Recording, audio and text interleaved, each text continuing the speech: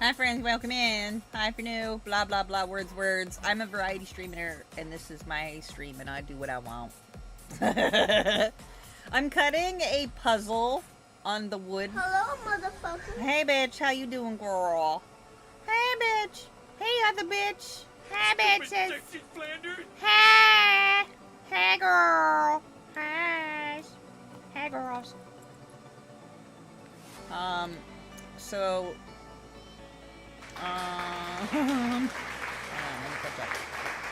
I'm live in Twitch.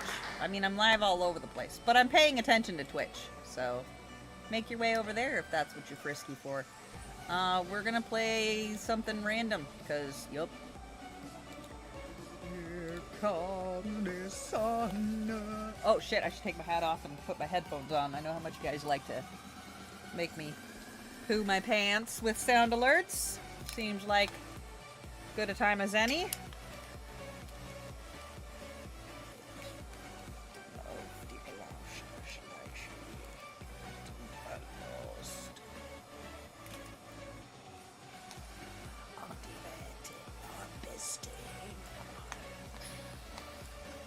Here comes the sun.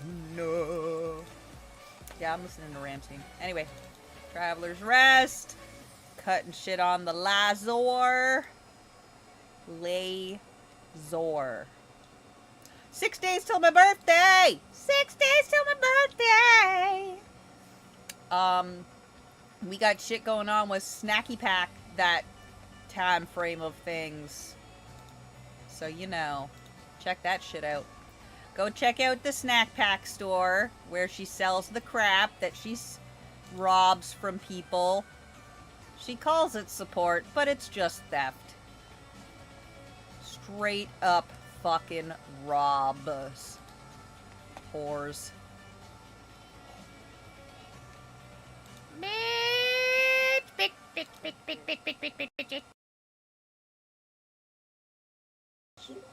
Alice is gonna come running down the hallway and be like, "You do call me mama?" That's my baby. It's not my fault your baby answers to chicken calls, lady. Okay? Whose is it? It's your fault. It's your weird ass chicken call baby.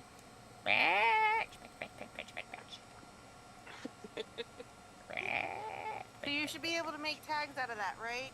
Yeah, of course. Do you want tags or do you want buttons? I want tags, like Like tags. Like where the dot is, where the X is, I can put a heart or something instead and use that as a hole? Yes. Okay. Or like a little poison bottle shape? Or a gummy bear shape? Bear shape? I don't really care. I just need those to exist. I bought 3 more dresses. Not my fault. No. They were not from Mochi Pan. Oh. But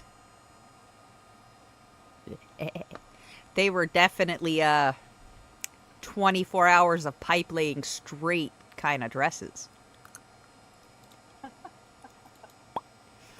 And I was considering being a little bit offended about it, but then I was like, my least favorite of the 3 I just ordered is this one. I'll show you a picture. You have a least favorite out of the 3 you ordered? Yeah, shush. You'll understand when you see it. Maybe. Or you won't. Who knows? Who knows what you do these days? There, bitch and the other bitch. Go click that. That is my least favorite of the 3 that I got. Obviously, I love it. Shut up. Where did you send it? To the thruple. Oh.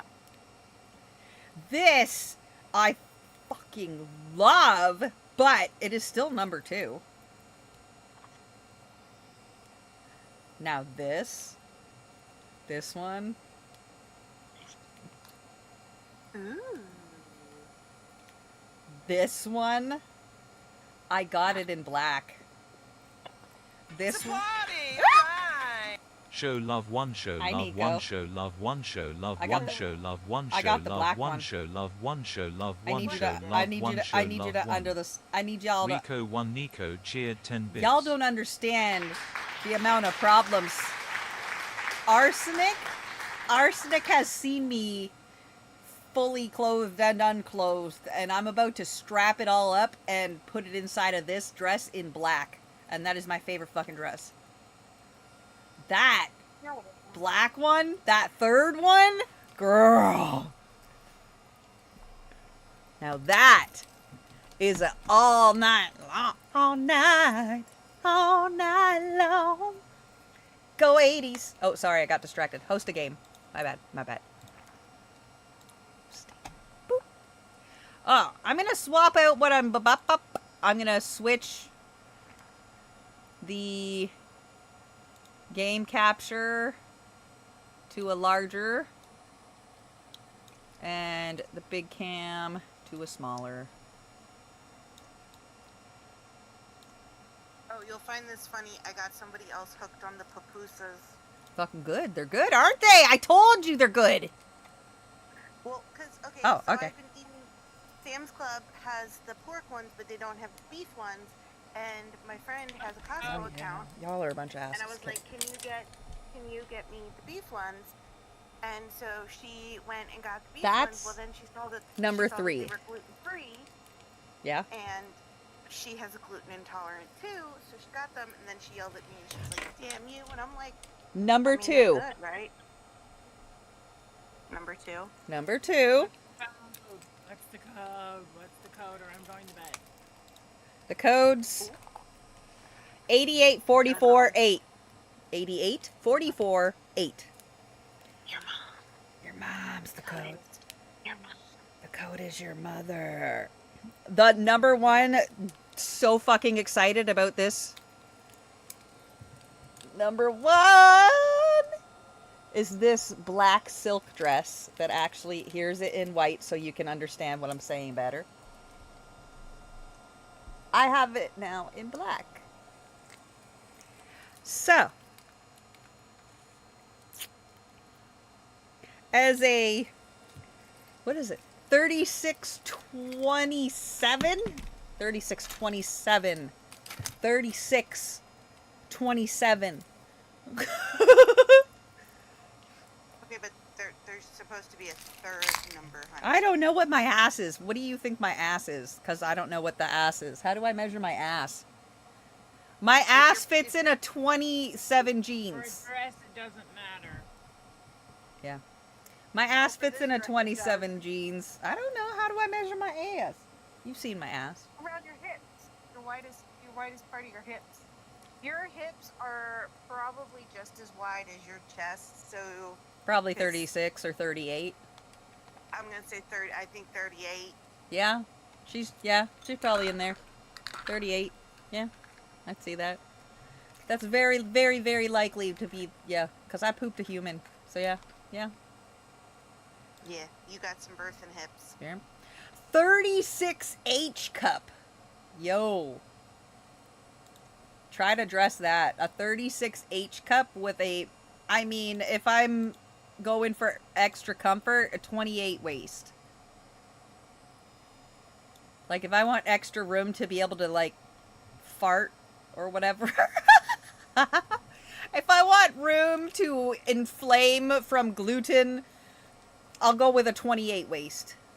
But my actual waist, like my pants right now, are a 28. And I still have, right? I have room. So, I mean, it's the titties that's the problem. They won't go anywhere. And they don't fit anything that fits my waist and ass. Will not fit my tits. It's a minimally an H cup.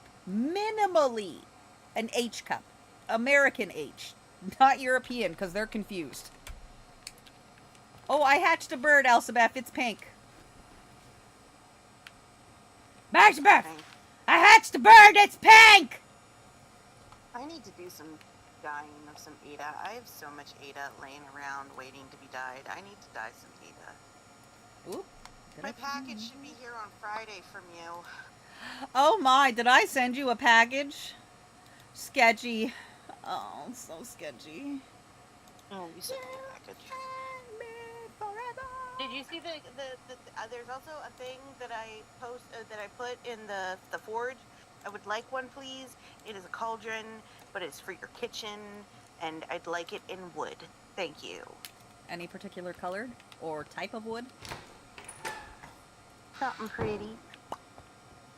That doesn't give me any examples because what somebody thinks is pretty might not be what I think is pretty. I don't know. I think cherry wood's pretty. Cherry wood is nice. I like a mahogany. Mahogany's not bad. Smells so nice. Yeah, Ooh, I like more the good- non-alcohol. Yes.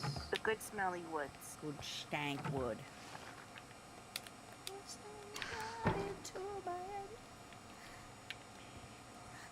I should go to bed, but I'm in my kitchen because I want to put stuff away, but I really should go to bed.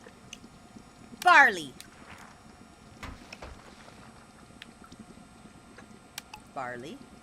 Barley. Wine. All my senses getting slower. Pat, I'm not feeding you again. I already fed you dinner.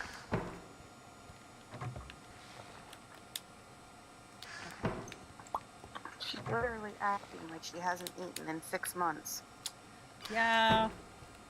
They're a bunch of poo heads. I know, right? Yeah. Alright, I'm gonna go to bed. You're gonna go to bed and dream about my dress, aren't you? Yeah, because I know what that body looks like, so I know what it's gonna look like in that dress. Girl, yeah, you do. Ah!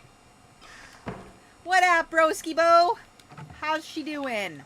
Oh yeah, that's right. Our birthday. Our birthday. Our birthday. Oh, I am so ready for our birthday. I got all the hoe dresses ready to go. Are you gonna, or am I gonna have to call you on Sunday so you can wish the Goblin Princess a happy 5th birthday? You obviously are. I do drugs. You're lucky I remember when my own birthday is.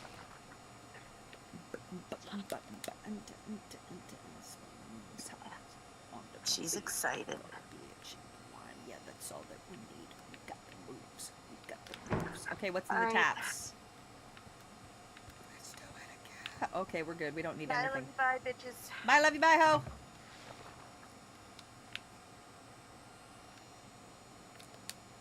Okay, I'm moving up a channel. Oop, oop, oop. Skank face, let's go.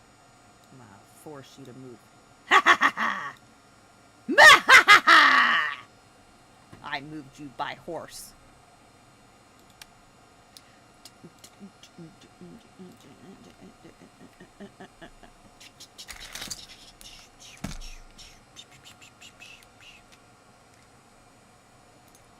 Alright, I forgot to blow my kisses before I went live. Whoops. Hold on a second, y'all. I had to blow kisses before I went live and I forgot.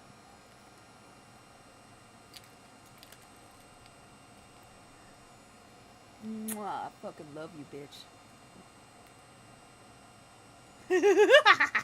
That was for Elsa. Don't worry about that. I went live. How are you doing? Did you eat yet? Have you had dinner? Have you had food at all? Also, I have never drank Mountain Dew.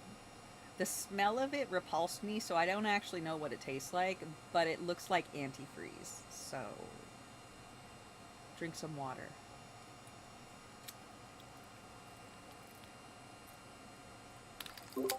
Also tastes like antifreeze. I know what antifreeze tastes like. How do you know that?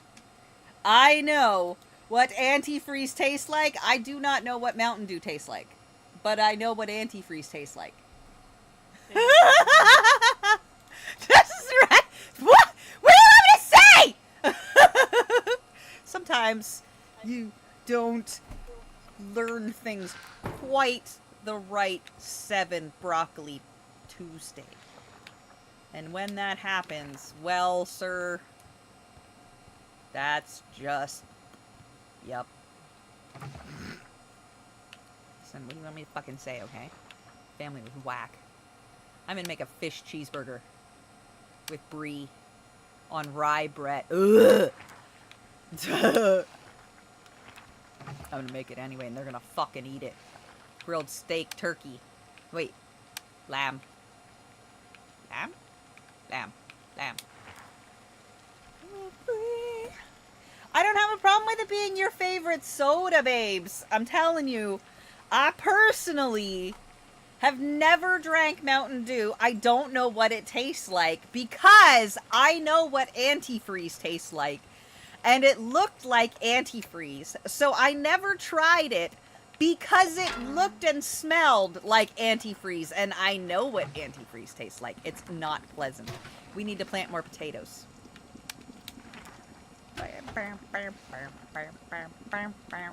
gonna go with a wheat and aroma. No, I'm gonna go with barley again. And bitter. No wine again. I do this.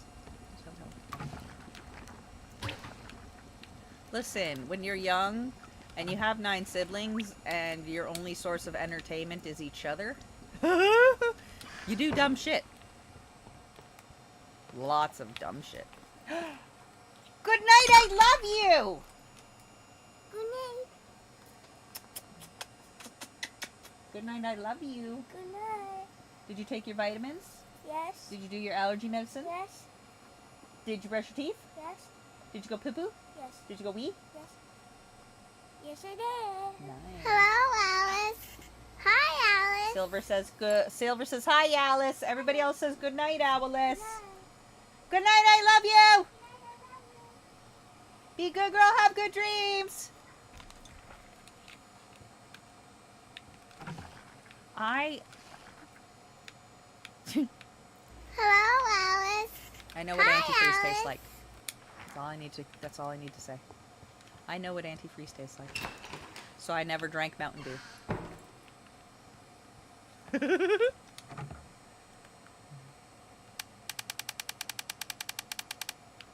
Okay, kimchi.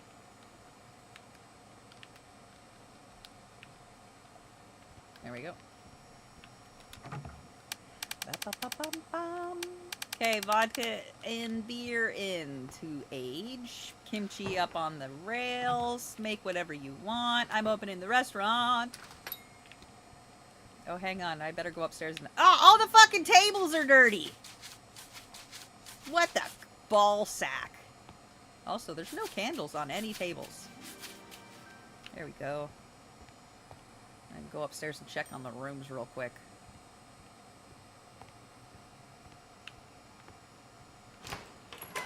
Oh, the fucking rooms are all filthy. God damn it! Go fire our fucking housekeeper. She sucks cock. I mean, not even good. Oh, there she is. Yeah, you better fucking clean, bitch. You goddamn job.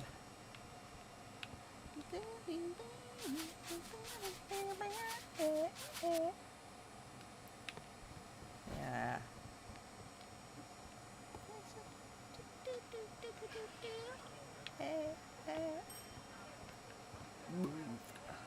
Okay. Does she put any candles down? No? Alright, fuck her. Weird fish burger, out. The fish in the oven also needs to go. It's just fish for the oven. Oh, you already got it out. Okay. Fuck her. She's a bitch. Oh, I have a roulette bean boozled. Oh, son of a beach.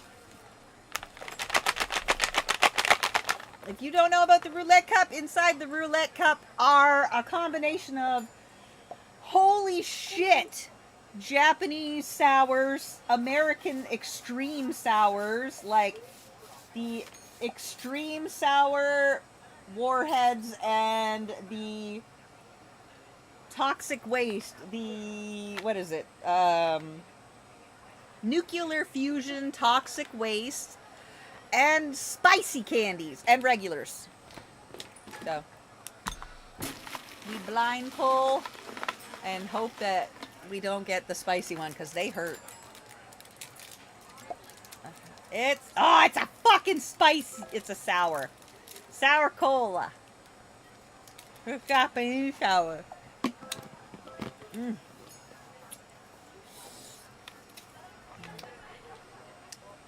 Ah. I need for that. Oh, I gotta give the bird a cracker.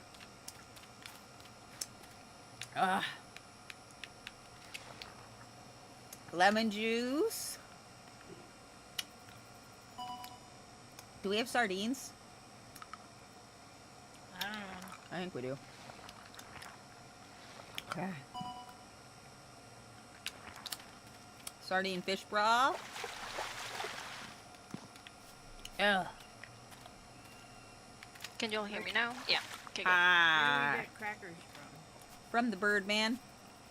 I have from? some. Where's the bird man? Out in the bushes. Is it Wednesday or Thursday? Nope. I don't know. You can't get any today. I'll go get them.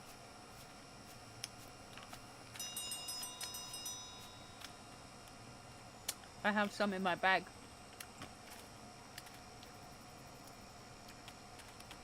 Biggie.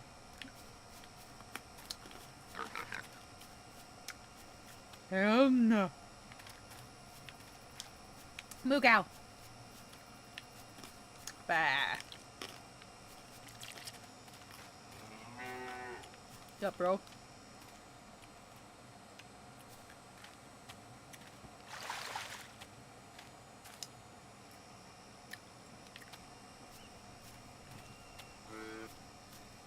Oh, I put another stump out there for you.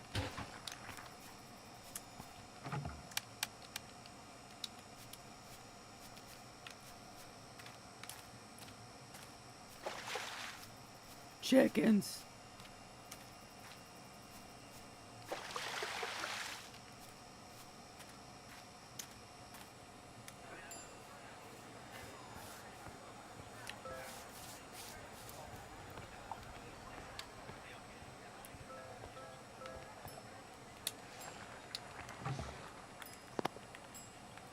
Fish broth.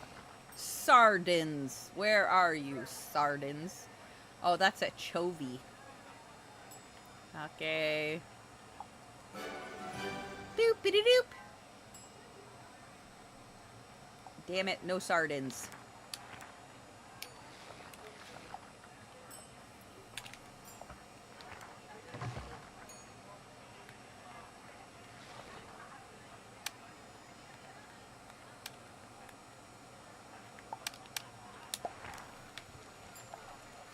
Garlic broth is in.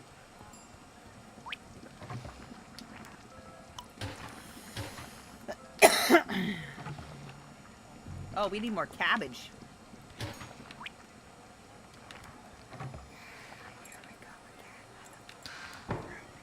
Oh, we got cherries now. Hope somebody's watching the goddamn laser for fire. Because I'm not. Get bird cracker.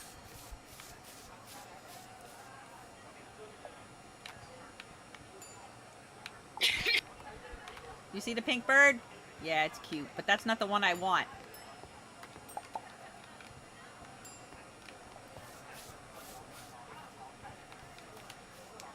The bird's name is Pank. And it's kind of evil, it says.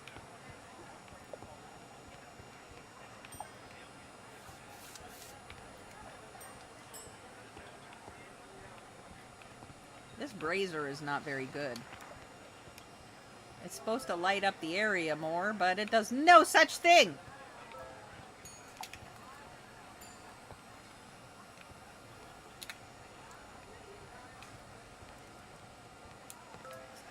Maybe another candelabra?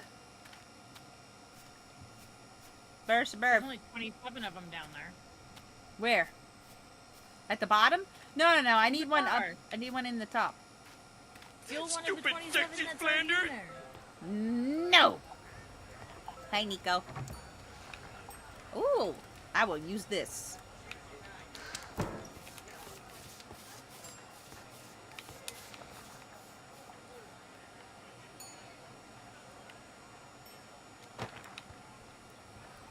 Okay, now I'm gonna go rub it. Oh, you're gonna rub something.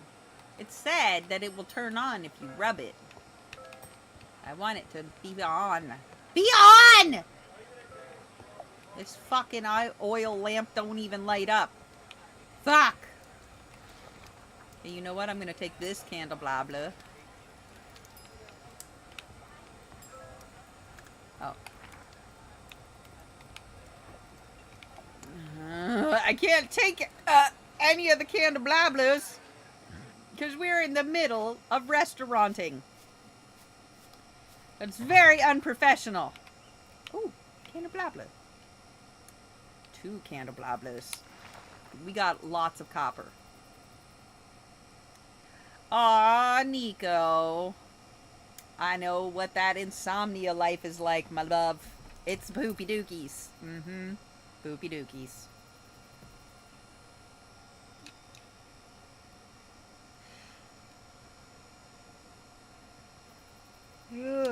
Oh, hey, this needs more fuel.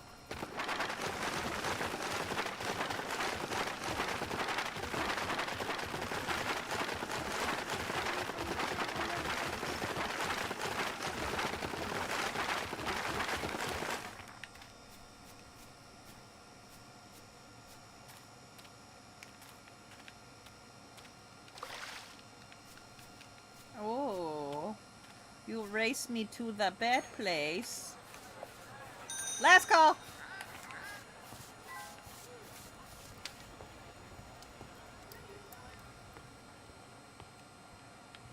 Oh.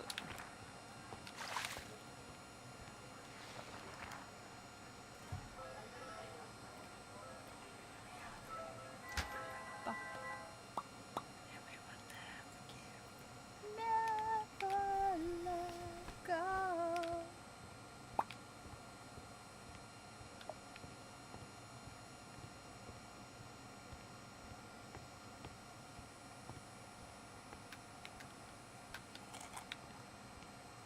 Every time you give it a cracker, it's less stupid. That's nice.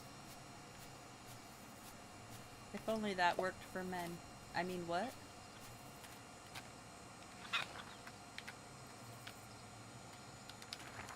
Wouldn't it be nice if every time you fed them, they got smarter? Lol. Anything in the sky comes crashing down. You would be so well fed. You'd be a fat ass genius.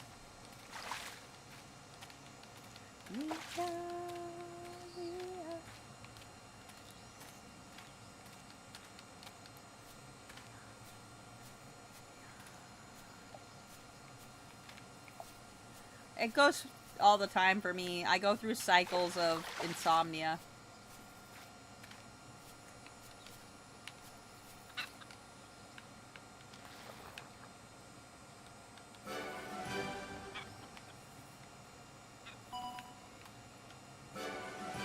Do we have lettuce? Because we need salad with bell peppers and lettuce. Kitty.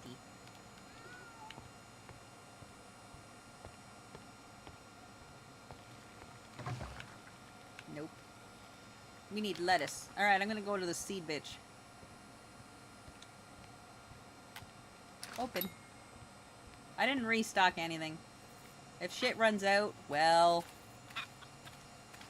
them's the breaks. I let all the animals out too, I think.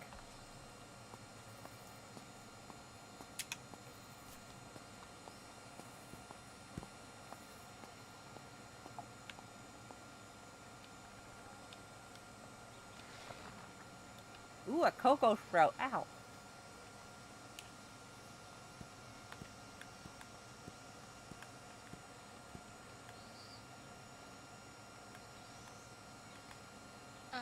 by the way. I checked the previous broadcast. I still cannot find the one that I told you about. Oh, weird beans. I should probably check. Wait, I can do that right now. Give me a second.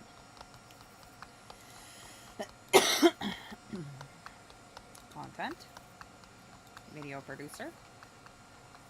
Oh yeah, look at them all. Publish, yes. Publish, yes. Publish, yes. Publish, yes. There you go. Publish, Wonderful, thank you. yes. Publish, yes. Publish, yes. There, I published. Ooh. Publish, yes. Publish, yes. Publish, yes. Publish, yes. Publish, yes. I pull out the pin. I sound strong. Oh, dude, there's a whole ass load of them that weren't published. Why? Why you ain't publishing my shit automatically? Publish it! Alright, there we go. I think that's all of them. Publish. Yep. Thank you, man. Yep. If I don't feel like dying, it shouldn't be this hard. Feel it in my bones. Now back to lettuce shopping. Oh, melon. I'll pull out the pin. I went recipe shopping.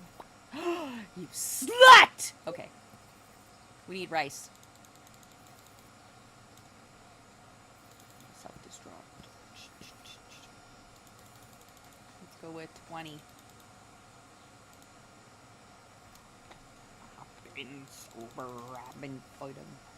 Searching for my loving in all the wrong places. Word up on the streets is I got a bad reputation. Yeah. Need more white grapes? You know what? Sure. 5 of them.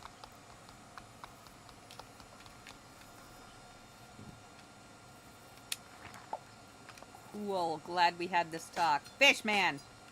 All my life I've fucked up and I can't deny. I'm doing my best to get it together. Ooh. Told you a million times, I just can't live like this forever. Woo-hoo. Only one who has served 1,000 times can be worthy of being served. Oh, so you have to serve 1,000 drinks? Please cut me some slack. I know you want to get through to me, but I am my worst enemy. I may have true blood, but that was true love. What you got going on over there, Barf Barf? I'm fishing. No. Are you sure? In the Forbidden Cave. Oh, I got a boat. Oh my. Woo-hoo. Told you a million times, I just can't live like this forever. Woo-hoo. Ooh. Candy blah blah, candy blah blah. Forever. Woo-hoo. Oh, I like that stained glass window. I'ma get one.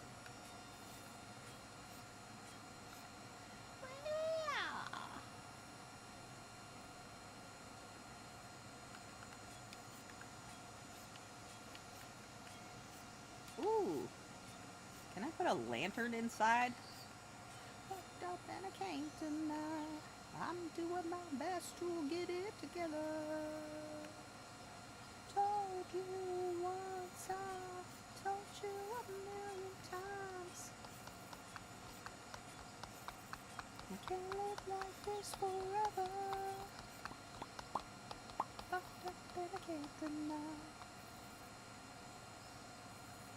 I just can't live like this forever. Told you a million times. Woo-hoo. Okay, let's see. Who's the overpriced bitch in here? Oh,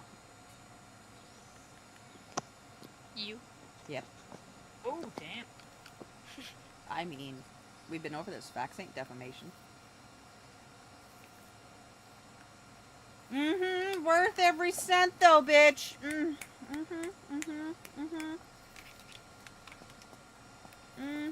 Baby, you expensive. Uh-huh. Really? Really? If that were true, my savings wouldn't look like what it was.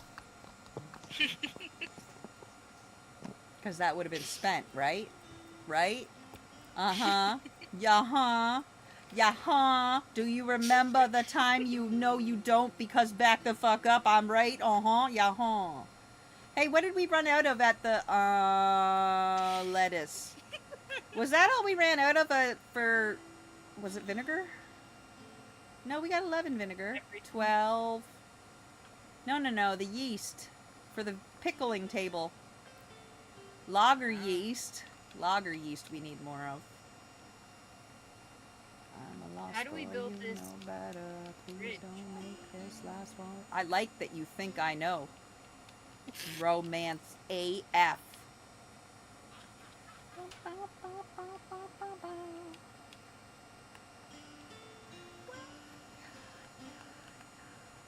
Okay, everything else we're good. And I don't want to talk about the drama. Alright.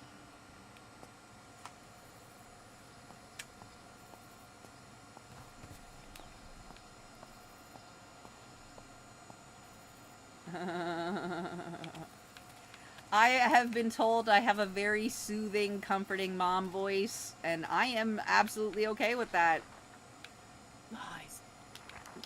Seriously, other people put that shit on and their children enjoy listening to me for whatever ass reason. But, yeah.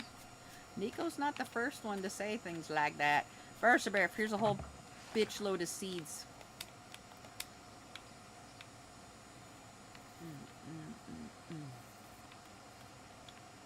Here's your seeds for your vodka. Please also plant lettuce because we need it. But yes, potatoes for your vodka. I will walk through and water it all right now. And then I'll plant our cocoa tree. You're telling me and find out we both about to fucking... Nico babes, if me being on makes you sleepies, do the things. All the sleepies, my loves. Doesn't bother me. Good vibes to you. Happy sleepy dreamies.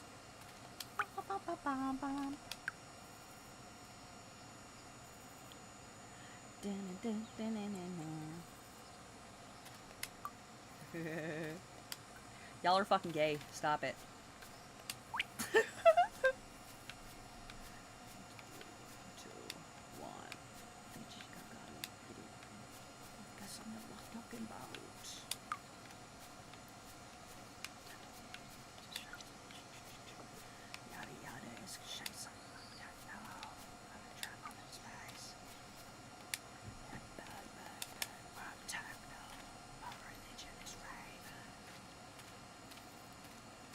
I'm a spaceman, got a rocket on my back.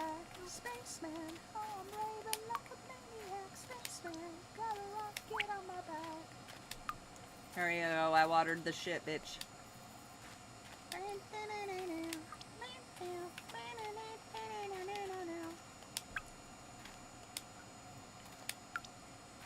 That should be more than enough for the seeds that I got.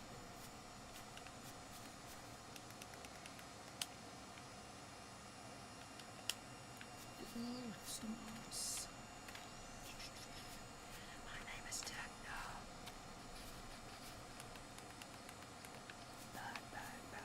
Techno. My religion is rave. I'm a spaceman, got a rocket on my back. Spaceman, oh, I'm raving like a maniac. Spaceman. Hey, can I kill this with an axe? Can I kill this with an axe? Can I kill it now? How do I kill it? How do I kill this? I want to kill the pig. I want to kill that pig.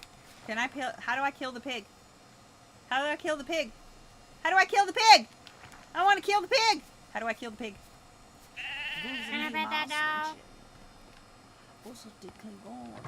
I would like to kill the pig. How do we kill the pig?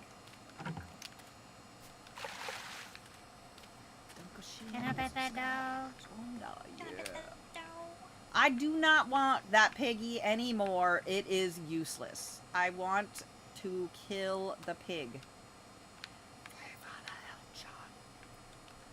Viva la Elton John! Raven, no matter where you fucking are.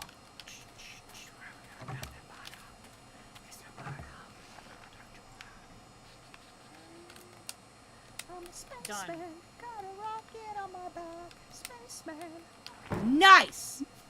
Now throw all the meat in the bin, and we're gonna kick him. Yes, go into your house. How'd you kill it? Hit it with my broom. I've been trying to kill it with my axe. Why did I not think about the broom? Did not at all think about the broom. Not even for a second. Because I'm smart. 7! Oh shit, I should put more booze out. Alright. Let's see. We'll refill this guy. Refill this guy. Put some of this in there. No, wait, this one. This one. And some of this. And that one. Nice. And a bit of this. Seems good. And one of these. Lovely. But I hate my... Whoop. There we go. There we go. Hey, what was in this one? Was it this? No. Is it this? Oh, yeah.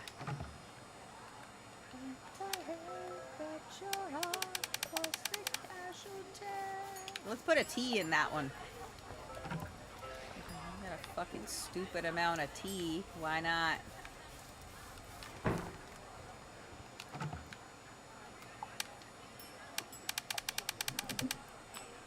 It used to be sangria. Now it's just tea.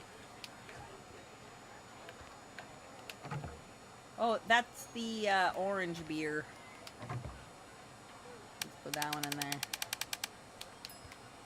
And that one's this one. This one. Good.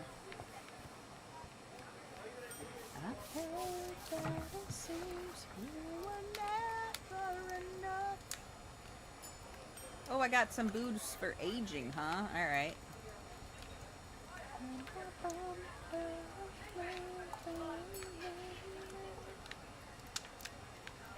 Don't forget to put the critters away, babies.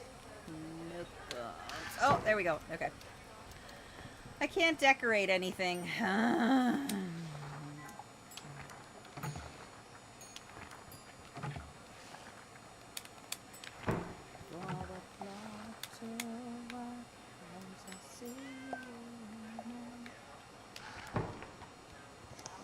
My loneliness is killing me. That's not what I'm listening. 'Cause I hate that it seems you were never... Ah!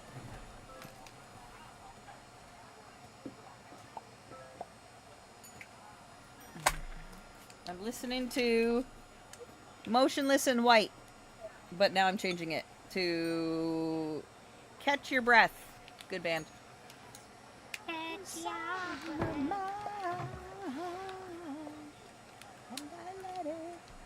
A little bit whiny, so I'm gonna change. Beep, boop. Zombified. Oh, I gotta go downstairs. Zombified. No, I love Queen. Queen Brittany is always welcome in this house, ma'am. Oop. The monsters are living under your... Oh, there's another one that's done. Okay. There you go. Zombified, paralyzed, they say. Oh, these are all open, okay. Cause everybody's talking much. Oh no, they never let go. Something you said 10 years ago. They're canceling you.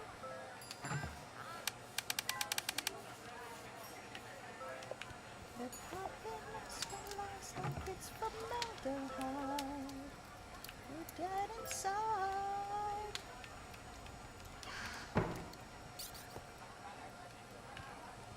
Hypnotized. We won't stop till you're zombified. Midnight, last call's good call. Oh fuck, where'd the barley bread go? Can you make barley bread? We don't have any barley, Yeah, we do. do we? Yeah, huh? Did you got? Oh, we got to make barley dough first. Hang on. I fed the bird.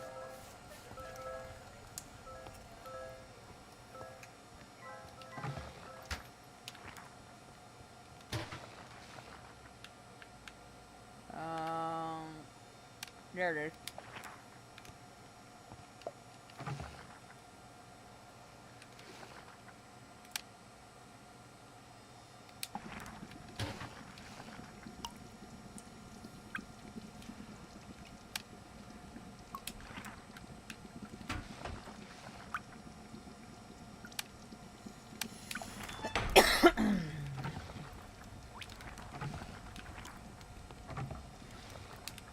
Stop till you're zombified.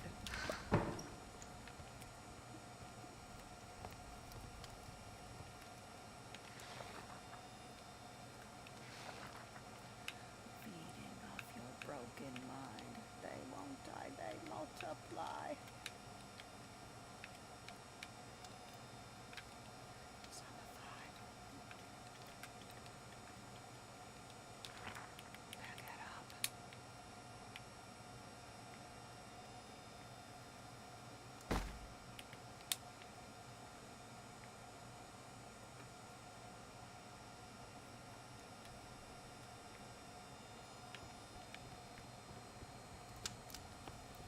Pumping us with lies like it's formaldehyde. Dead inside.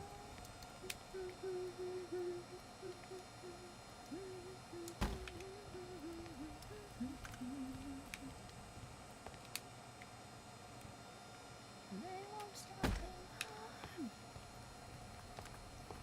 Zombified.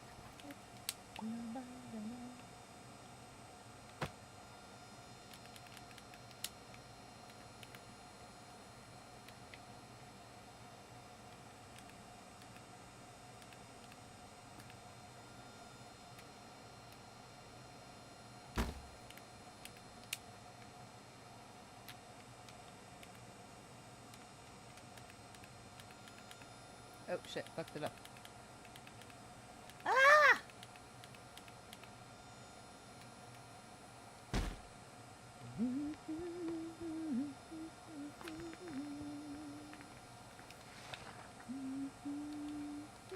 Ah! Dun, dun, dun, dun, dun. Protein?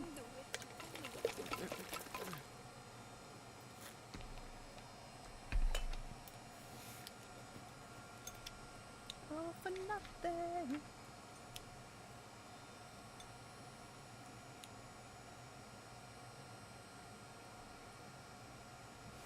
Oop.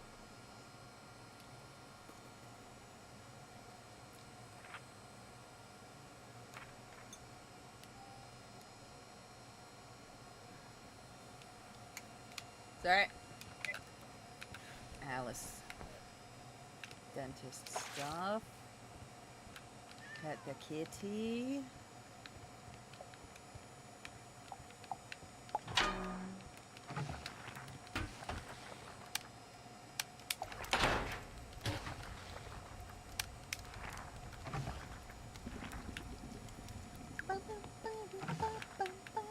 Okay, now I can make rye bread.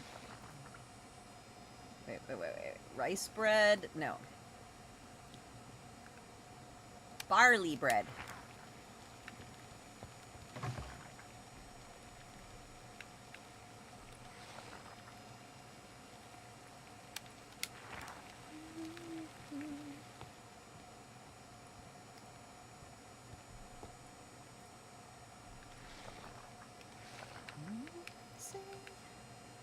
Just don't get it.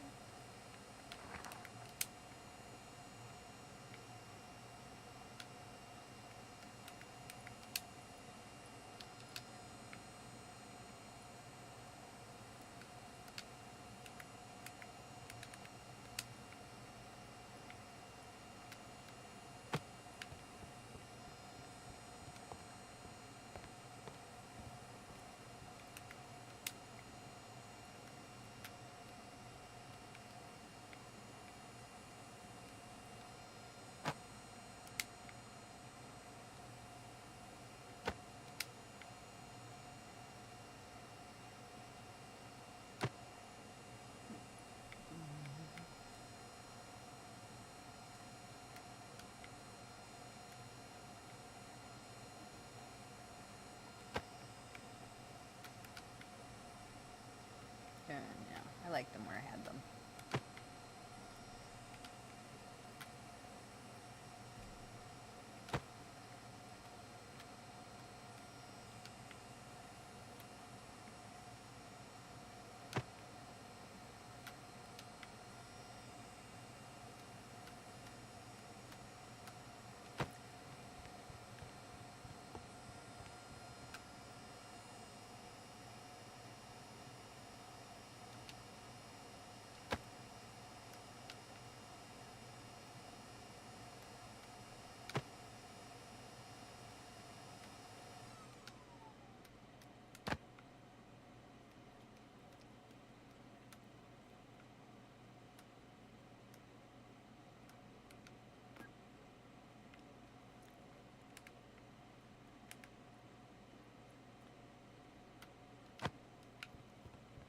Noise.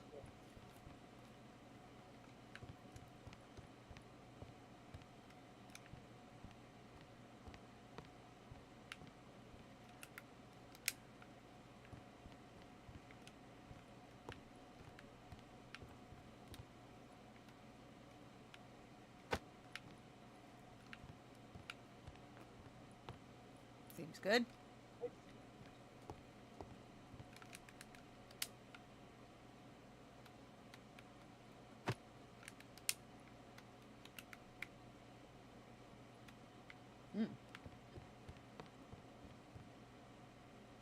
Well, these carpets don't fit in here.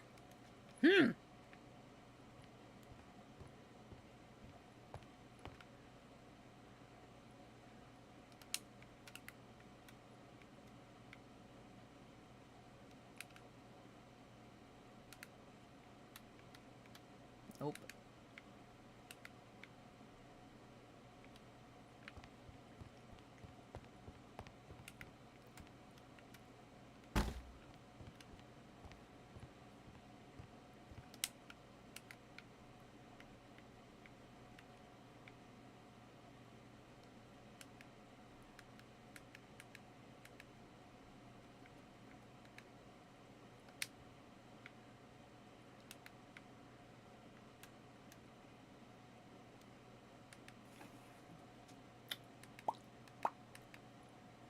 I like purple.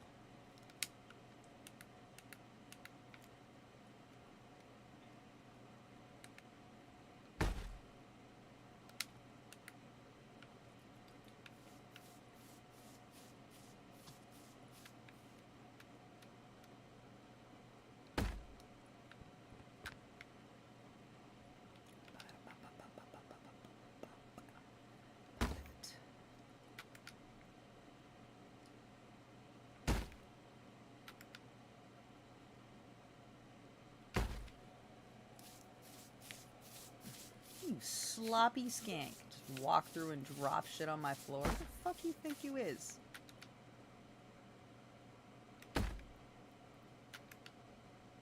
Yo, mama. That's not what you said yesterday, Daddy Beth.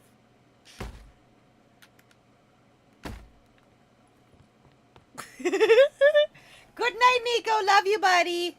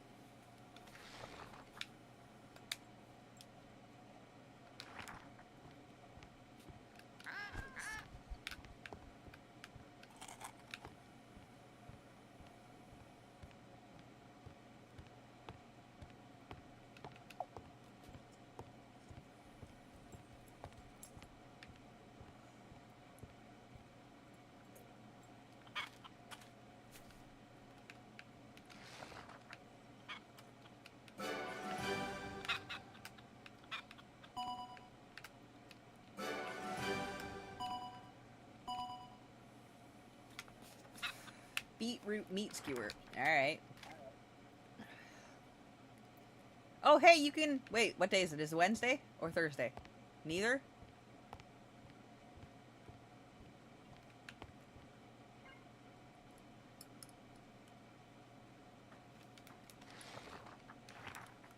It's Wednesday. We can go to the bird. Let's go to the bird band. Quick, quick, quick. Let's go to the bird Come on. band. I'm leaving to the bird man.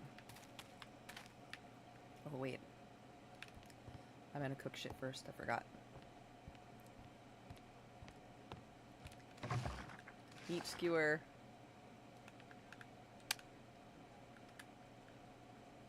Beetroot.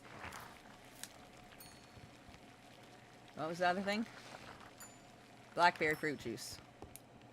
Get to know me.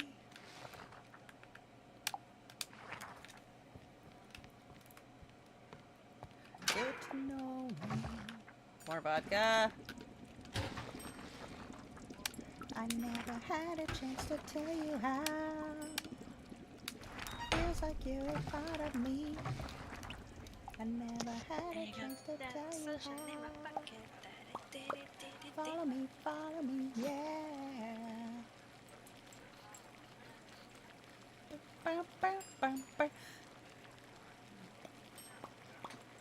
I never had a chance to tell you how.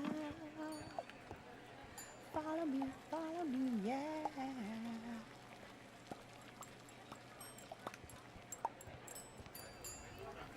I didn't check the basement at all, but come on, let's go in the bushes. Wink wank. Where are you? There you are. There you is. Hold on, let me get rid of some of this stuff first. Alright.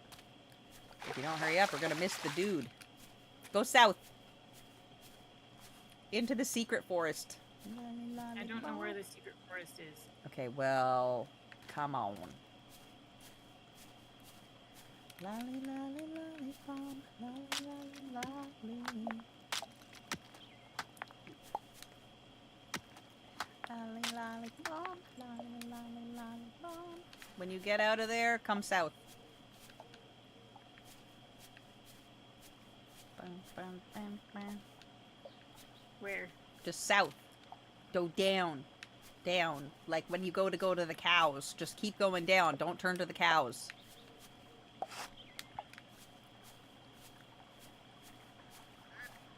Hey, girl. Come on. This is Crowley.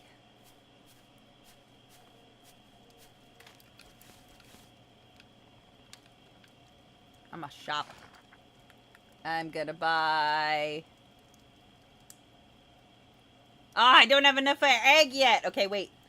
I'm waiting for us to get paid for more shit, and then I'm gonna buy another parrot egg, because pink bird. But that's also where you buy the crackers. Bird cage. I have the big bird cage, so I'm not gonna get another one.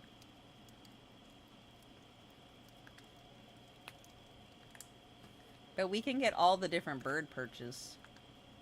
I have the imperial one already.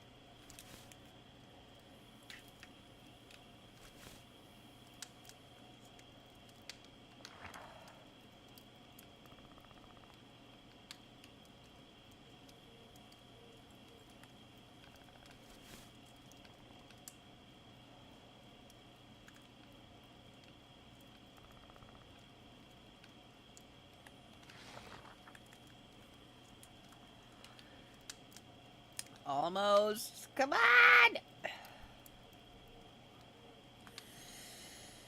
I mean, I guess I could just buy the perches and come back and buy eggs tomorrow. Go nuts! Oh, I might eat things as well. I got chocolatey stuffs over here today.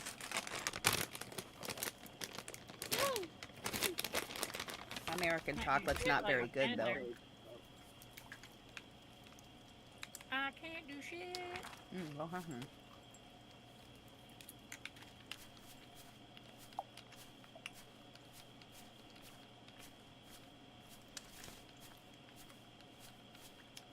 I'm waiting for our money to go to 8 so I can get an egg.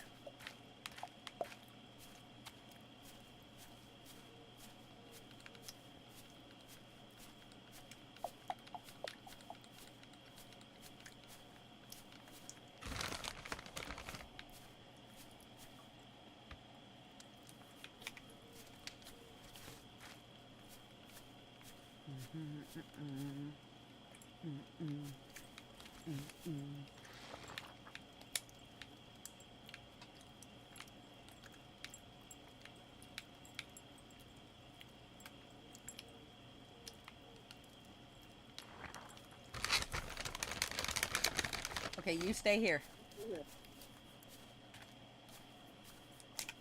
Why? I'm gonna go see if we can cash in other stuff. Or if the quest will roll over and I can cook something. And if it does, that gives us the money right away. And you can buy the parrot egg before it gets to 3 o'clock. There's 8 gold right there. See? Barley porridge.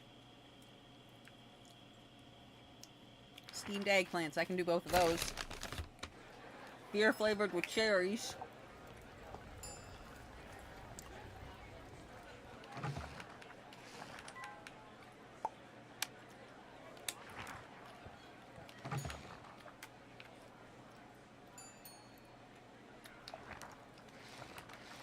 Nope.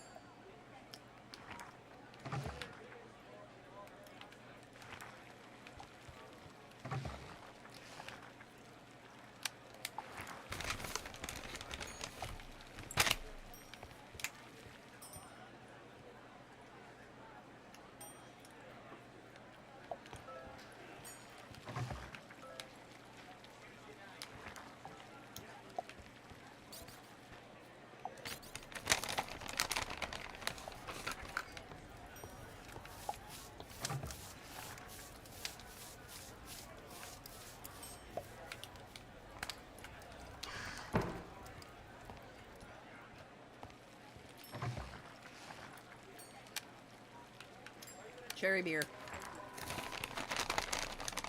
Doesn't sound very good.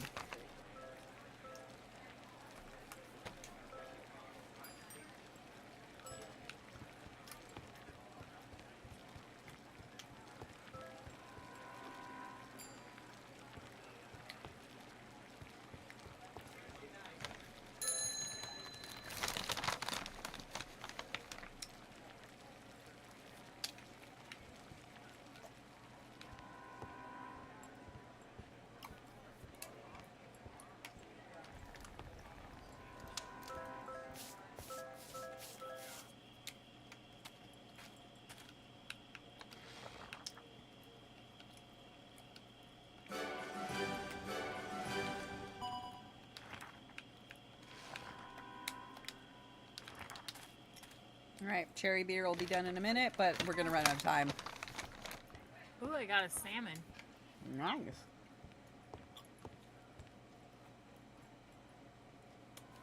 Day rolled. Okay, that's enough of that.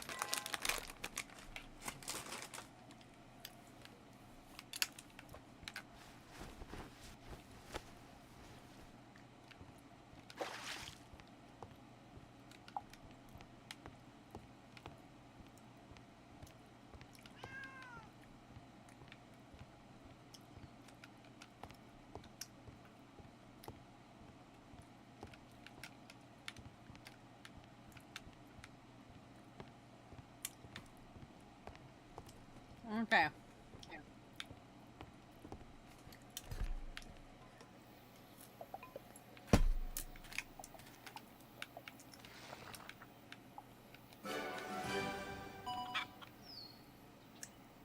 Button mushrooms and a sheep milk, and we still don't have sardines.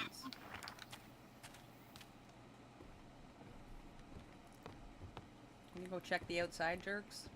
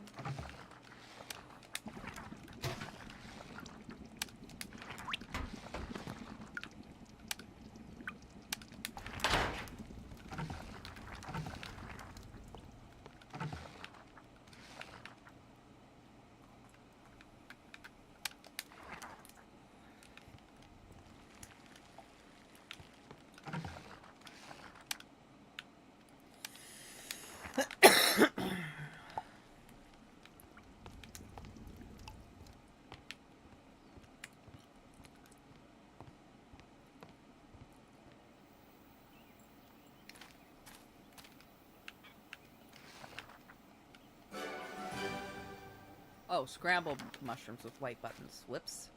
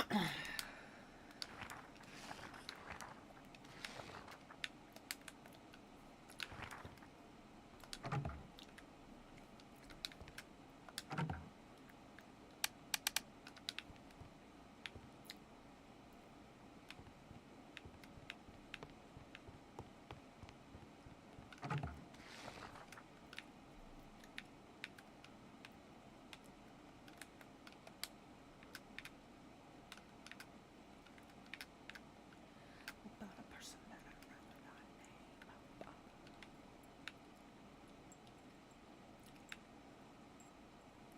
You think you're so goddamn cool. Everybody thinks you're fucking.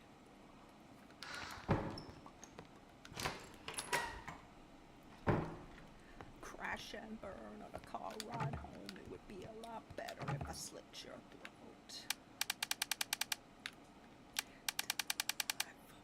Why don't you?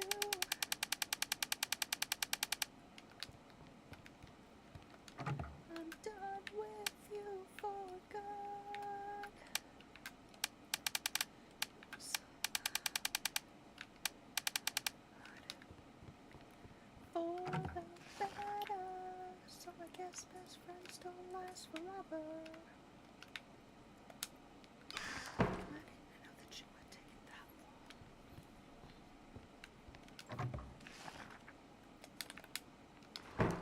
I never thought all these years.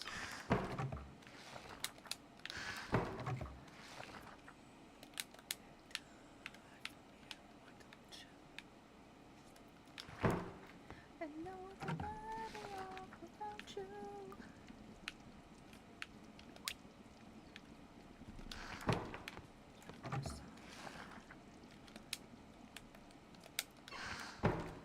For the better.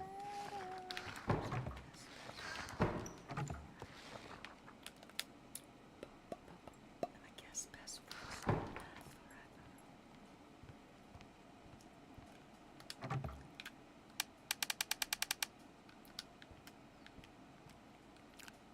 Fuck you and all your friends. Fuck you and all your friends. Fuck you and all your friends.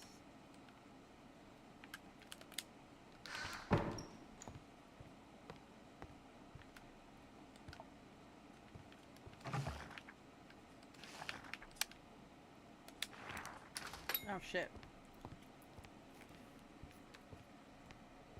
I literally forgot to be open all ass day and I needed to go get bird food! Done with you. I forgot to pick that up and bring it out. Scrambled button mushrooms. You're so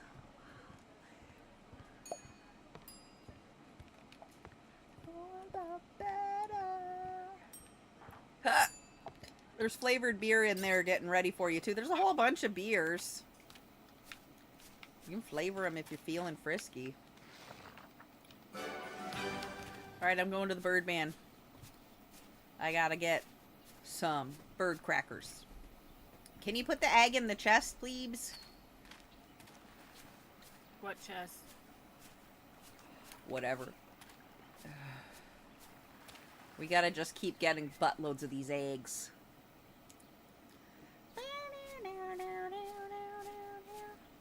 Oh, come on, Crowley. I went over too early.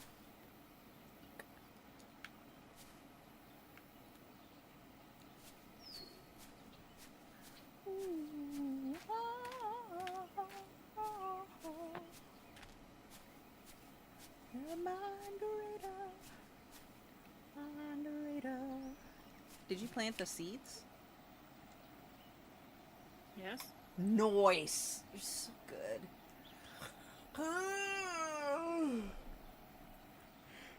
You vodka chugging motherfucker. No. It's because it was vodka. Give away my secrets. I'm going to go fish. I don't know how I feel for you. Figure it out, 'cause you're my radar. Oh, come on, fucking fish.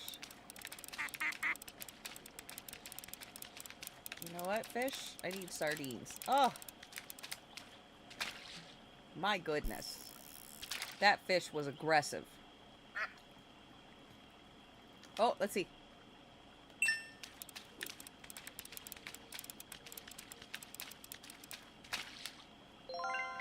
Meager.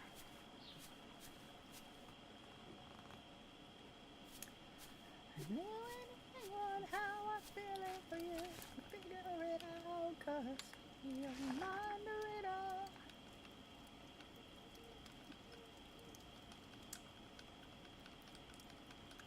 Need more crackers.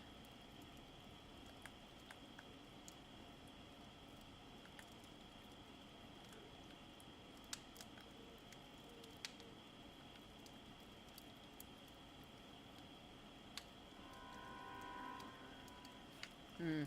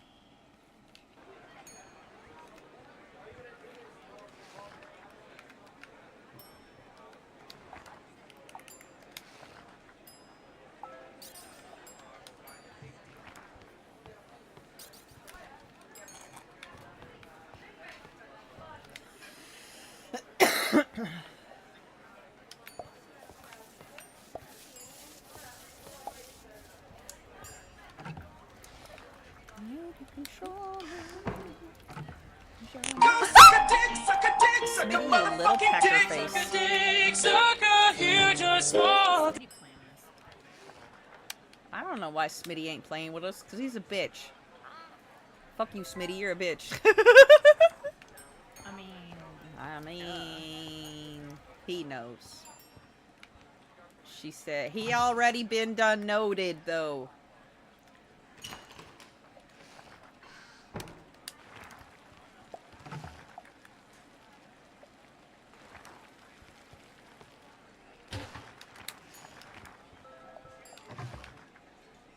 Need more lettuce.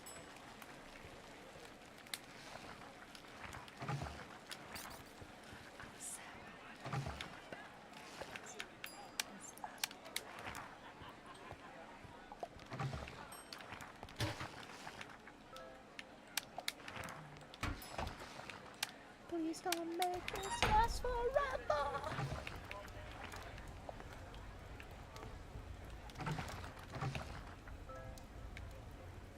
Ah, we're out of wine and potatoes again.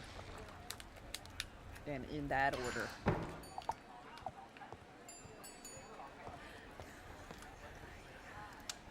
I'm losing my mind, but I don't want to talk about it.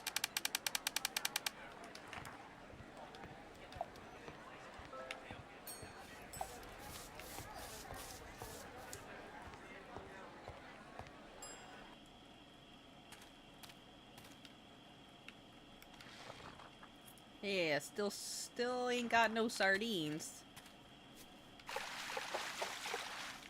Ain't gonna be able to...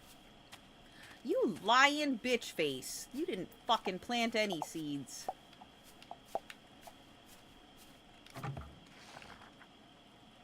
I fucking asked you to plant the goddamn seeds.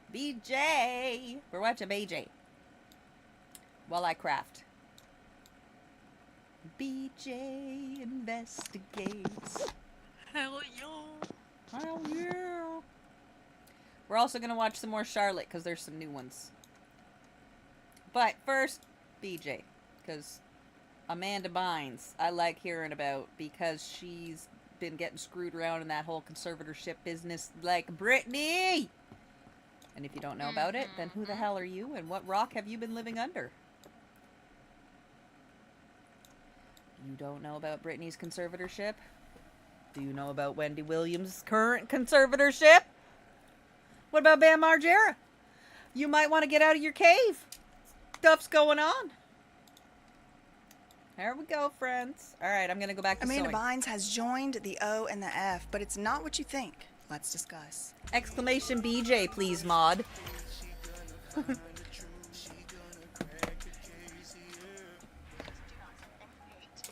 Lol.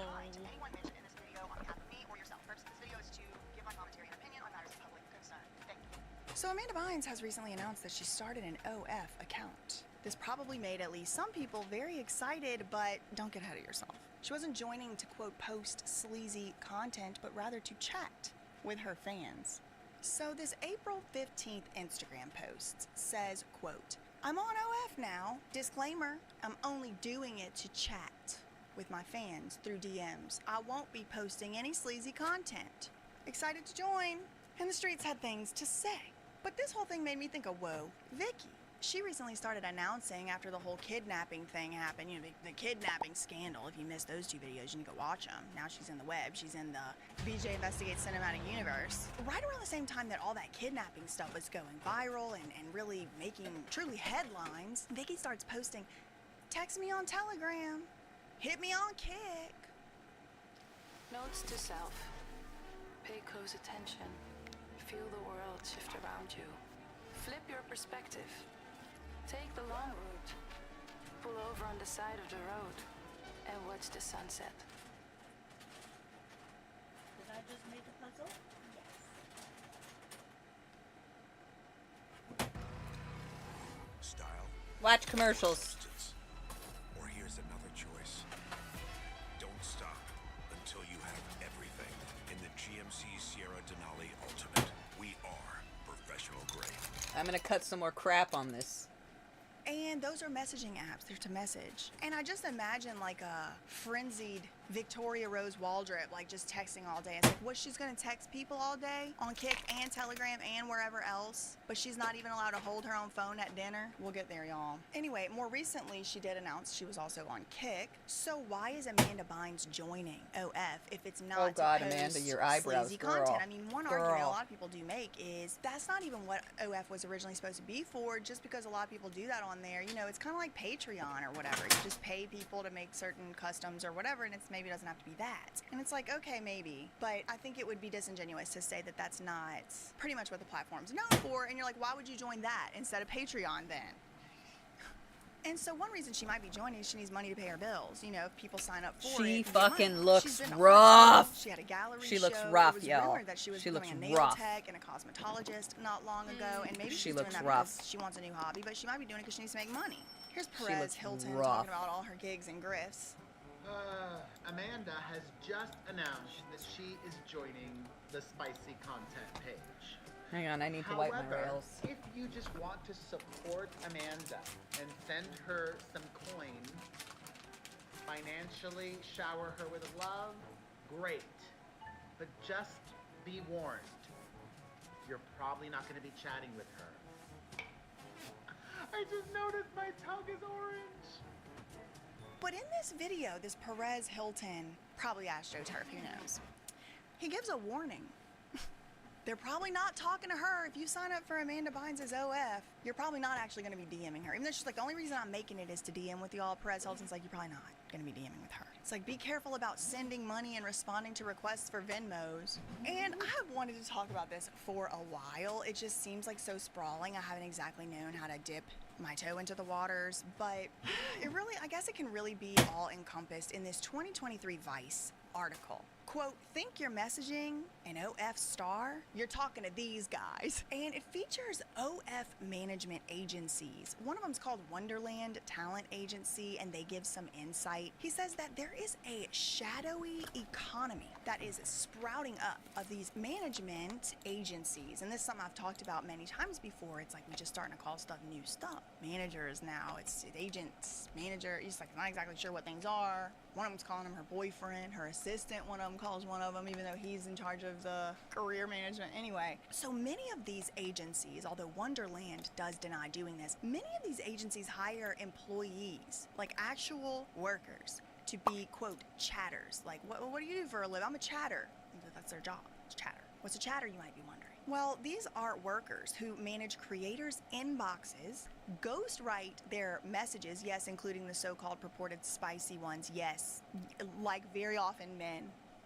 And they build, part of their job is to build intimate relationships with the OF subscribers who are often led to believe they're actually speaking with the creator themselves. According to one You're not manager they speaking to interviewed me for this right now, Vice article, in they said case the you're creators wondering. make 50 to 60% I am not me. of their revenue off of these messages on OF. So 50 to 60% of the revenue that they are generating at all is, according to this 2023 Vice article, they interviewed this OF manager, 50 to 60% comes from the messages. And again, they're hiring the chatters. The process of messaging all day, every day at any moment, obviously is just impossible once you get to like Lily Phillips level or even Whoa Vicky. And so these account managers, like it's like identity pretenders. Like, what do you mean account managers? They call them stuff that's like you think they're working at a bank, counting 20s in the back or something. Or do you think they're working at the, I don't know, some plate like they're working there, they're selling Verizon memberships or subscriptions. No, account managers are assigned 10 to 15 creators, and then beneath them there's chatters. So it's kind of in the shape of a pyramid. So you have your account manager, they have 10 to 15 creators. This sounds like another oldest profession in the world type of hierarchy that I've heard of at some point recently in my life, at some point maybe. So you have these account managers, 10 to 15 creators underneath them, creators, which I mean is another, slippery slope of words. We're just calling anything these days, models. They're creating custom content, let's call it what it is, and there's a whole, quote, shadowy economy which has come forward and sprung forward from this.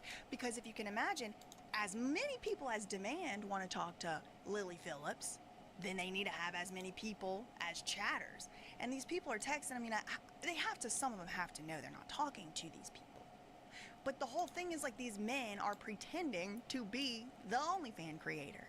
So most of these chatters are outsourced from other countries, including Pakistan, India, and Philippines. The chatters work an average 8-hour shift like regular employees normally would. And these managers, the account managers, they make big bucks. One manager interviewed for the article said that she earns 15 to 25% off of everything that the people she manages make. 15 to 20% off the OF coming in per, like imagine you have an army of them, a group. Okay, so it gets worse. In 2021, 2 former staffers at one of these agencies said that they had to, quote, intentionally lie to, dupe, and mislead fans. There was even a lawsuit that got filed, and in the lawsuit, the staffers compared the chatter job to fraud. In the lawsuit, I'm not saying that. That's what they say. I'm not saying that. I don't know. I wasn't there. Just learning about this. Not really. I've known about it for a while, but I wasn't there. Okay, and so basically they were like, yeah, it was basically like being a, quote, professional scammer. The New York Times has described this tactic as e-pimping. The shadowy economy has been described by the New York Times as e-pimping. But of course, these social media managers, OnlyFans managers, they would beg to differ. We're not doing that. That's not what we're doing. OF is a billion-dollar industry, after all, this article says. And while the product might look like or what's actually sold is an intimate, personal relationship. Wait, hold on. Rewind that back. While the product, to answer the question, why is Amanda Bynes on OF, quote, while the product might look like this SUL stuff, satisfaction, gratification, what is actually being sold is an intimate, personal relationship between the creator and the subscriber. Revealing this intimacy to be an illusion, agencies can be accused of false advertising. So the article also interviewed a chatter about his pay. He said he works 8 to 10 hours a day, and he only makes about 300 pounds a month at his job, like the UK pounds. He did cite that he could make more money at a large agency, but then the working conditions would be worse. He could make 900 pounds a month instead of 3. That still seems very low for 8 hours a day. I mean, what's a pound, like $1? But then it reminded me of this guy from Creators Inc. Remember that guy who had Harvey Levin in the intro of the Creators Inc. house, and he said he manages 90% of the top 1% of OF creators? We are thrilled to manage probably 90% of all the A-list content creator celebrities that you've ever heard of on OnlyFans. I made more money than my entire UFC career. And it's like, how much money is that guy making? Don't forget, there's Vicky connections there, there's Bree Stern connections there, and there's possible Gabriela Zuniga connections there. Are we starting to see the webbing a little bit, y'all? I don't know one there. Here's Vicky. What's going on with Vicky? All these messaging services, the phone she's not allowed to hold, like I said. That's all I really had for that one, y'all. I just want to bring that to your attention. Anytime, facts ain't defamation, neither are opinions. Love you, Minnie. Okay, bye. Y'all go to thatsurprisewitness.com right now and get your merch, because it's going to sell out, and when it does, you're going to be like, oh, but bring back the They Lied merch, and I'm going to be like, I already got mine. All right, some Charlotte. Lol. Okay, we have 2 Charlottes to watch. Hey everybody, it's Tony Robbins and Dean Graziosi. I have a question for you. If you had to make a choice between having Titled In-Laws That Can Suck an Egg. All these stories were shared in the Charlotte Dobre YouTube subreddit. The day I introduced myself to my mother-in-law of 3 years. My husband and I have been married for 3 years and have known each other since high school. His parents are divorced, and when I was younger, I briefly met his dad and stepmom when we went to prom, but I never met his mom and stepdad because he doesn't live with them. As adults, we got back together and eventually got married. However, he's been no contact with his family for about 6 years now, so they weren't invited to our Setting up wedding. earrings to print. No contact for 6 years, eh? That says a lot. Instead, he and I had a small wedding with only about 15 people, including the wedding party. He even surprised me by taking my last name and calling my parents mom and dad because they essentially raised him from age 14 on. It was perfect. Fast forward to about a week ago. I got a comment on a year-old video I posted publicly. For context, this video was a photo of me and my husband as teenagers showing our ages, and then a recent photo showing our current ages with cutesy music and some hearts. It was just a little thing I threw together and shared. No, I love you so. The comment read, my son, insert full name, was born in 1996. Basic math says he's 28, not 27. Are you just stupid, or you don't know how old your husband is? What a wife. Kind of sounds like she doesn't even know how old her son is. Let's think here for a second. Is it more likely that the woman who hasn't seen her own son in 6 years doesn't know how old her son is? Or is it more likely that the wife that is with her husband all the time, has probably signed forms, looked at passports, seen the birth date, knows how old her husband is? Yeah, exactly. I'm his mother. Obviously, it was apparent that this was my mother-in-law, who I obviously have never even met. I was so pissed off and immediately responded with, hi, insert name. Nice to finally meet you. Since this is our first intro, let's get a few things clear. My husband's name is first plus last name. He took ours at the wedding you weren't invited to. Good job on getting his birthday right, though. Nice to know that even though you haven't gotten him a birthday card, message, or gift in the last 18 years, you do, in fact, remember when it is. Don't worry, though. His family has been spoiling him. Hearts! Oh, and this video was posted in 2023, so basic math would say that if this is a year old, he was a year younger. For more recent photos of your former son, feel free to follow. Subscribe! Was I too petty, or just the right amount? For me, it's a perfect amount. Yeah, I mean, she came in hot. It's interesting that she somehow has opinions about who her son married when she literally has not been involved in his life for this long. And also, she wrote a public comment. Now, I got a thing about people who write public comments with misinformation. You have no idea how much misinformation is spread in comment sections. A person's entire reputation can be ruined by a comment section of just people spouting immature incorrect, ignorant. If someone writes a comment, I won't respond in a video. But if it's got blatant information that is incredibly uneducated, let's go with that, I'm gonna respond and make you feel stupid. I don't like to respond to comments. I really don't. If there's people going around spreading misinformation and saying all this like nasty stuff that isn't even true, sometimes I'll venture down there. You done messed up, Aaron! Because someone could read that and be like, oh my god, she's so horrible, she doesn't even know her own husband's age. Okay, OP responds, glad to see I'm not crazy because my friend said I took it way too far and should have just blocked her. I mean, yeah, you could have done that. But where's the fun in that? You could have. You could also still do that. But I wanted to be a bit firmer because I don't want to be dealing with this long term. If my husband has no relationship with her, then all bets are off. I will say, sometimes engaging in the negativity sometimes really genuinely isn't worth it. Then you're gonna have like a public fight in the comments section that everybody's little gonna read. ghosties. It's kind of like if someone was fighting at a restaurant with somebody else. Everyone is gonna see that. Furthermore, she's already formed an opinion about you, so doesn't really matter what you say. If anything, what you wrote will make her very mad. I do block. I have absolutely no problem blocking. I have literally no problem with it. But on the off chance what's that left maybe to make I got time ghosty. today, I'll respond. We do have an update. It's a lovely update. So many of you have asked for an update if she did reply, and she actually did for about an hour and then deleted her comment after my mom replied. This would be my first time posting on Reddit, let alone here, so I didn't know if her 1 hour reply was relevant or if anyone would even read this post. I mean, I'm reading it. I didn't know you could read. I'm very curious. So my mother-in-law did in fact reply quickly with, why don't you ask your husband why he did not get any birthdays? He made my life miserable with how bad of a kid he was.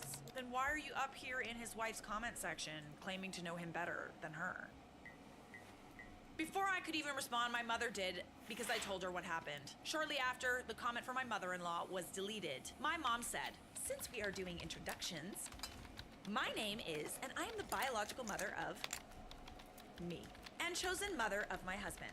Ooh, that one's got a sting, eh? The bad kid you are referring to is often the highlight of my day. He is, and always has been, an absolute gem and role model to my younger two children, who now call him their brother.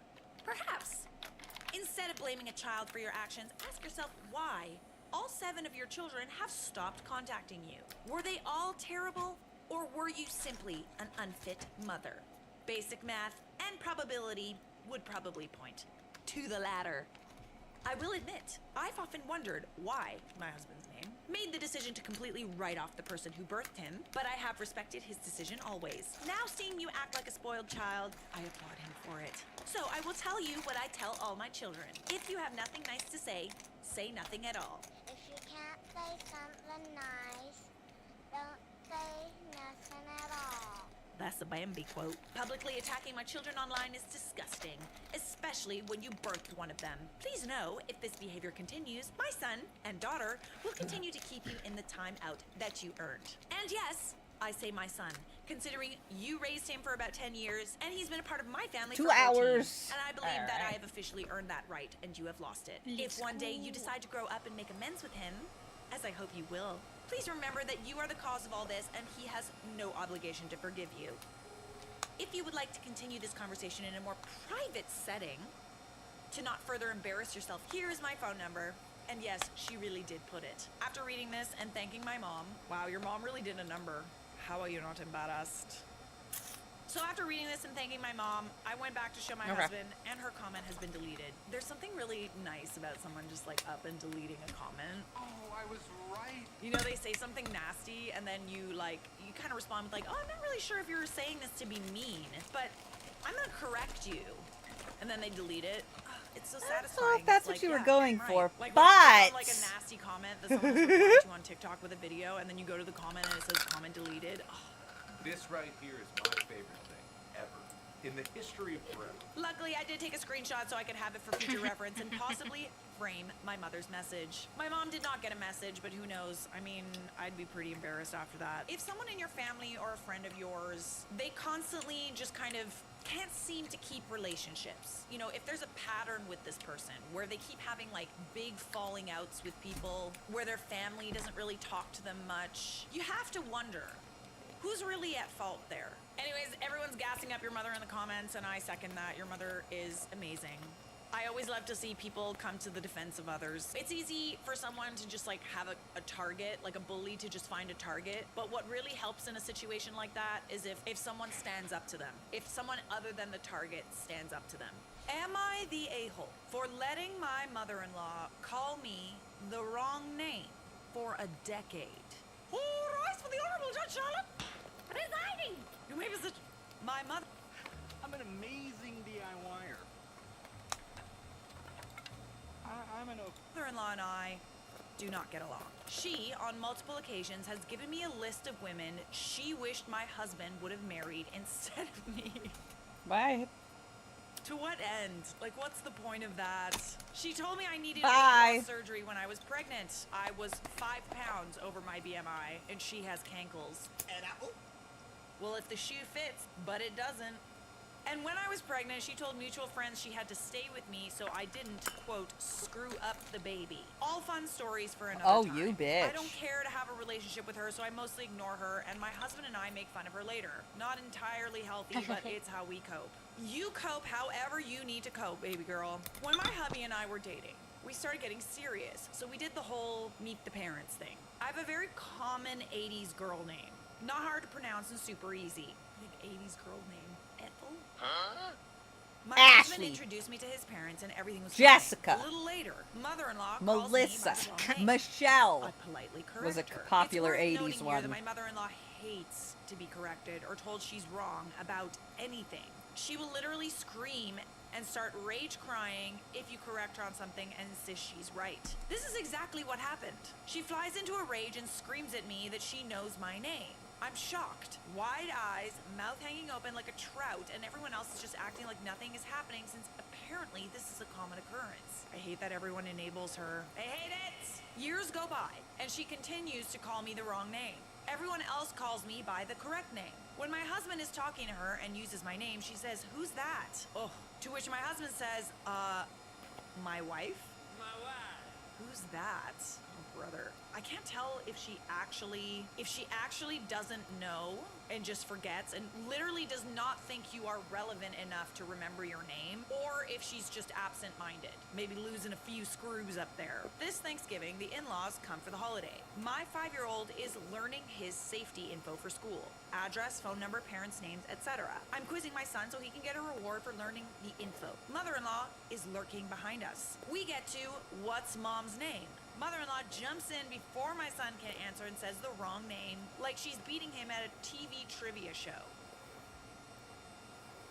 So wait, does she still not know your name, or is she trying to teach your son the wrong name? My son looks at me wide-eyed and obviously confused, partly from the shock of his kindergarten assignment turning into a fast-paced game of Jeopardy, and partly because he knows that's not my name. I have to say something at this point, so I ignore mother-in-law completely and tell my son, that's not mom's name. What is it? My son answers with the correct name. Mother-in-law spends the next couple minutes insisting she's right. No, your name is Mlarlet. No. Like, your name's Mlarlet. I know this for a fact. My husband and I tell her she's not. Instead of exploding, she unexpectedly sulks. So she plays the victim, and she's sad that you didn't tell her the right name, even though the last time you told her the right name, she exploded at you. Later, we go over to my parents' house. As I'm setting the table, I see mother-in-law cornering my mom in the kitchen, grilling her about my name. No, I can't be wrong about this. Apparently, mother-in-law was convinced we were lying to her, so she needed to verify with mom. I'm dying. She insists no one told her my real name. Oh, we told you. I'd be lying if I said I didn't enjoy Thanksgiving a little more this year, knowing mother-in-law thought we were running a 10-year campaign to embarrass her. My husband and I have had a lot of laughs about this for the past few months, but recently I told the story to a friend who said I was an a-hole for letting her call me the wrong name for a decade, then laughing at her behind her back about it. So my question is, am I the a-hole? The fuck? Your friend is a psychopath. You tried to correct her. She chose to call you that name. If anyone is an a-hole in this Literally scenario, everybody it is the around person who you is literally calling could her a not be different bothered name. to know your real name for a decade. Yeah, I mean, I feel like you were kind of avoiding conflict. Who is it? In the whole, oh, let's just not tell her, because, like, let's be honest, at the end of the day, she's one of those people that hates being wrong. I also hate being wrong, but I'll allow it. I'll allow it. It's okay. I think we all need to be okay with being wrong sometimes. It's okay. This is a safe space. It doesn't make us bad people. It doesn't make us stupid. In fact, I would argue that the, like, insisting upon not learning your own daughter-in-law's name makes you a much more horrible person than forgetting a name. Some people are saying drop your friend. I'm like, I'm also kind of wondering why anybody would defend your mother-in-law. Probably thought you were never gonna last, so she never bothered to know your actual name. And then it just became this long, long thing. She should be embarrassed. And in fact, she should apologize to you for calling you the wrong name for a decade. She brings it up and she says she's embarrassed. You could just say, listen, we tried to tell you, but you've been calling me the wrong name for a decade. So are you the a-hole? Absolutely not. Am I the a-hole for calling out my partner's family members for inviting people to my baby shower without asking? My fiance, 32 male, and myself, 27 female, are expecting our first baby together in March 2025. Yay! Oh, that's really soon. That's like literally like... A month ago. A month ago? Well, congratulations. You had your baby. Hope everything went well. We decided to have a baby shower in January of 2025 and have decided to select men in our lives to join in. We aren't doing the typical baby shower games, just a handful, and it's more of a small get-together. The males coming are our dads, brothers, and our mutual friends who've supported us in our journey to planning our family, etc. These mutual friends have known my fiance since they were like 6 or 7.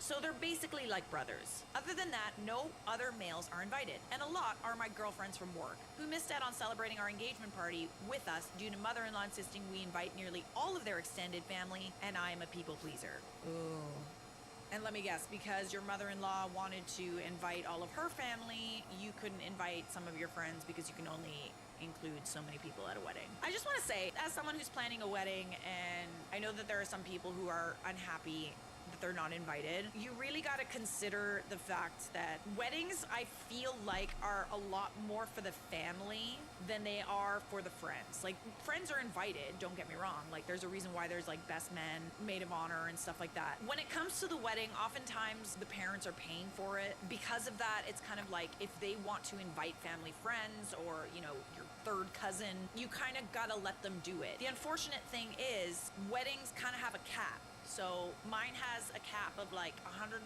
people. And once you start invited extended family members, everybody has a spouse, people have kids. That's a lot of people. That number gets up pretty high very quick. Unfortunately, that kind of means that friends don't get an invite. Some friends. And I can just tell that there's some people that are a little bit disappointed about not getting an invite, but at the same time, it's just kind of, I do feel somewhat that weddings are for like family members, especially when Dad's paying good money for it. I made the event on Facebook and didn't realize I needed to unselect the option of guests, being allowed to invite people. Oh, uh-oh. Unfortunately, to do it after it's published, I need to delete the entire event and start again. I invited all of the people I wanted to invite and said to my fiance, if I've missed anyone, just let me know.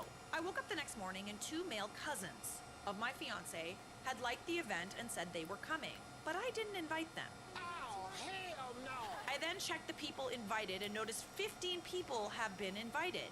15 plus, 10 of which are male cousins, and the other 5 are family friends of my in-laws. Ooh. So, yeah, I would say, just to be safe, you really gotta be asking people to even bring a +1 to any sort of like family event, life event, anything like that. You certainly do not go and invite 15 plus people to someone else's event without giving the host a heads up. I asked my fiance if he went in and added them, and he said no. After asking my mom, she said, oh, your event is letting me invite people. Is this just like illiteracy when it comes to technology, or... And then I saw red. Mind you, pregnant lady rage is so real. And I looked at my fiance and said, I am sorry. I love your family. I went from size 20 to size 12 with this kitchen walking workout. This is what weight loss walking looks like at home. Several months ago, I God started. damn it, stupid ad. However, it is incredibly rude to invite people to someone else's event without checking with either of us first. So it was your mother-in-law, not your mom. Got it. My male cousins aren't even invited. Fiance rang his mom and asked if she knew who had invited them, and she said, I added the family friends, but they are females, so it should be okay. Okay, so everybody invited people. Your auntie then added male cousins. Oh, absolutely not. What the actual...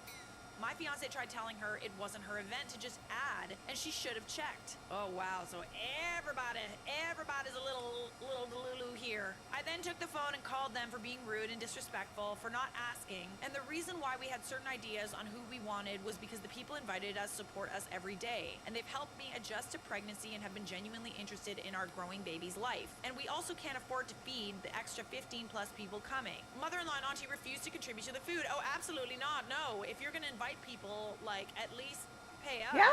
I Yeah. was deleting the extra people, and mother-in-law and auntie had to message and explain why they were deleted. Now mother-in-law is complaining to sister-in-law, who is on my side, saying I'm being rude and it's just hormones. Am I the a-hole? I think it's very, very clear. There's a lot of people that don't understand this. How can I make that any more clear to you? Like, it would be one thing if one person kind of went out of their way, but it kind of seems like more than one person went out of their way to, like, invite a bunch of people. Always ask. It is a little disrespectful to just assume that the host It's a of an lot event is going to disrespectful. compensate and pay for people that you invited. In general, I think it's better to just send out, Bet they like, were an Asians. invite. That way it's private. But at the same time, I feel like it goes without saying, not invite people that aren't invited to, like, someone else's major life event. The only way out of this is to send out a notice that the shower is canceled. Wait a week and send out individual invitations. That's a good way of, yeah, like, just send out, like, a physical invitation to the people you want there. But I mean, I think at the same time, though, I feel like if these people wanted to invite other people, they would have anyway. When people demand to know why you canceled, tell Like, them the truth that too imagine many people took inviting it upon them themselves and to then invite having the scores of audacity people to you say, didn't I'm even not paying know. for No them. other reasons need to be stated. In the future, do not use social media to invite people to your events. I agree with this because, you know, a public event, like, everybody's going to be able to see it, and it's just better just to, like, just do an evite, you know, or a physical invitation. But, like, I'm cheap, so I do evite. Understand that whatever you put on social media gets broadcast around the world to millions of people who now know there will be lots of expensive goodies at your house ready to be stolen. Ooh, that's a very good point. I literally know everything. I feel like you also said that, well, if you pay for the extra food, we can invite those people, and they refused. So, like, this is hella entitled. So are you the a-hole for calling out my partner's family members for inviting people to my baby shower without asking? Bessie, sometimes people need to be called out. Subscribe! Home is where we do the things we love with the people. Hey everybody, welcome back. These people are exes for a reason. My mom had to drive me to the STI clinic. As soon as she left for work, a girl was in. He's got his arms wrapped around her and kisses her forehead. I'm gonna give you 10 seconds to get up and go home. Part 1, here's the fact that I'm married. There's only one part, but I'm still gonna go in. Okay, so I've had 3 boyfriends. This is about one of them, and I'm not gonna give away too many identifying features in case I get sued.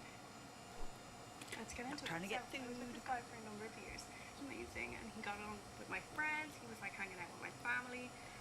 It was amazing. Honestly, too good to be true. It was the day of my final college exam. I did a music degree, so it was this big kind of performance thing in front of everybody, and he was coming to that, obviously. And then I get a text just before I go on the stage, and he's like, hey, I can't come, I'm really sick. And I was like, okay, it's obviously the man flu, so like, soak it up, get it together, and come in. And he's like, no, I'm really sick, I'm in the hospital, and I have to get tested still. And I was like, okay, great. And I do my performance, yada, yada, yada. He's like, I'm just gonna wait for the result of these tests. So then a couple of weeks later, he gets the result, and he has a really serious blood disease.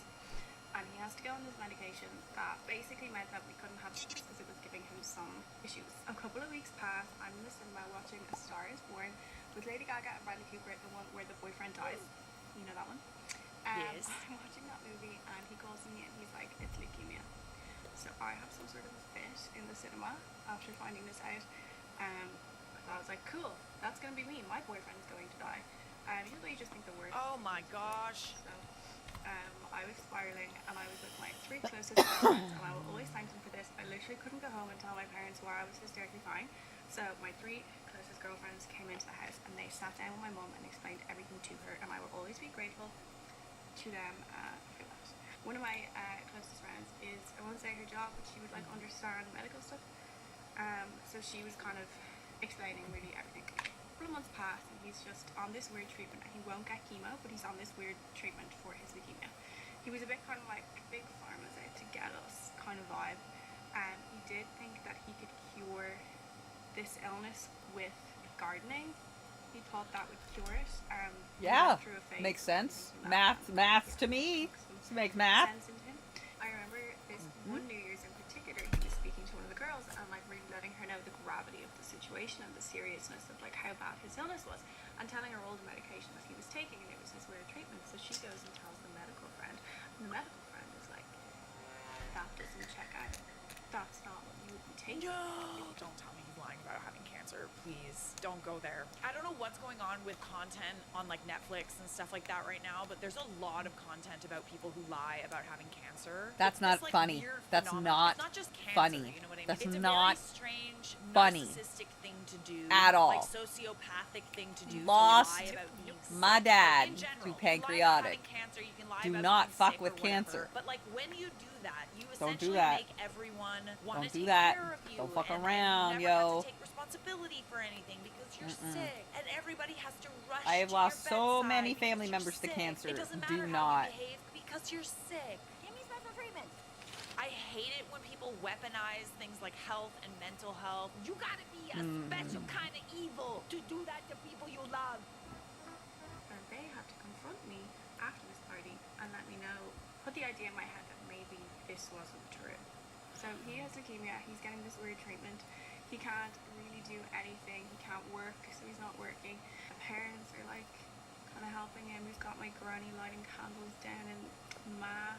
Bear in mind, this man is like maybe 6 years older Not than the us. candles. And we were quite young. But one day, I'm sitting in my parents' house in the kitchen beside my mom. He's on his way over, and my mom is making him food. And he calls me, and he's like, I can't come over today. And I was like, okay, why? Like, what's wrong? And he was like, I don't have leukemia. And I was like, oh my god, amazing. Like, the treatment worked. Let's go celebrate. That's good news. No. I never had leukemia. I was like, my mom is sitting beside me, you can hear this conversation, and she's like, and we're just looking at each other. And he was like, I am sick though. I have been sick. I haven't been faking my illness. He says that for the last 9 months, he has actually had chlamydia. Chlamydia for 9 sorry, straight what were you fucking about to months? say? Excuse me? He couldn't get rid of it? Are you fucking patient zero, buddy? Oh my god. I'm just saying. He couldn't get rid of it. Couldn't get rid of it. Don't you just like take a little pill? Oh and you my wait, like, a fucking little god. while, You and then literally, tell everybody literally you know? yes. There's two things. There's two things that's happening here. Either he had a nasty bout that was like immune to antibiotics, or he was cheating repeatedly with the same person that had chlamydia and he kept getting it. Yeah. Just kept Yep. passing it Number back 2. and forth. Number 2. Sorry. I don't mean to laugh. Actually, I do. I'm sorry. It's baffling to me, like the excuses, and then not only that, but also not telling you, because if he tells you, then he also has to admit that he's seeing somebody else. But also, wouldn't you also have to go and get that kind of figured out? So by avoiding telling you, he's also putting you at risk. Like, did you have it too? I'm sorry. Let's carry on. Chill. And he kept doing round after round of antibiotics, and the constant being on antibiotics was Step into a world of transformational relief. And making him, his immune system so weak, and that was actually what was wrong with him. So obviously, I was like, do I have chlamydia? And he was like, yeah. Like, obviously for the 4 years we've been together, I've had this since the beginning. I obviously had it when I met you, and I just figured it out late. I, like an idiot, was like, okay, I believe you. My mum had to drive me to the STI clinic, get the test, and then obviously a couple of days later, it comes back negative. And I was like, okay, I don't have it. He's you got it from cheating. somewhere. Where did you get it? He was like, well, obviously you've been on antibiotics in the time that I've known you, so like, obviously got rid of it by taking antibiotics for like 10 something else. And I was like, no, I have not been on antibiotics at all. In in the time that I've known you, so that's not true. And then he was just like, yeah, sorry, oops, I cheated on you. Oops. Oops. You know, at least he Whips. made up this whole lie, and so that I wouldn't sleep with him, so that I wouldn't get it. That was so sweet and so nice of him. He didn't I mean, that's good. So Silver I actually linings. didn't tell my friends about this for maybe over a year. We just broke up and I didn't really say why. Or I didn't tell them for like a year, and then eventually I told them he didn't have cancer. Oh well. If you like this, you can read the book that I wrote about my life. It's in my Instagram bio. It's about a different guy who did something even worse to me. Or you can just listen to my podcast, Hot Potato Queens, where I will just talk shit about all of them all the time. Did you just say hot potato queens? Oh my god, I feel like we're like, Irish. you know? I am also a potato queen, not a hot potato queen. Like a 7 out of 10 potato queen. Humble. Girl! I stand by my original statement. I'm not a doctor. I'm not a psychologist. I'm not a therapist. I'm not a doctor. Not a lawyer either. I am a professional talker though. So I think that he was just like repeatedly I am cheating a and, like, master passing at it back talking and shit. forth. That's crazy that you didn't get it though. Like you must have like not, or like, you know, using, you know, I can't really get into the Hell yeah. specifics because YouTube will demonetize this video. No, I feel like he was just like passing it back and forth between the person that he was cheating on you with and him. Because like if you had it, that would make sense because you were passing it back and forth, right? But like how is it that you were with this guy, you didn't get it, but he had it and couldn't get rid of it? How are you not embarrassed? So makes sense that he's your ex for a reason. I don't think I'd be able to live with that either. Lying about having cancer gets your sympathy, plays the victim, and then eventually has to admit, no, it's actually me. I'm the horrible person that's been cheating. Known as lighting the candle at And church. the drama God, eats the me. audacity. I'm dead. I used to live with a guy who cheated on his girlfriend constantly. I mean, like 24/8. As soon as she left for work, a girl was in. She would pop to Sainsbury's to do a shop, and he'd have the neighborhood for a quickie. It was actually kind of insane. Now, when I first moved in, it was me and my boyfriend, and her boyfriend. In the first month or so, I sort of thought she knew. Because he was so brazen and did it so often, I couldn't comprehend how she couldn't know. That this roster of regular women and the occasional random woman would come into our house all of the time. Because the girls would leave stuff. They would leave stuff in the kitchen. They would leave makeup. At one point, she came to me with size 8 underwear and was like, "Are these yours?" Oh. I look like I wear size 8 underwear. And this is graphic, so I'm so sorry. But his boss and her boss, who he used to bring over regularly, she would make a mess. And he would love it when she made a mess. Oh. I did most of the washing for the house, so he starts trying to give me these sheets. And I tell him, like, I am not putting that in with my clothes. Those sheets need a boil wash away from everything else. So when his girlfriend came home from the gym or wherever she was, and she's like, "Oh, why didn't Pia put the wash in with her clothes?" He tells her he had a nap when he was feeling anxious and weed the bed. So then she would clean his messy sheets after he cheated on her. At some point, I didn't tell her directly he was cheating, but I heavily inferred it. I wasn't sure at this point if she was in denial or if she really just did not know. He realizes, has a meltdown, like the meltdown of all meltdowns. She smashed everything he owns. Holes in the wall, Hulk smashing up our house. Fair. The next day, I actually went to make pancakes, and as I was putting sugar on my pancake, I found glass in the sugar. Stop. At that point, where she smashed everything in the kitchen, including all of my stuff. Whoa, Next whoa, time whoa. I saw her, she screamed at me that she hated me. And I was so confused because I told you. This couple got back together and they both hated me. Him because I guess I told her, and her because I don't know. I don't know if he gaslit her into thinking he didn't cheat. I feel like she thought that you were also cheating. Yeah, you know what? Okay, he gaslit her to the point that it was like, oh, it's not happening, it's not happening. She hated you because you were saying all these things about him. I don't know. She thought I was lying. It's the only reason it would make sense that she would hate me.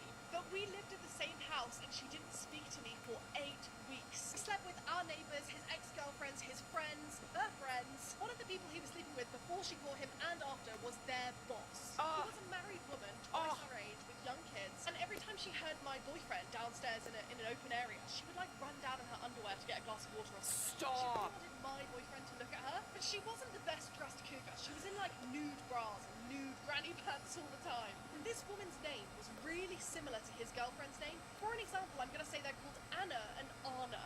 And Anna was around so often that we started messing up her name with Anna. Genuine accident, but at this point, Anna almost lived at the house as much as Anna did. Is anyone else really curious what this guy looks like? Because how?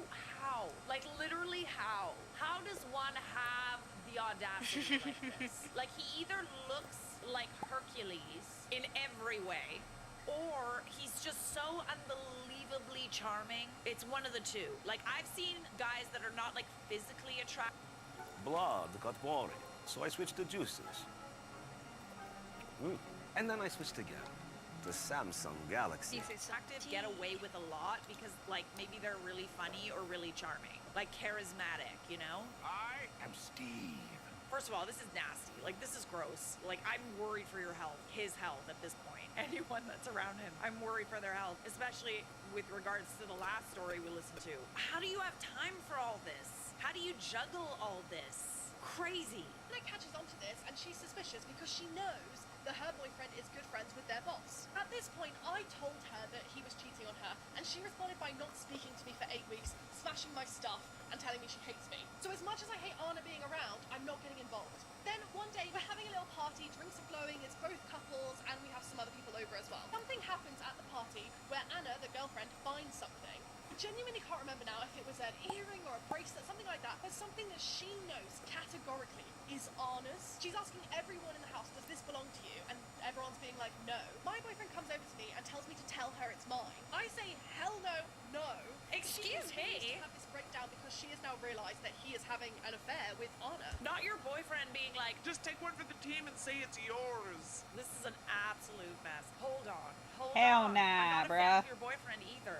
Listen, I understand that this guy is your housemate, but like that constant revolving door of people, and also like your safety is now compromised. Like if you hadn't seen that shard of glass while you were cooking, that's your safety. I can't even fathom how you're hanging out with these people. Girl. Let alone all the other women. But her boss, she's screaming and crying. He then, while manically screaming, runs out of the house to find her phone that she has just chucked in a bush somewhere. And this girl is actually currently going through a divorce. So I knew Anna had a husband she was separated from. They were selling the house together.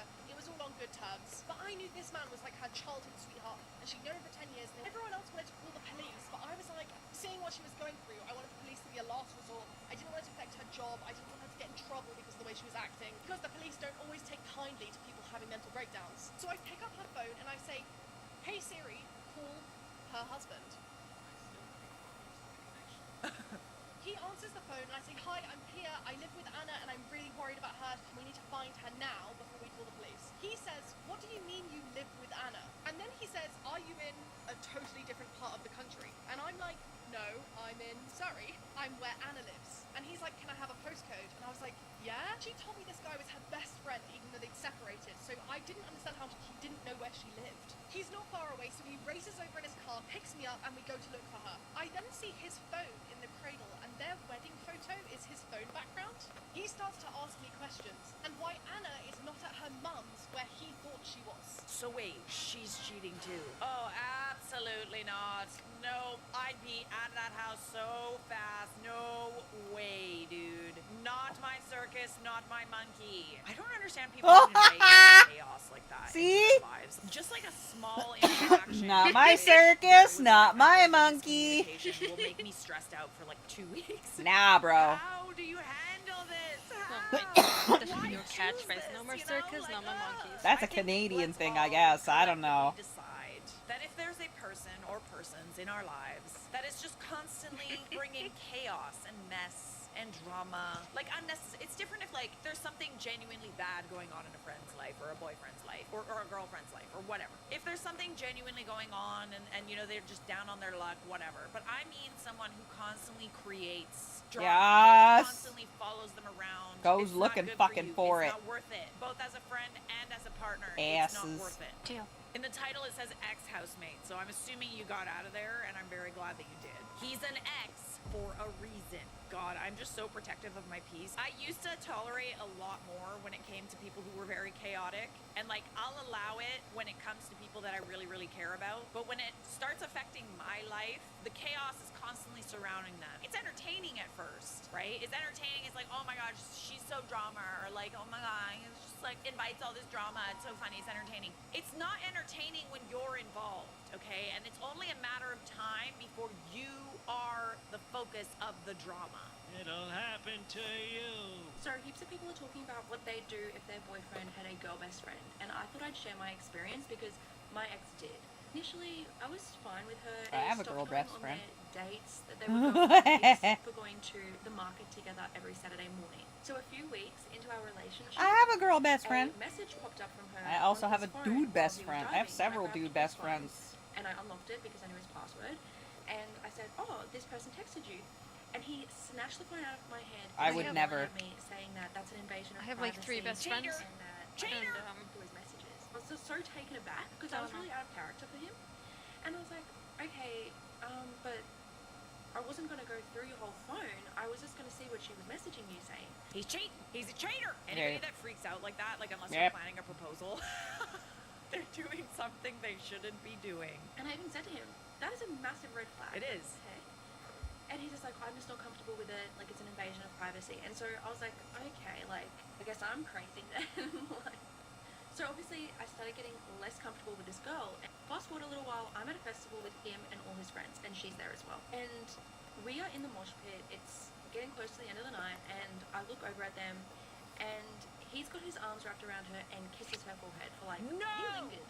It was there for a minute. No, I'm sorry. The forehead kiss, the going to the market, the farmer's market, that's some girlfriend shit. You are the other woman! Yeah.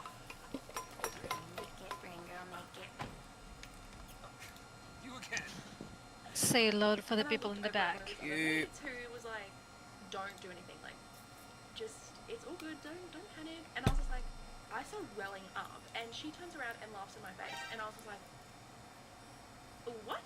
I said to the girls in the mosh, some just like random people, I'm like, my Excuse boyfriend me? just kissed his girl best friend on the forehead in front of me. Oh. And they were all like, and apparently after I left, they were all giving him the stink eye all night. So Good. if you girls are watching, Good. thank you. We'll give him the stink eye too. Ready?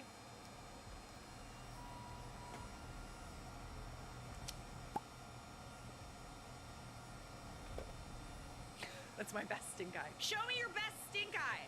Anyway, so I left, and I was expecting him to come after me and like apologize, but of course he didn't. That night, I went through his phone because I was like, what the heck is in here? And I found messages of him talking about me to her and saying things like, I'm sorry that I had to invite Jaden to the markets, I wish he would come.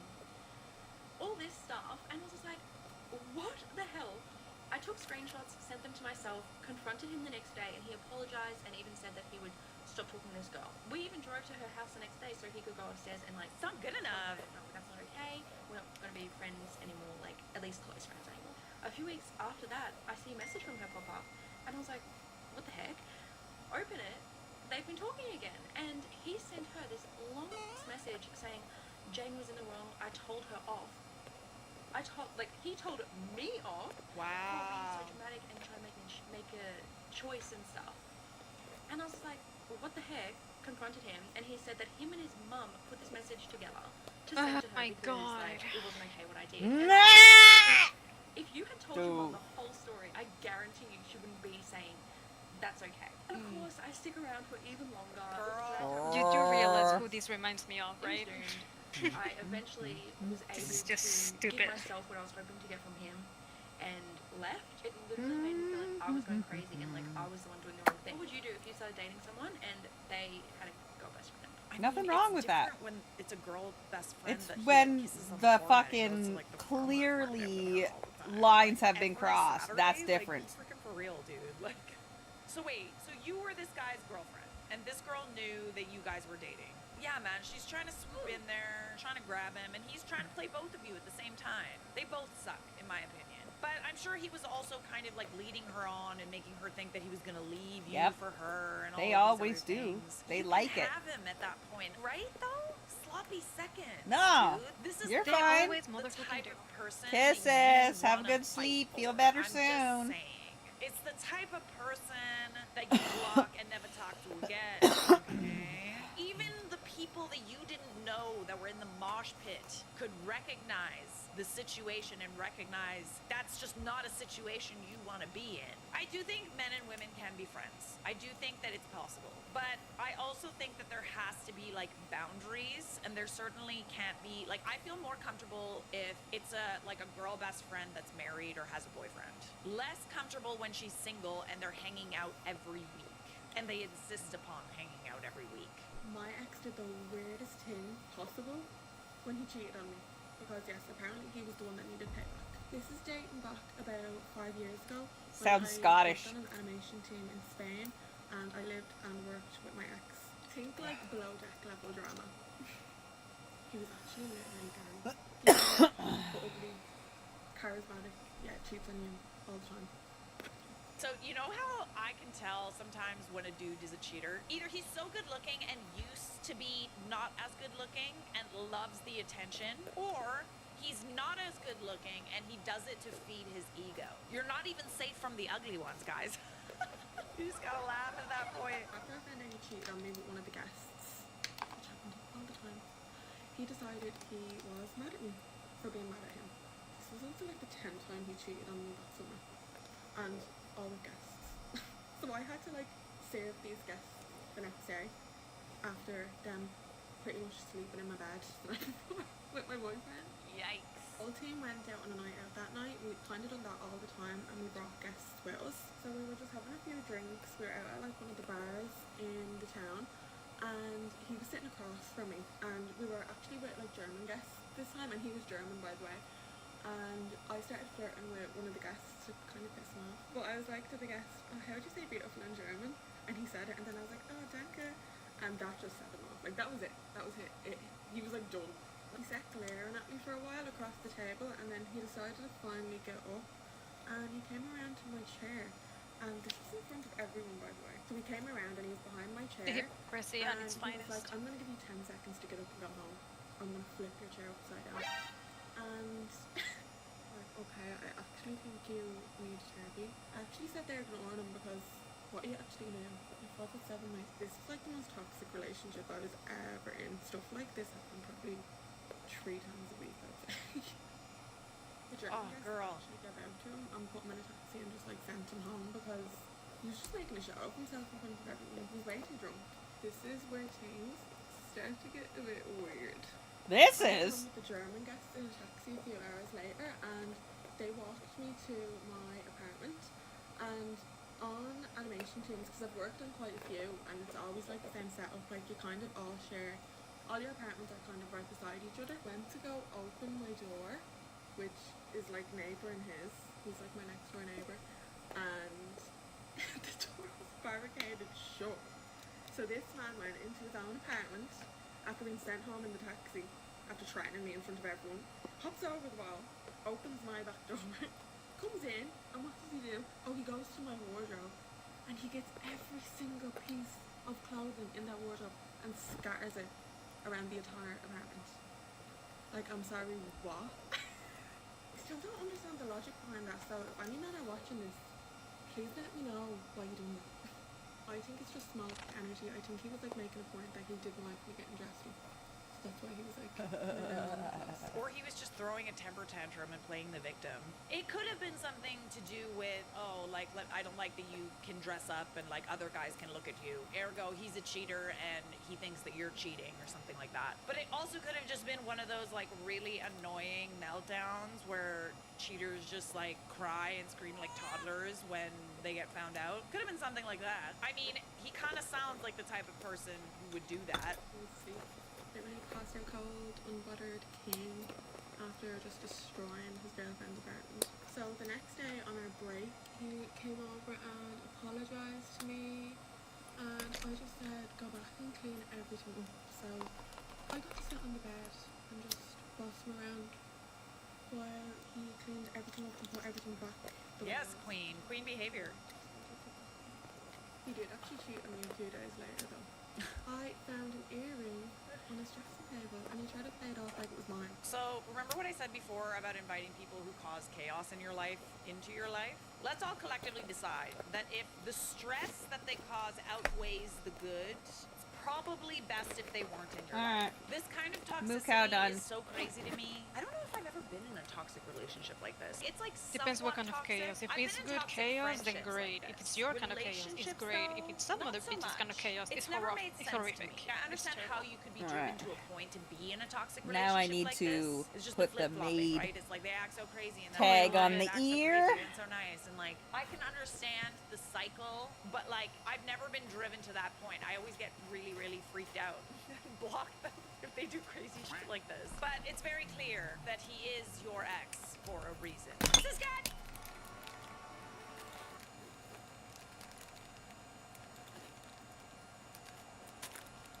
When The do you bachelorette attempt to party like was a planned cut the vacation out of thing the so country that you for can 5 actually days. start 5 people making are it? attending in total, bride and I 4 already cut. bridesmaids. Or All wait, of them are what? great people, but I'm not very close with any of them. Like Everyone was looking when do forward to you it, and cut the like agreement was the we would split all the expenses, including when do Mary's you flight, cut during like the trip the among piece the 4 of bridesmaids, like essentially the giving vegan the leather bride a free Yeah. so that you Less can than a actually week like ago, start I making went the through a purse. Rolls pretty of it are significant right up there in the traumatic bin. event. I haven't been able to leave my house since and have become hyper anxious whenever I I try. cut them I started usually in having the panic evening attacks because it's a and became afraid of big being around ass. people. Mary was aware of all of this and super I supportive just until stack I it told her I and couldn't cut it in a attend big. this trip. I said I'm still happy to The cover big my green portion press. of the hotel and her flight, and I'm really It's sorry annoying, and bummed but about missing it's fun. it. She says she was disappointed and felt And then I I was being cut inconsiderate of how important bunches this of them is. at A little once, while like I after, she did a messaged whole us in bunch group of the chat to say same that cat my pattern, name isn't joining but on I've their got it trip in 4 because of my colors. anxiety or something. But Right? at least she's not completely But it's screwing all the you same guys over and pattern. she'll pay her part. I want to stress here that none of these people knew about the recent Uh-huh. event, and I'm not sure I'd want them to find out. Okay. I just said something came up or something, but we didn't have the chance to discuss that. I replied, I'll pay for my portion of the hotel, which includes the bride's portion, as well as my portion of Mary's flight. They started bringing up all the expensive activities, and I said they'll cost less without me. It makes no sense for me to contribute to what will be a lesser bill. The bride then said, if I'm going to be inconsiderate and miss all of her events, not honor my commitments, financial and otherwise, she doesn't think she can trust me to be in the wedding, especially since I might be too anxious to show up. Oh, this is mean. Oh. I said she's free to do as she wished, and she basically decided I'm out. I'm upset. I've paid for multiple things already, this flight, an expensive dress that I've already had altered shoes, specific matching jewelry, etc. The wedding is months away, and this wasn't even a week after what happened to me. I messaged the group saying, seeing as I'm no longer a bridesmaid, I will not be paying for any portion of the bride. That is actually totally fair. I wouldn't do that. Additionally, as this is a suite suggested for 4 to 6 people with a fixed cost, and there are 4 of you attending, I will no longer be contributing to that either. I hope you have a great trip. And immediately left the group chat. They for sure talked about you after you left that group chat. I feel bad for everyone who has to take on a higher cost, but it's not my responsibility. Am I the a-hole for refusing to pay my share after I agreed to pay? Honestly, no. Like, absolutely not. If she kicked you out of the wedding, you're not a bridesmaid, and you don't have the responsibility of paying for anything anymore. Why would you do that? You know, I had a friend that missed out on one of her good friend's weddings because she has anxiety problems. But the difference is that she actually didn't let the bride know. I hate this. I honestly hate this. I've given her crap about it before. Always let the bride know if you can't make it, especially if you're important. If you're in the wedding party, you need to let her know. I feel like if she had let her know, then maybe, it would have been better than just not going. But, I mean, clearly it really depends on the person. This bride fully knows what's happening, and, it doesn't really sound like she cares what happened to this person. Let's see what Reddit had to say, though. Maybe I'm petty, but I'm so glad she decided not to pay, especially with how she was treated by a supposed friend. Imagine how the bride treats other people. Hope the poster is doing okay. Agreed. If you ever see this, I hope you're okay. You already had one traumatic incident happen to you, and now, you're being bullied. It's kind of awful.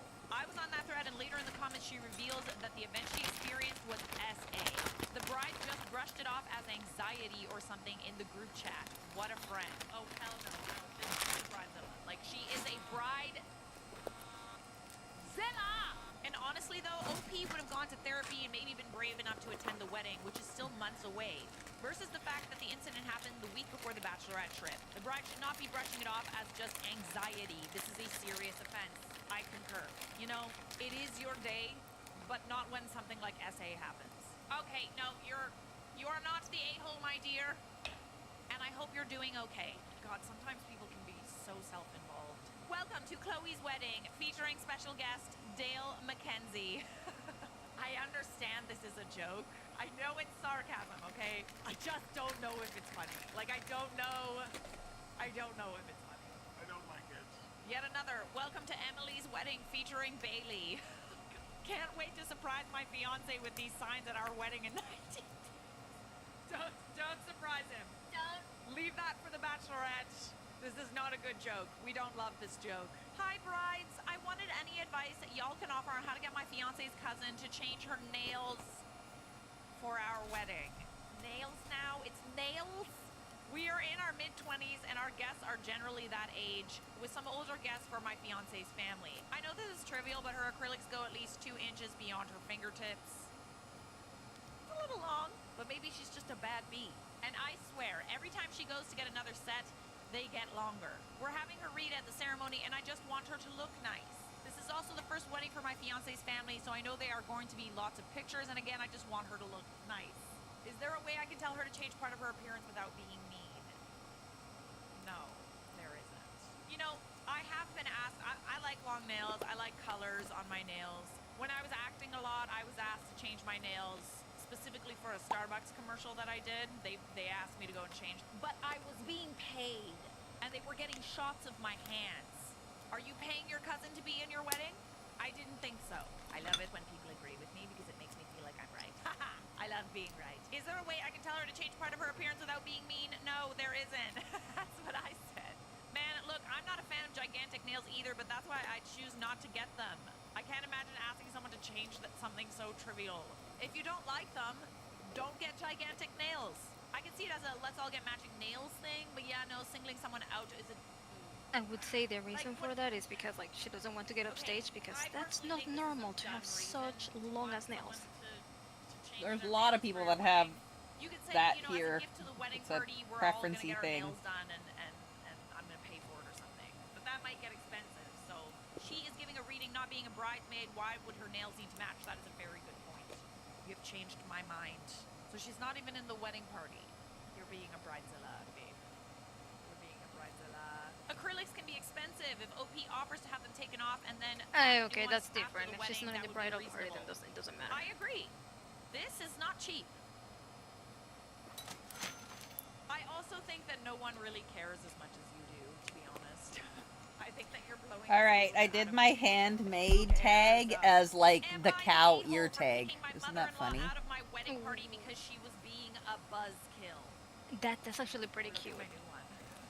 This is a vegan leather bag, and it's a cow, so it's funny. Get it?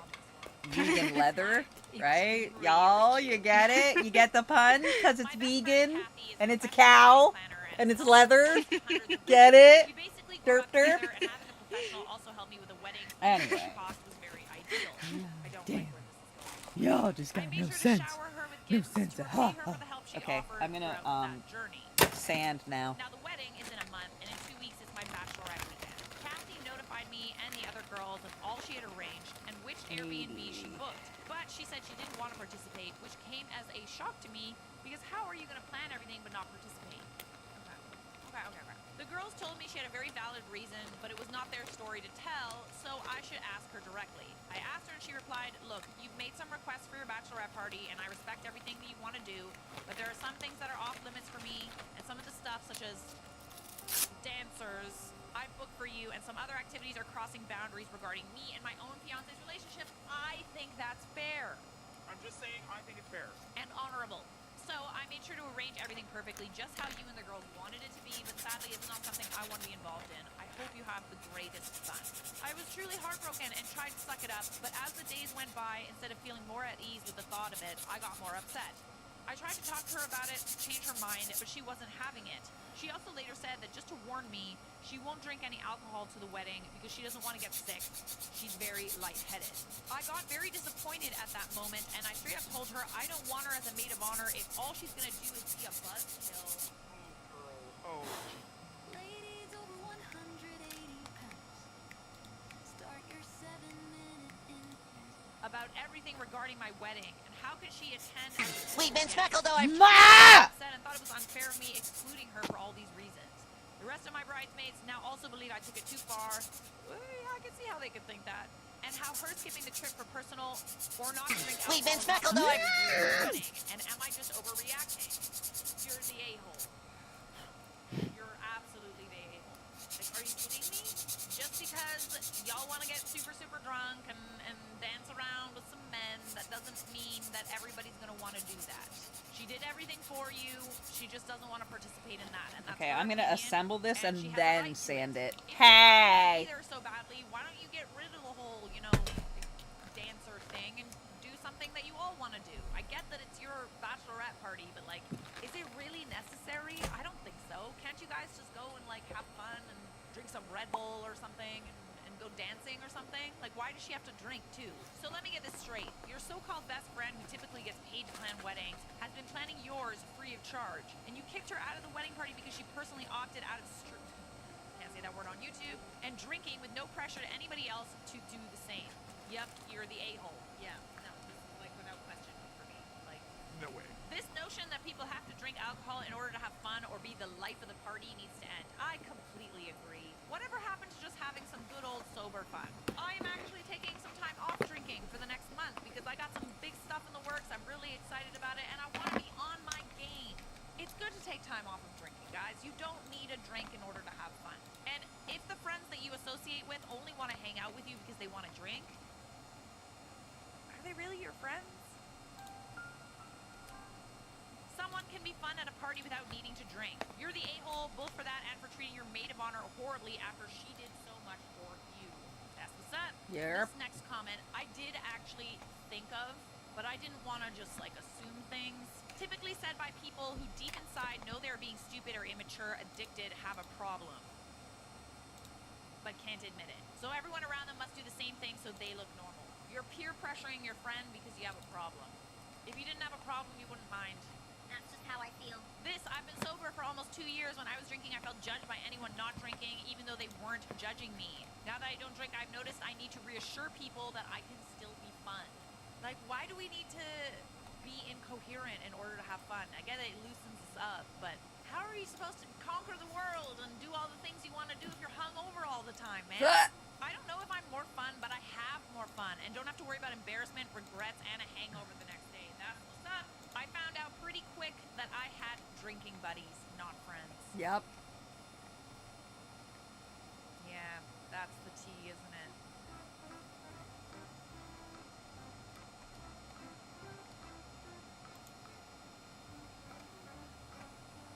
I got filled up by a wedding guest tonight. So today was wedding day at my event venue. I got there early, I was setting up. Just like any other wedding day, a lot of people start to come in early, help the family set up, whatever. And one of the members of the bride's family, a man in his early 40s, comes up to me and starts asking me questions. More than happy to answer them, more than happy to help. First red flag. He holds out his hand to shake mine. When I take his, he pulls me near him. Not quite close enough to be uncomfortable, but the night goes on, he seeks me out to ask me another question. And the entire time he's talking, he's getting progressively closer to me. Until finally, he is right here in my face. Like I can feel his breath.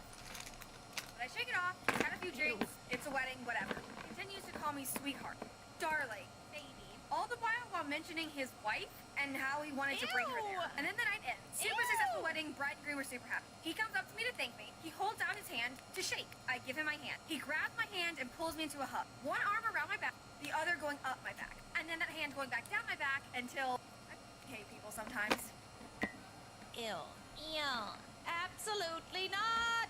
I know exactly who you're talking about Oh too. my It's God. always the people that you don't want to be close to that have the worst breath, you know? Maybe everybody has really bad breath. Everybody just kind of smells weird, right? But it's like when they smell weird, it just adds like an extra layer of disgust. Why they always gotta be inching so close? Like, I don't want to smell you. If I smell you, you are too close. I'm pretty sure this girl also, like, works on weddings. Like, I forget, maybe she's a wedding planner or something. Absolutely not. What is it about weddings that makes people feel so dang lonely? Hi, I'm Shannon. I've known Tracy for, oh god, I think so. Since I started the first one. Yeah. So we don't quite know anything that well, but Tracy took a bunch of like nonsense. Seriously. And she was like, oh, yeah. I'm like, I don't care. No, just kidding. Just kidding. Just kidding. You guys are so cute together. I swear to God, you guys are oh my goodness, seriously, like, till death do us part, Anthony, seriously.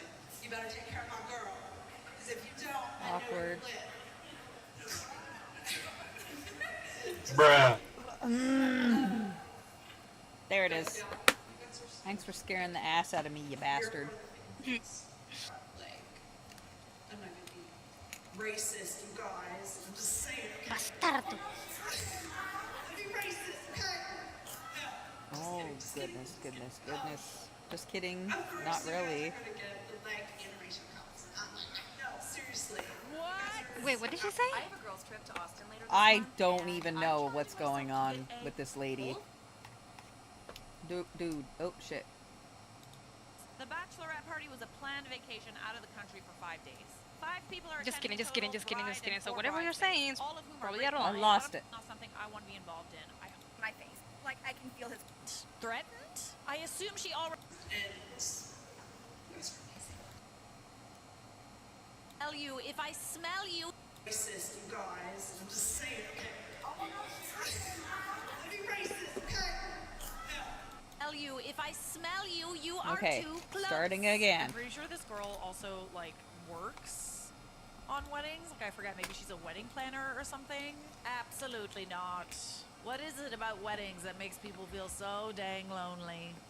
Hi, I'm Shannon. I've known Tracy for. Oh God. I think so. Since I started the first birthday. Yeah. So I don't quite know him that well, but Tracy told me how to like nonstop. Seriously. And she'd be like, I mean, yeah. I'm like, I don't care. No, just kidding. Just kidding. Just kidding. You guys are so cute together. Gross. Weird. Awkward. I swear to God, you guys are hope. The longest, seriously. Like, tell death to his party. I mean, seriously. You better take care of my girl. Because if you don't, I know where you live. Oh, Just weird. kidding. But yeah, you guys are so cute. Like, Cringe. you're part of the things. Cringe. I'm not going to be racist, you guys. I'm just saying, okay? Oh my God. Let me racist, okay? No, just kidding, just kidding, just kidding. Wait, did she Of call? course you guys are gonna get What? like I. no, seriously. You guys are outstepping the stereotype. I love it. Someone take the mic away. Take the mic away. I love black people. You guys are the best. Oh my God. Stop. Stop, ma'am. Ma'am. Ma'am, stop. Oh my gross. Ma'am. Ma'am. Get it under control. No. Oh, girl. Just stop. Just Okay, stop this is why talking. we prepare Oh, a girl. speech. No. We don't just go up there. Honestly, it just seems like. Can she you was send trying me to the speak link to from this the video heart. because I wanna laugh my ass off. How the Didn't fuck? really think about what she was gonna say until she got up there. And that's, my friends, when you say something stupid. Dude. Oh my gosh. Wedding speeches are very uncomfortable. I don't like them. I don't like giving them. I don't like listening to them. There's the odd one that's amazing, but this was one of the harder watches. This Thank seems you, like it should be an gorgeous. SNL skit. See, if it was an SNL skit, it would be funny because it's not real. The fact that it's real makes it not funny. Is there a more severe form of secondhand embarrassment? Because I have it. What's worse than being embarrassed? Mortified? Secondhand mortification? I had to pause it and pace around the room because why? Why did no one stop her? Literally, I'm just sitting here like, can we show this? Are we allowed to show this? Like, I just felt like this, it already started off bad, but it just got progressively worse. The clapping to make her stop, they did her a favor, honestly. Who knows what would have happened if she kept going. My cousin is a monster. Oh, okay. She just threatened to wear this to my wedding over text. Threatened? I assume she already bought it or something like it. She did this to my sister. She wore an identical dress and a veil to my sister's wedding. Why is she invited? I'm trying to be chill, but I'm honestly panicking over this. Don't think I'm a bridezilla. You're not, babe. But I would want to kick her out if she showed up in this. I think that you should kick her out before she has a chance to show up. This is a special kind of Delulu, you know? Like, we're teetering on the edge of, like... What planet do you think that this is okay? She needs a timeout, and she can wear that dress in her timeout. I'm sure it'll be really uncomfortable. Let me tell you all about the worst wedding guest at my nikah. Let me preface this by saying that I knew everyone who attended my nikah except for this family. They were my dad's friend's family, didn't know them, they were from out of town. First red flag was when I sent out the invites, I wrote Mr. and Mrs. Tell me why they said all 5 of us, including their 3 adult children, will attend. We had to clarify that, and they still brought one of their kids. Anyways, Alex and I had just said I do, got bold hair, and I'm hugging my mom and dad. I'm just about to sit down, and this auntie grabs me and forces me to take a photo with her. Mind you, I haven't even had my friends or anything yet. All my bridal party tried to stop her, tried to get her to get away from me, and she was like, "Main, ikoy baat nahi, tika, tika." I'm a highly anxious person, and I have a short fuse, but I'm the bride, so I can't be angry. Shortly after, all of the main party, the main family, are going outside to take photos. Why the hell are her and her husband and her kid standing there staring at us? Multiple people asked them to leave nicely. Even I piped up, and I was like, "Auntie, you should go inside." And she's like, "Nahi, hum yahan theek hain." The audacity. You're a better person than me. I would have screamed. There is the pressure now, right? Because we don't want to be bridezillas. But what happens when someone is just blatantly making us uncomfortable and disrespecting us? Like at our wedding, no less. I feel like it's someone else's job and not the bride and groom's to kick that person out. Oh my God, hire me. I'll do it. I'll do it. I'll do it. I'll be your not family I'm that kicks okay people with out. offending a family in that case. This is when, as a photographer, I thrive. I will happily yell at anyone making the couple uncomfortable. Yes! Love that! And I bet that it was like, because you're trying to get the wedding photos too, right? So like anything that makes them uncomfortable will ruin the wedding photos. Love that. Hello? Hi, bride. This is wedding guest. How are you? Oh, I'm so good. So excited for the wedding and to see you. Good, good. Well, listen, I saw in the invitation that the whole family's invited, so I was wondering what accommodations you were getting for me and my children. What do you mean? Well, I mean the whole family's invited, so like, are you paying for a babysitter? Are you renting out, additional childcare space? Like, what's the plan? No, we will have, kids meals, of course, included, but no, nothing like that. So who's gonna watch my kid at the wedding? You babysitter? are? Well, no, I can't. Obviously, I'm gonna be drinking and having fun. How am I supposed to watch her? Hey, listen, I totally understand. The invitation was for everybody, but not everybody's obligated to come. Like, you're more than welcome to leave her with the babysitter. Oh, so now you don't want my entire family to come. That's really classy. As was stated in the invite, the whole family's invited, and I would love for everybody to come, but I'm not paying for third-party childcare for your child specifically. Well, since you don't care, I guess the whole family's not coming. All right, Good. it saves me some money. Yeah, literally good. I like Bye. how she's saying that as if she's like, you're missing out. I guess we just won't be there. I guess I'll take my business elsewhere. Yeah, you will. Bye. Jesus fucking Christ. It is a privilege to be invited to a wedding. Weddings are the best. They're so much fun. We love to talk a lot of crap about weddings on this channel, but let's be honest, they're so fun. I love a good wedding. Love them. Make no mistake, it is a privilege to be included in a wedding invite list, okay? Don't act like it's a privilege to invite you. You should be honestly grateful that she was even willing to have kids at her wedding. A lot of people don't want kids anywhere near them when they're getting married. For like the reasons I've listed in this video, but also this reason right here. Crotch goblins at wedding, no thank you. Everyone is trying to come up with crazy ways to say that. Like, chill, guys, just download that. This Chrome extension. Crotch goblin! So I once worked at a wedding and couldn't help but notice how terrible the kids were. Now usually the kids I've seen at weddings will have iPads, etc. to play on during the ceremony with headphones, and then during the reception they aren't an issue. But for this wedding, these 3 kids, only 3 there, were monsters. I felt so bad for the bride. Just to summarize the minor issues, the kids, 1, kept interrupting the ceremony by yelling and running up the aisle. 2, they stripped down practically Nikki. naked and ran around. 3, threw the aisle decor off its pews. It was in a church and basically destroyed it. Crotch goblin indeed. Perfect And the choice of parents. words. The parents weren't doing anything to stop them. And why is that? Just kept ignoring the kids while they practically hung off them. Oh no, sweetheart.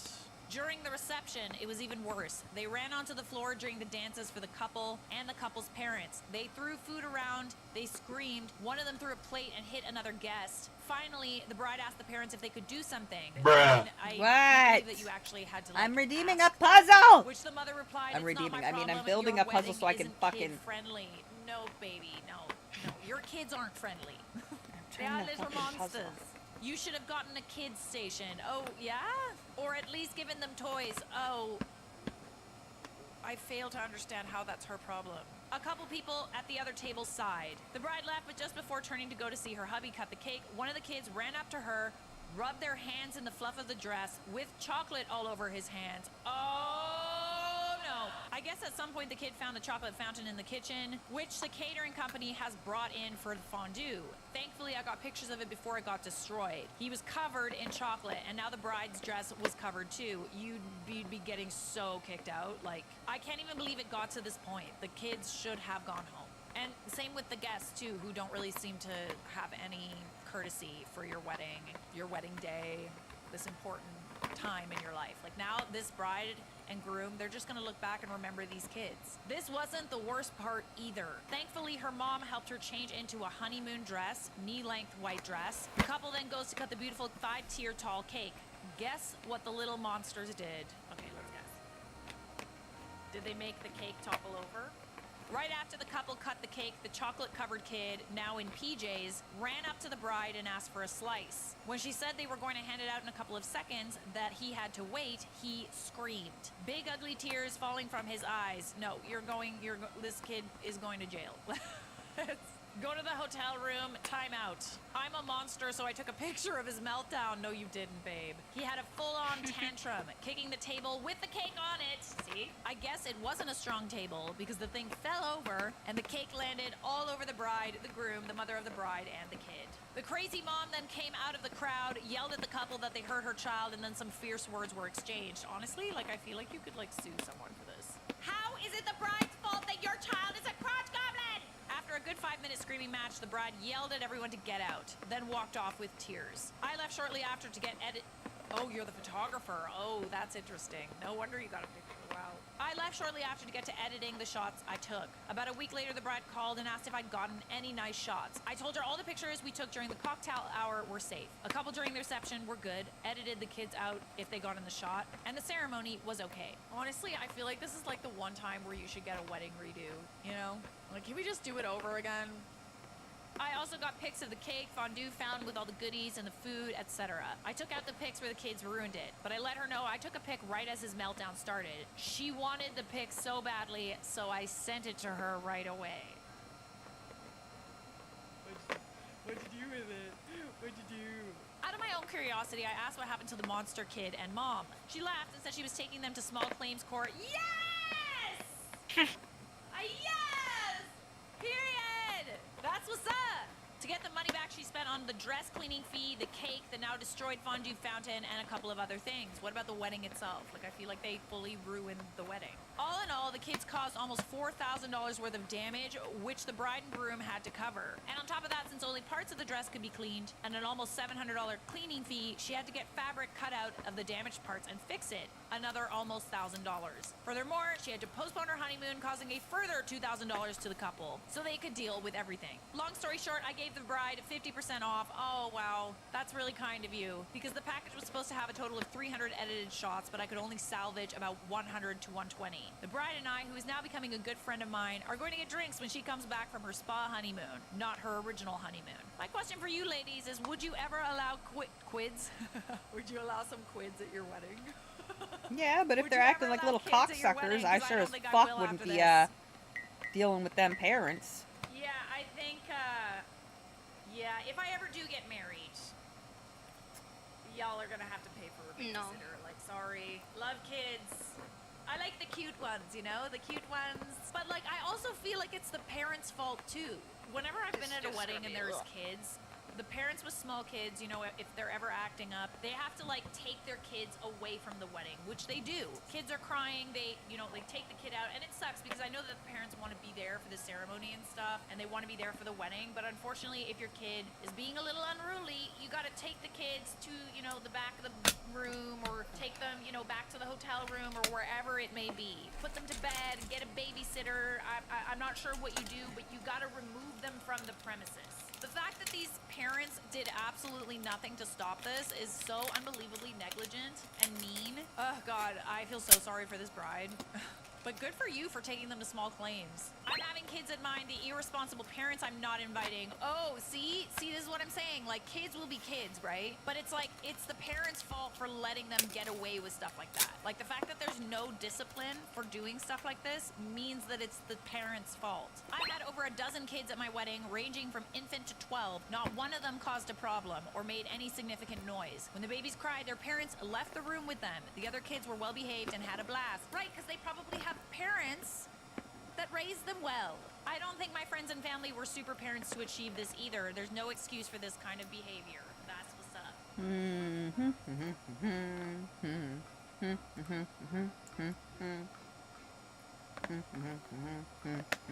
We are going to talk about an entitled bridesmaid If I who ever took got married. advantage of a kind Fucking and hell, I generous would never. bride. I will have a child. I've been, and it's the parents. It's not the children. She's a bitch, but we love her. Dear greedy Kramer's not a bridesmaid, bitch. She's accurate. This is not your wedding. I'm already interested. I'm already so invested.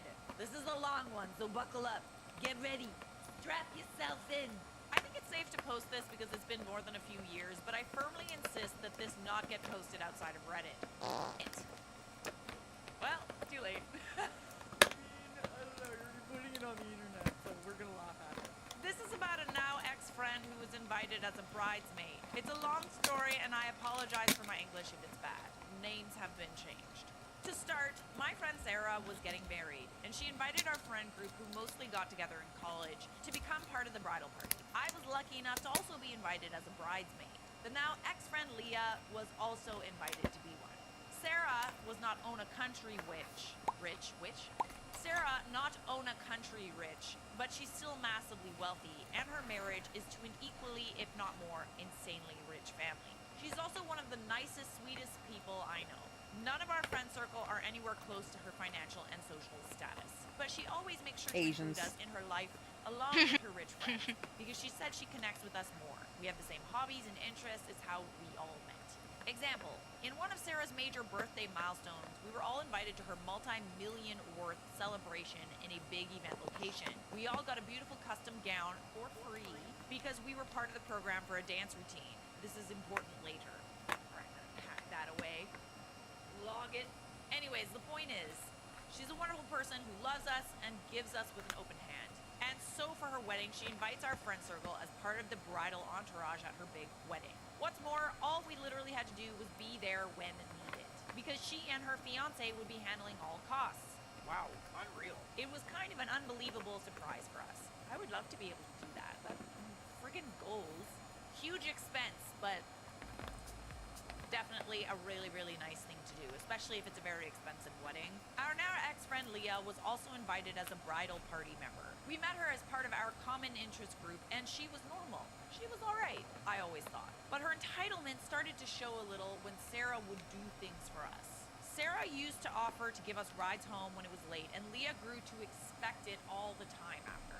She also came by often at Sarah's house, sometimes without warning. She would just arrive and expect to be welcome and stay all day or sleep over.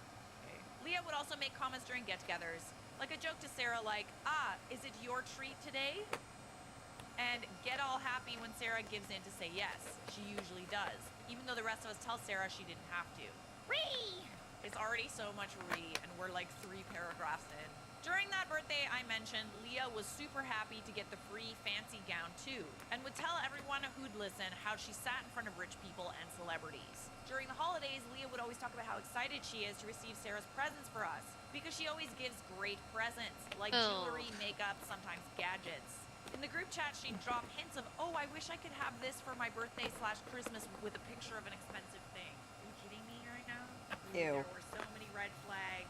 This is the thing about entitled friends. They will literally squeeze you dry, and then when you're tired of it, they will make it seem like Okay, it's your gold digger fault. much. They somehow conveniently forget all the nice things that you did for them. It was uncomfortable at times, but I didn't think it was too harmful or anything during that period, because Sarah didn't mind or say anything about it. And I thought maybe it was just because Leah didn't have nice things like this growing up, so she was enjoying it. So when Leah was also a part of the bridal party, I didn't think there was anything unusual about that. But in the group chat, before Sarah even told us what she and her fiance had planned, Leah was already expecting to be part of the bridal party.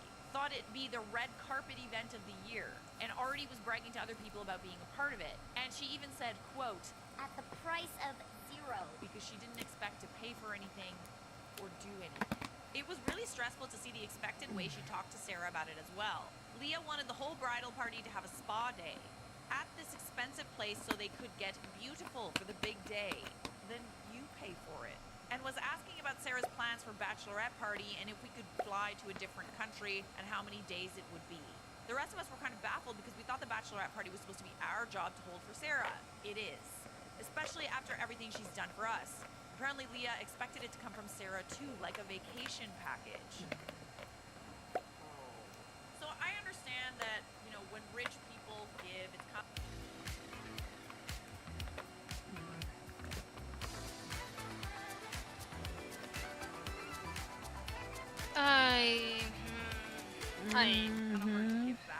You know, they have everything. Yes. But it doesn't mean that they don't appreciate the thought.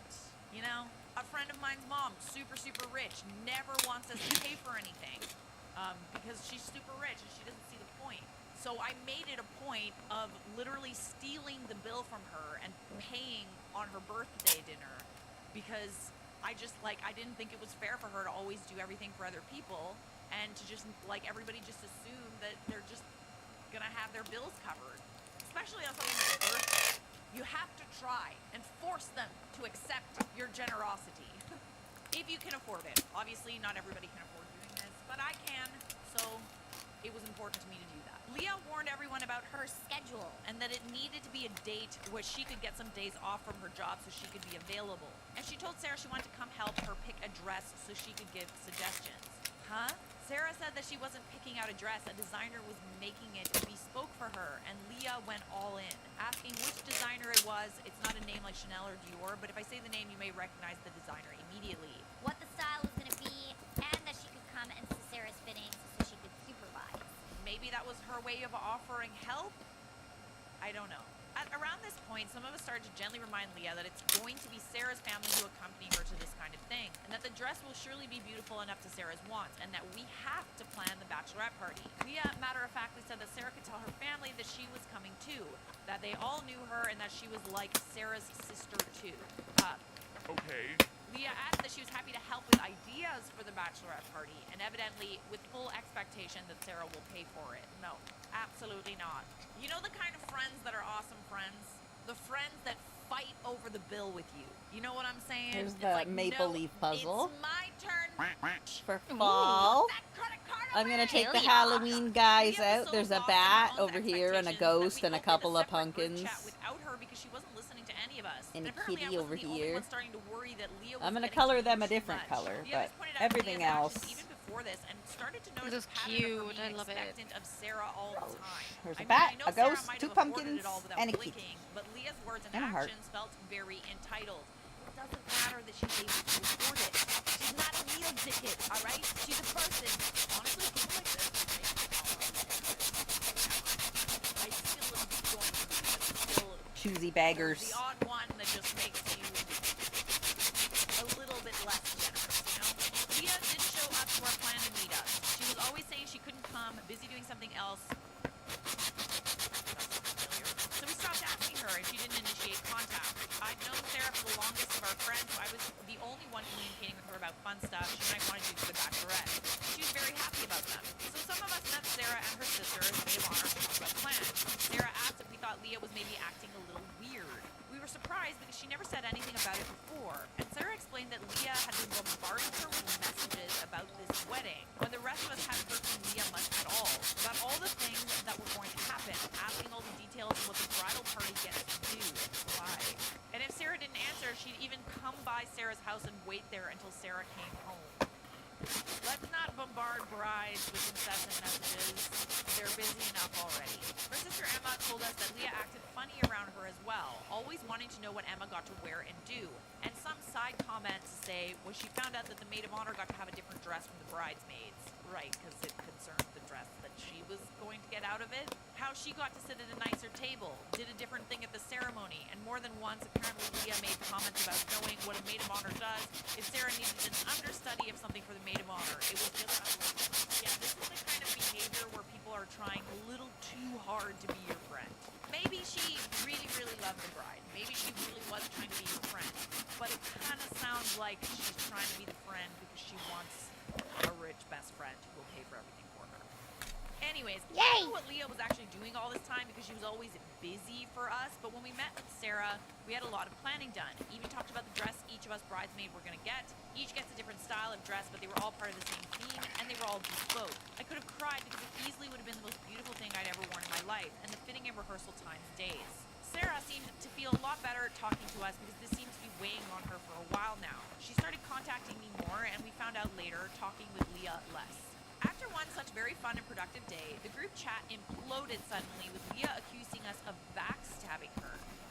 She saw that Sarah posted about going to a hyper-expensive salon with her sister for skincare and hair dyeing. And Leah didn't know about it, yeah, because it's none of your business. And that we met up with Sarah earlier in the day and we didn't tell Leah about it on purpose. None of us knew Sarah was going to do that after our meetup, and certainly none of us went with her, and we told Leah that. And while we made her feel a little bit better, she said that she was mad that we didn't tell her we were meeting with Sarah. We told her we tried and she's never available, so we stopped asking. And she said she would have come if she knew Sarah would be there. Why? Because she's going to pay? Why is it only that she has to be there for you to be interested in it? What about all the meetings that concerned Sarah? Well, it got worse as it went on. Leah came to rehearsals, there's a whole program set up for ceremony and reception, and we actually needed to practice because it was like a stage performance. Very pretty for the wedding video. And Leah would get mad about where she was supposed to go walk and stand. She wanted to be at the head of the lines. She complained she wouldn't be seen if she stood next to our taller friend. She kind of whined when we got assigned our escorts among the groomsmen, and she didn't get paired up with this guy who was a bit famous as a celebrity. Stuff like that. Oh my goodness. It does kind of sound like she's treating this like her wedding. It's not your wedding.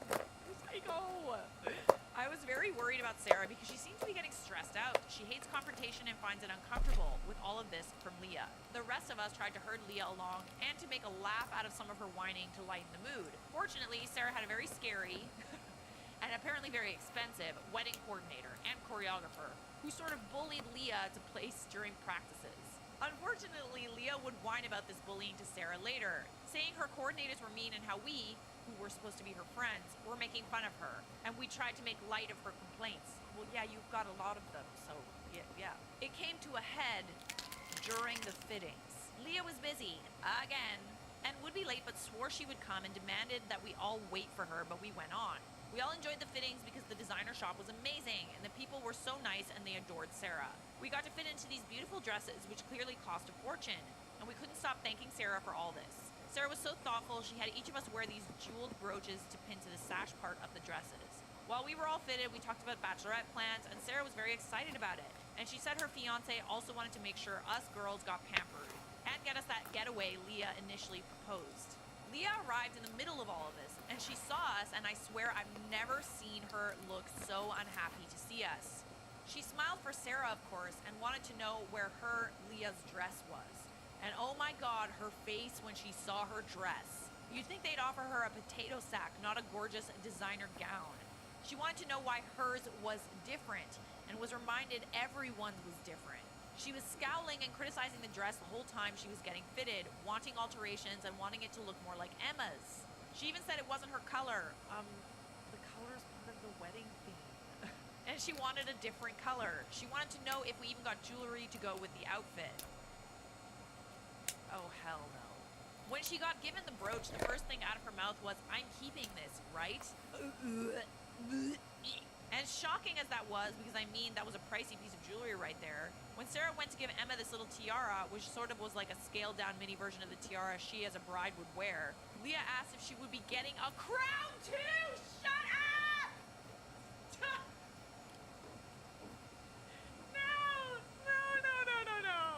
No, are you for real? Honey, sweetheart. Honey. Oh my gosh, this just keeps getting worse and worse. I don't know what Is this actually set Leah off. the maid of As honor far as I though? know, a group of us were just standing there cooing at this ourselves in the girl is mirror because we insane. all looked so cute in our theme colors and pretty dresses and taking photos. I just know Emma made a joking comment about how no one is allowed to post anything yet, and no one can show pictures. And Leah made a comment back that was along the lines of the dresses being obviously unfinished. Who would want to post them while they still looked like this? In front of the dressmakers.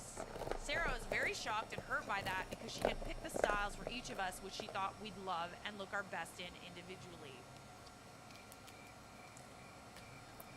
Bombastic Leah side just eye. exploded, saying that clearly Sarah was being scammed by the rest of us because Leah got the worst dress and the worst brooch. Just like Sarah's birthday event, we all had the same dress, and how we've all been backstabbing her because apparently we made sure she was never informed about these things so she could get saddled with the worst stuff.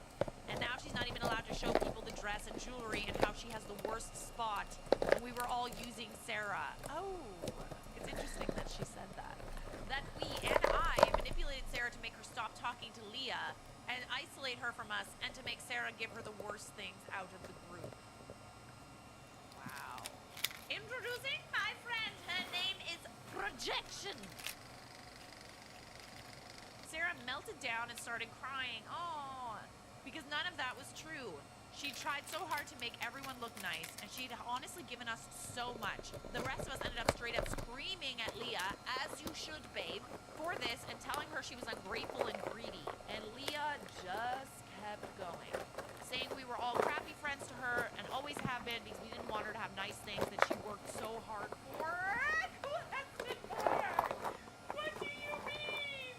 What do you mean? You're crazy. Worked so hard for her. So you're admitting that your friendship is transactional.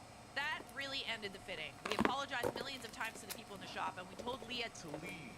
But she refused to until she got her Dress and jewelry and shoes because Sarah promised they were hers. Oh my god. Oh my god!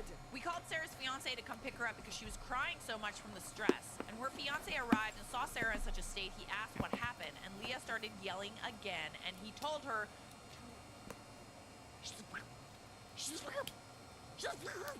this is a guy that does not swear normally. He had heard from the groomsmen about how Leah acted in the rehearsals, and he'd heard some stuff from Sarah about her, and Emma had told him even more, and matter-of-factly, he said that he wanted Leah out of the wedding. Yeah, I think it might be time for that. Leah was so mad and insisted Sarah's the one who wanted her out of the wedding. I could barely believe she had the guts because she was talking to the groom here. Anyways, he just told her again, and that she was out of the wedding. So there, and he demanded that the shop throw her out. She did put up a fight about the dress and the jewelry, but she threatened to make a big social media post exposing all of us about abusing her. I was really terrified that she'd do it and ruin my friend's wedding and smear her reputation. And she did post. It was a friend's locked private post, so it wasn't public. So I imagine Sarah and her fiance's family threatened her with a lawsuit if she said things publicly. I'm not sure. But she was very much painting herself the victim and drumming up sympathy. As they do. All I know is none of us talked to Leah again, even when she tried to talk to us. Everything she said, especially when she was asking about the times and dates, she really thought she was still going. From mutual friends, we heard she kept making the nastiest locked posts every time Sarah would make a post about wedding prep, about our cheap bachelorette event, and even got very... Really? Because, kind of sounds like you can't afford a nicer one. You can't even afford to contribute and you're calling her cheap? She got very salty when we went overseas together. She was silent when the wedding day happened. I've not tried to contact her since, though recently she is apparently orbiting around our extended friend group, probably trying to get back in. We would not let her talk to Sarah again. But I can assure you, Sarah and her husband had a wonderful, uneventful, fairy tale-like wedding beyond our wildest dreams and are very happy. Oh my god, that was a whirlwind. That was a long one, but I loved every moment. I think because it's very familiar, and which is sad to say because there's lots of people like this, but it's nice to know that when you encounter someone like Leah, I mean, imagine having to carry that much baggage from that one person. It's just like, at that point, just... Have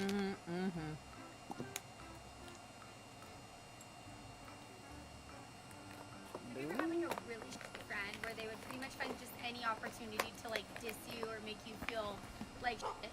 Yeah. Like I had one. Anytime we would go out to eat, she'd be like, I will pay for you this time because I mean, trust me, I make a lot more money than you. It's really okay. Okay?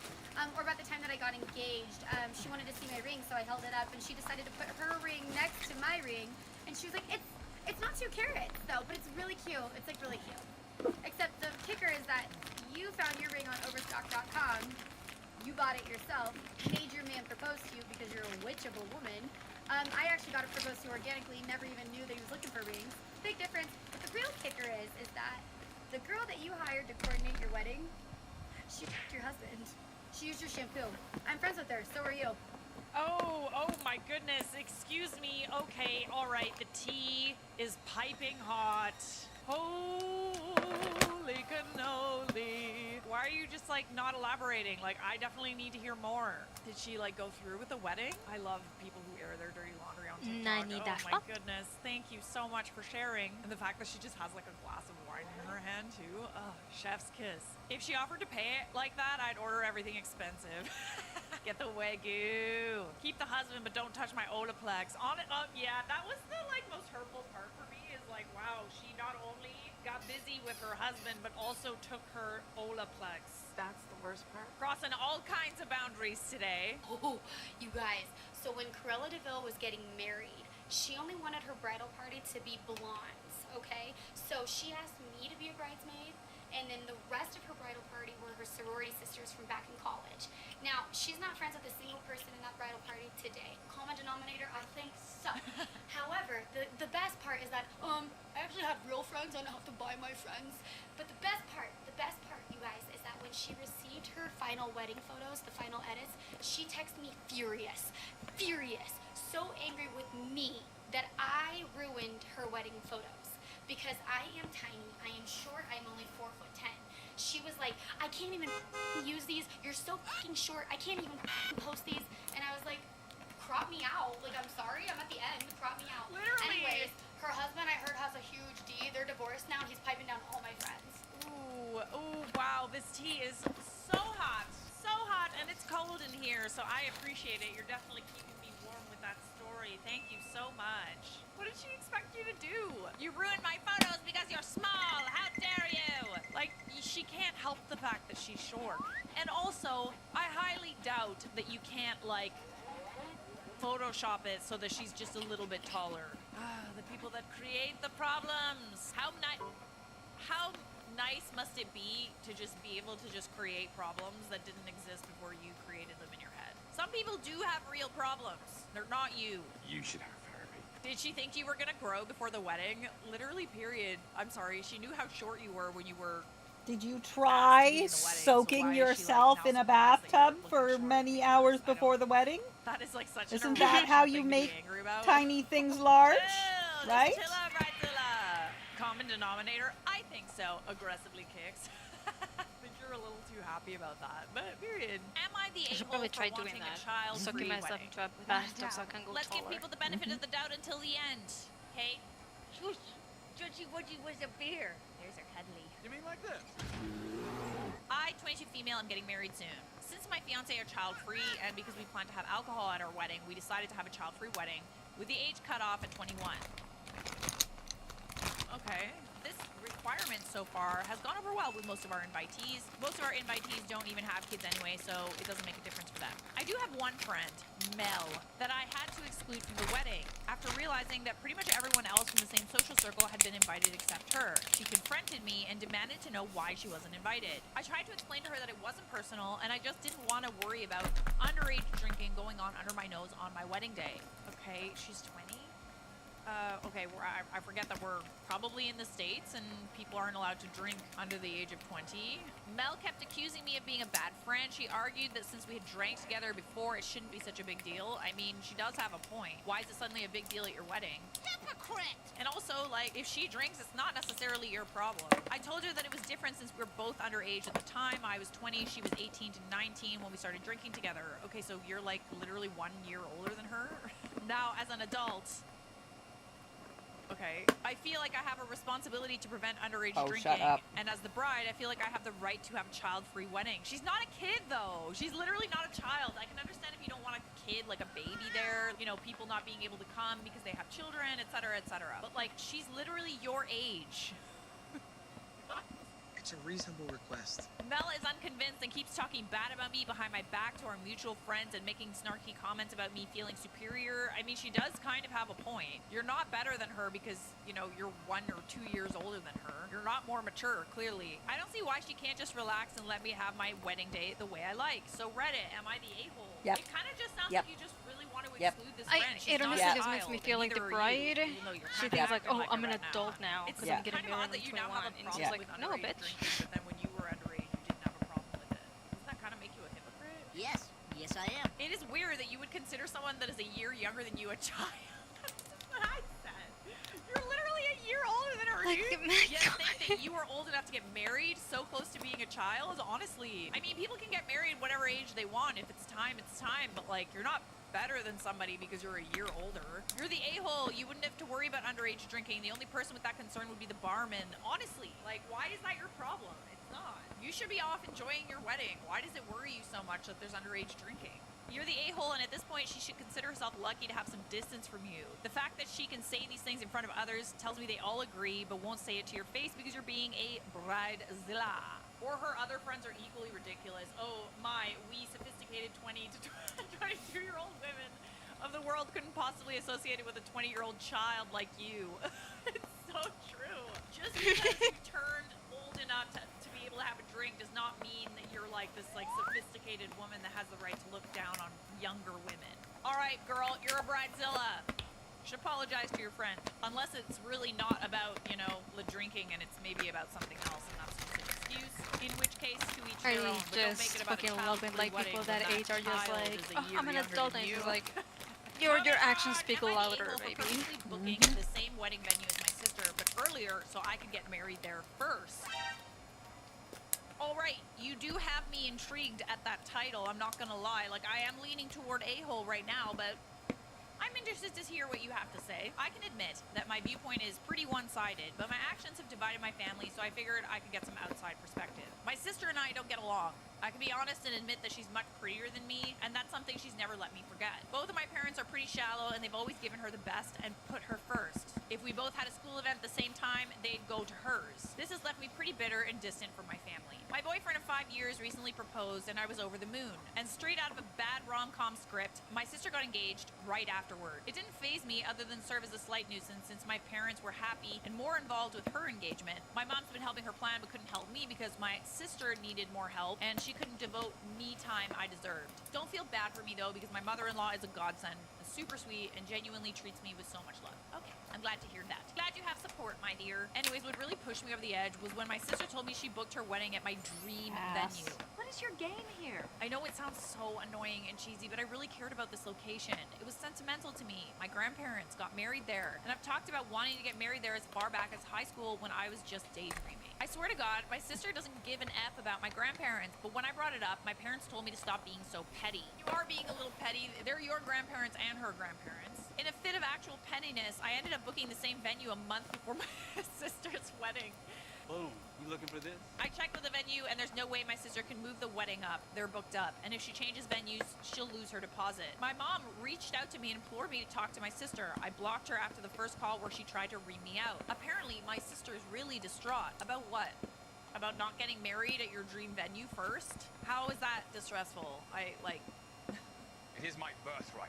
My mom said the least I could do was try and work something out with my sister, especially over such a huge event. I said no, but my mom said that I was the a-hole for not even trying to hear her out and for being stubborn and petty. I know my mom is biased, but it got me thinking, because I've been pretty staunch about ignoring her calls, and some of my cousins have told me she seems genuinely upset. I'm not sure whether or not I was right, or if I'm being a giant a-hole by being so stubborn. I mean, there might be a little bit of petty jealousy going on there, not gonna lie, like, for sure. I mean, at the end of the day, why do you have to be the one that folds? I do want to add that I'm wondering if I'm being the a-hole for ignoring my sister, not really for booking the venue. Yeah, I would say that maybe you're kind of being a little bit of a butthead.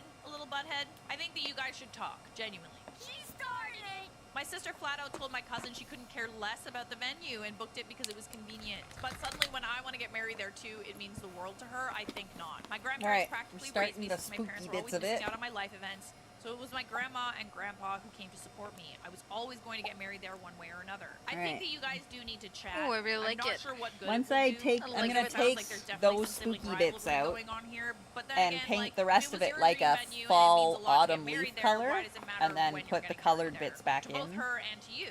You're being a little petty. And then that's okay. it's a puzzle, All right, obviously. there's an update. All right, there's an update. I appreciate everyone who Okay, took this the all time to needs to comment, dry. both positive and negative. I spent my entire life being bullied by my Looks family, and when I promising had to comments me. from internet strangers rolling in trying to make excuses and defend my sister for trying to make my wedding planning all about her, I realized I would never win in the sense of doing the right thing. I talked it over with my fiance, and he basically said, "You're literally never happy when you talk about your family. Why do you keep putting yourself through that?" So I decided to try talking to them one last time before going no contact, just so I know I wouldn't have any regrets. Most of you could probably guess what happened. My sister said that if I got married at the same venue as her, I'd steal her thunder. And that I was selfish for making my own Steal wedding the all about thunder. me. Lightning and the I've been talking thunder. about getting married here for over a decade, so why would she think I wouldn't get married there too? Yeah. Only for my sisters to reply that the venue would be a waste on me because there's no way I could ever plan a wedding as beautiful as hers. Excuse me? Absolutely not. Seems like maybe you do have a right to be a little bit petty in this instance. The final straw was when my parents offered to pay for my entire wedding if I moved it. My parents, who couldn't be bothered to show up to my engagement party because my sister planned hers for the next day, The and they sister needed time sounds to like an help absolute prep. fucking Suddenly child. want to pay tens of thousands of dollars A just to petty make my child. sister happy. I think that kind of broke me. Oh man, Yep. this sucks. Long Nasty. story short, I told them that effective immediately I was done being their punching Hang on, bag I'll and be that they right were no back. longer welcome at my wedding or in my life. I mean, that's extreme, but kind of sounds like there's some trauma there that you need to work through. And if that means getting away from your family who seem to constantly hurt you and not put you first, maybe you got to do it. I tried to play the sympathy card on social media about how I divided the family, but my grandparents came to bat for me. They basically made their own post shading my mom, their daughter, saying that they were so thrilled to see their granddaughter who they raised get married at their venue, and my grandpa would be walking me down the aisle. That shut up most of my extended family. My cousin also let me know my sister gave her deposit in favor of changing the venue, which made me feel like it was proof that it was never about the venue, it was just about taking something that mattered to me. I wouldn't have cared if we married at the same place, though. That's a good point. It's like, you can get married at the same place. It means something to both of you. It's your grandparents that got married there. Why do you have to, like, make someone else leave the venue that they've been talking about their whole lives just because you want to get married there?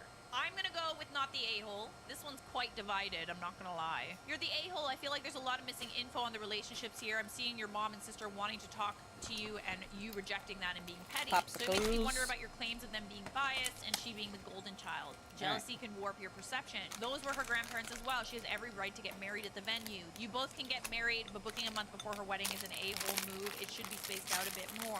Not the a-hole. Also, I was in my second month of no contact with my sister when she decided something was urgent and needed to talk to me about it. She complained to our whole family that I was being cagey by not talking to her about this thing that had nothing to do with her. I talked to a lot of people about this, and our conclusion was that I had to respond, message received, I'll get back to you. That way you are no longer ignoring her. You're setting a boundary and allowing yourself time to process and decide how or if you want to get back to her. I think I'll pass. It is quite divided. There are a lot of people who are saying she's the a-hole. I was leaning toward you're being a butthead, you know, like you're not an a-hole, but just like a little bit of a butt. But then after I read the update, I'm like, it does kind of sound like you've dealt with this a lot throughout your whole life, and it's a little more than sibling rivalry at this point. Kind of sad, to be honest, but what can you do?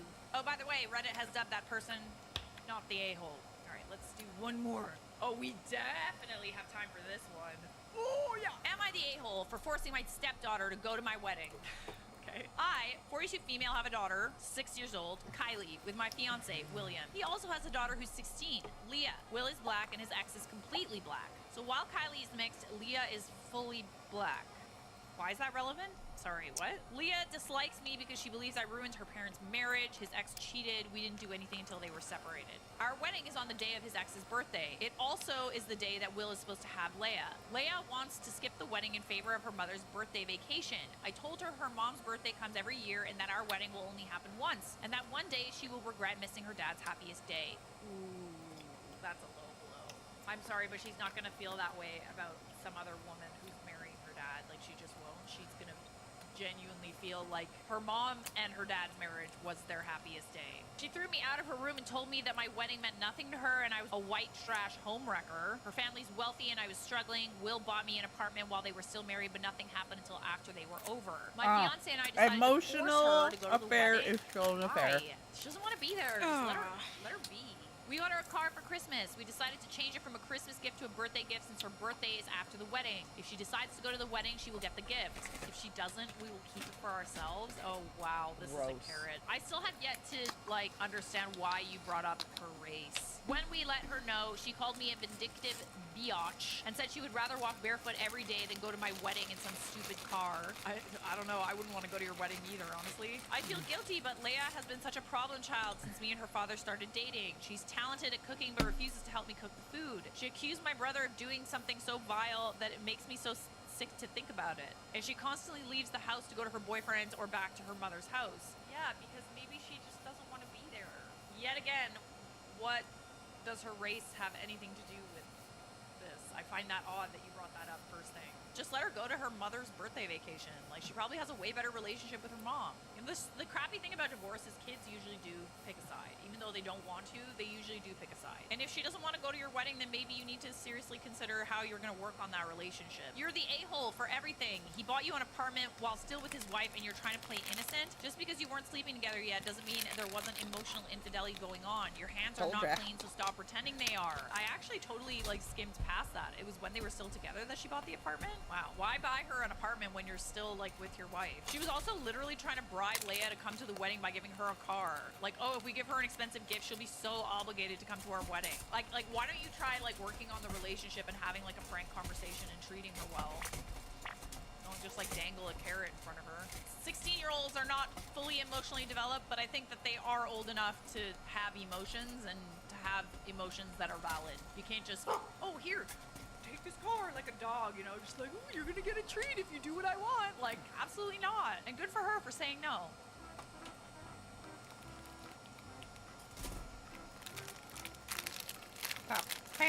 I'm gonna be a professional wine spiller. Mine and my fiance's parents after my parents decided they will not attend our wedding. This should be a job, like just spilling like that shit to bridezillas.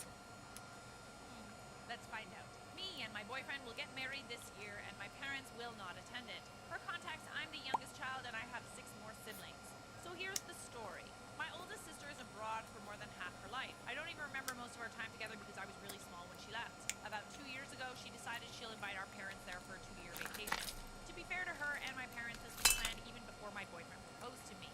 We were actively making a way for my parents to be there at our wedding, but I keep noticing these not-so-subtle remarks from my mom of how she excited it is to go to my sister, which evidently will result to them missing our wedding.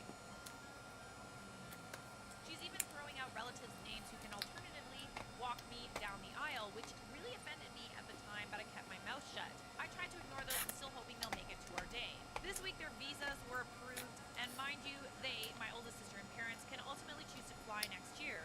But they decided to push through with it before our wedding, which really broke my heart. But they didn't hear a word from me. I was still supportive, even though it shattered me knowing my dad won't even walk me down the aisle. I don't like this.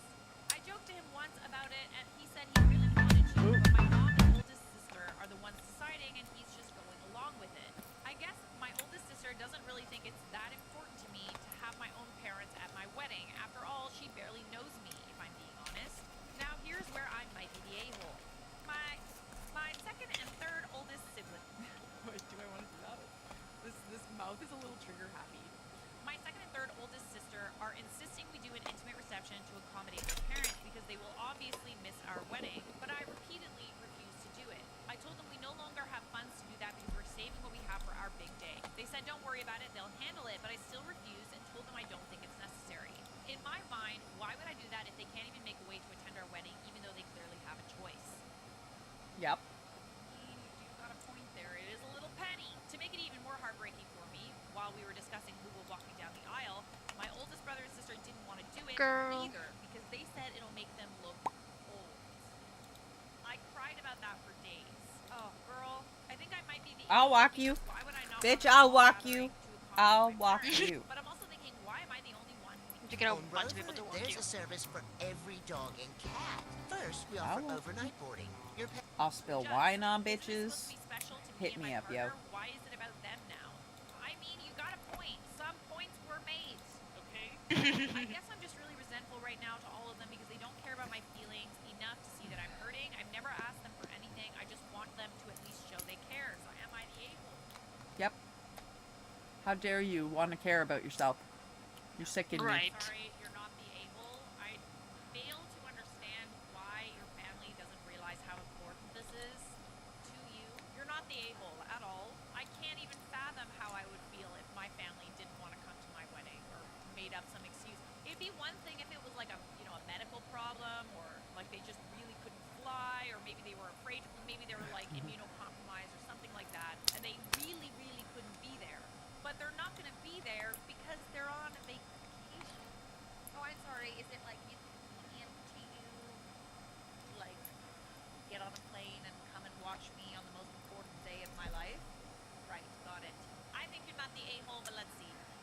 frustrating to read, speak up. Otherwise, you're going to end up lashing out, and then you will be the a-hole. I actually do agree with it. I mean, unfortunately, it's kind of up to you to tell them that they're doing something wrong in the first place, even though they should know. I'm of the opinion that people really should know, especially about something like this. But the fact that you're not saying anything, girl, you gotta stick up for yourself. But right now, they think you're perfectly fine with what they're doing because you never told them otherwise. Good point. Many points were made. Should it be obvious? Yes. But you're going along with it this whole time and not standing up for yourself, which makes them think you don't care, so they don't think they're doing anything wrong. At the same time, I would be really hurt if I even had to tell my parents that I want them at my wedding.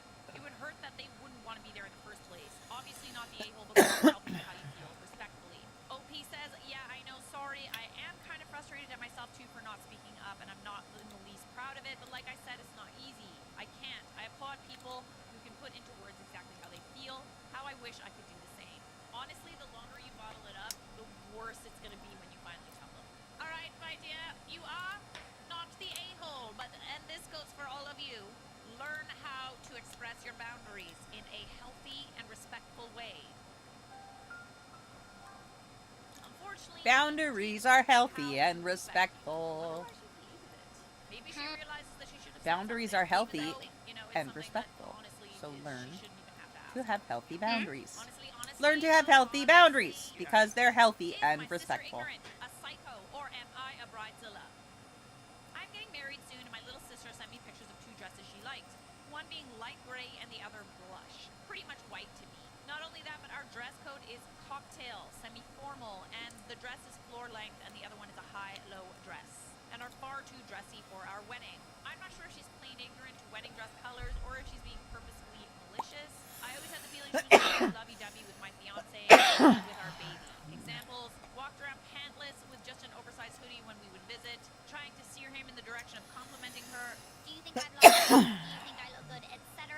Has directly told me she thinks he's cute while drunk, acting way too motherly with our daughter, coming up with her own pet name, saying my baby, and talking about how she would love to have my life. Yes, I'm not exaggerating. Okay. Gross. She's the baby of the family and princess, so you can guess she's spoiled and doesn't like being told no. I'm not sure what to say or do, but I honestly feel like screaming at her.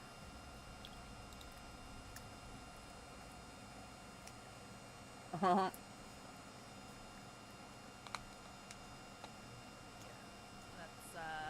are pretty close to white, aren't they? At first I was like, oh, you're overreacting. Oh, sisterly love. I would definitely tell her that the dress colors are inappropriate, and maybe the style of dress is a little bit too dressy. You gotta communicate your feelings, guys. You might be acting a little bit irrationally, just a little bit. I wouldn't necessarily say bridezilla, but I would definitely say how you feel and then see her reaction, and then ask again. I'll be waiting. Alright, some people are saying that the sister's behavior is a little bit concerning. I don't know. Honestly, sometimes things can sound concerning depending on how they're written and when you compile them like that. I would definitely say if she doesn't respect your wishes with the dress, then that's a far greater indication that there's something off about your relationship. So, not a bridezilla. This time. Shall we do another? Ladies, let me just say how happy I am that you agreed to be a part of my special day. Below are a few guidelines for the wedding that I'd like you to review. Please initial by point. Stop watching me shop! At the end and send back to me. I want to make sure that we are all on the same page. Thanks a bunch. Love ya. Yes, I am looking at dresses. Signed, hi. Stop watching me shop! My promise to you. I will have you wearing coordinated Okay, dresses, and now I stop watching apologize me in shop. advance, but I promise to get everyone's input so everyone can feel comfortable and attractive. But the final choice will be decided by me. I forgot. I will make every attempt to Okay, you put it right there. I forgot what tab I was on. You will purchase your bridesmaid's dress when the time comes. And then yeah, I'm shopping. I like shopping. Dude, didn't you see the ones I just got? Wow, they're pretty. Terms, that deposit will be added to your dress cost. Don't we all? Non-refundable.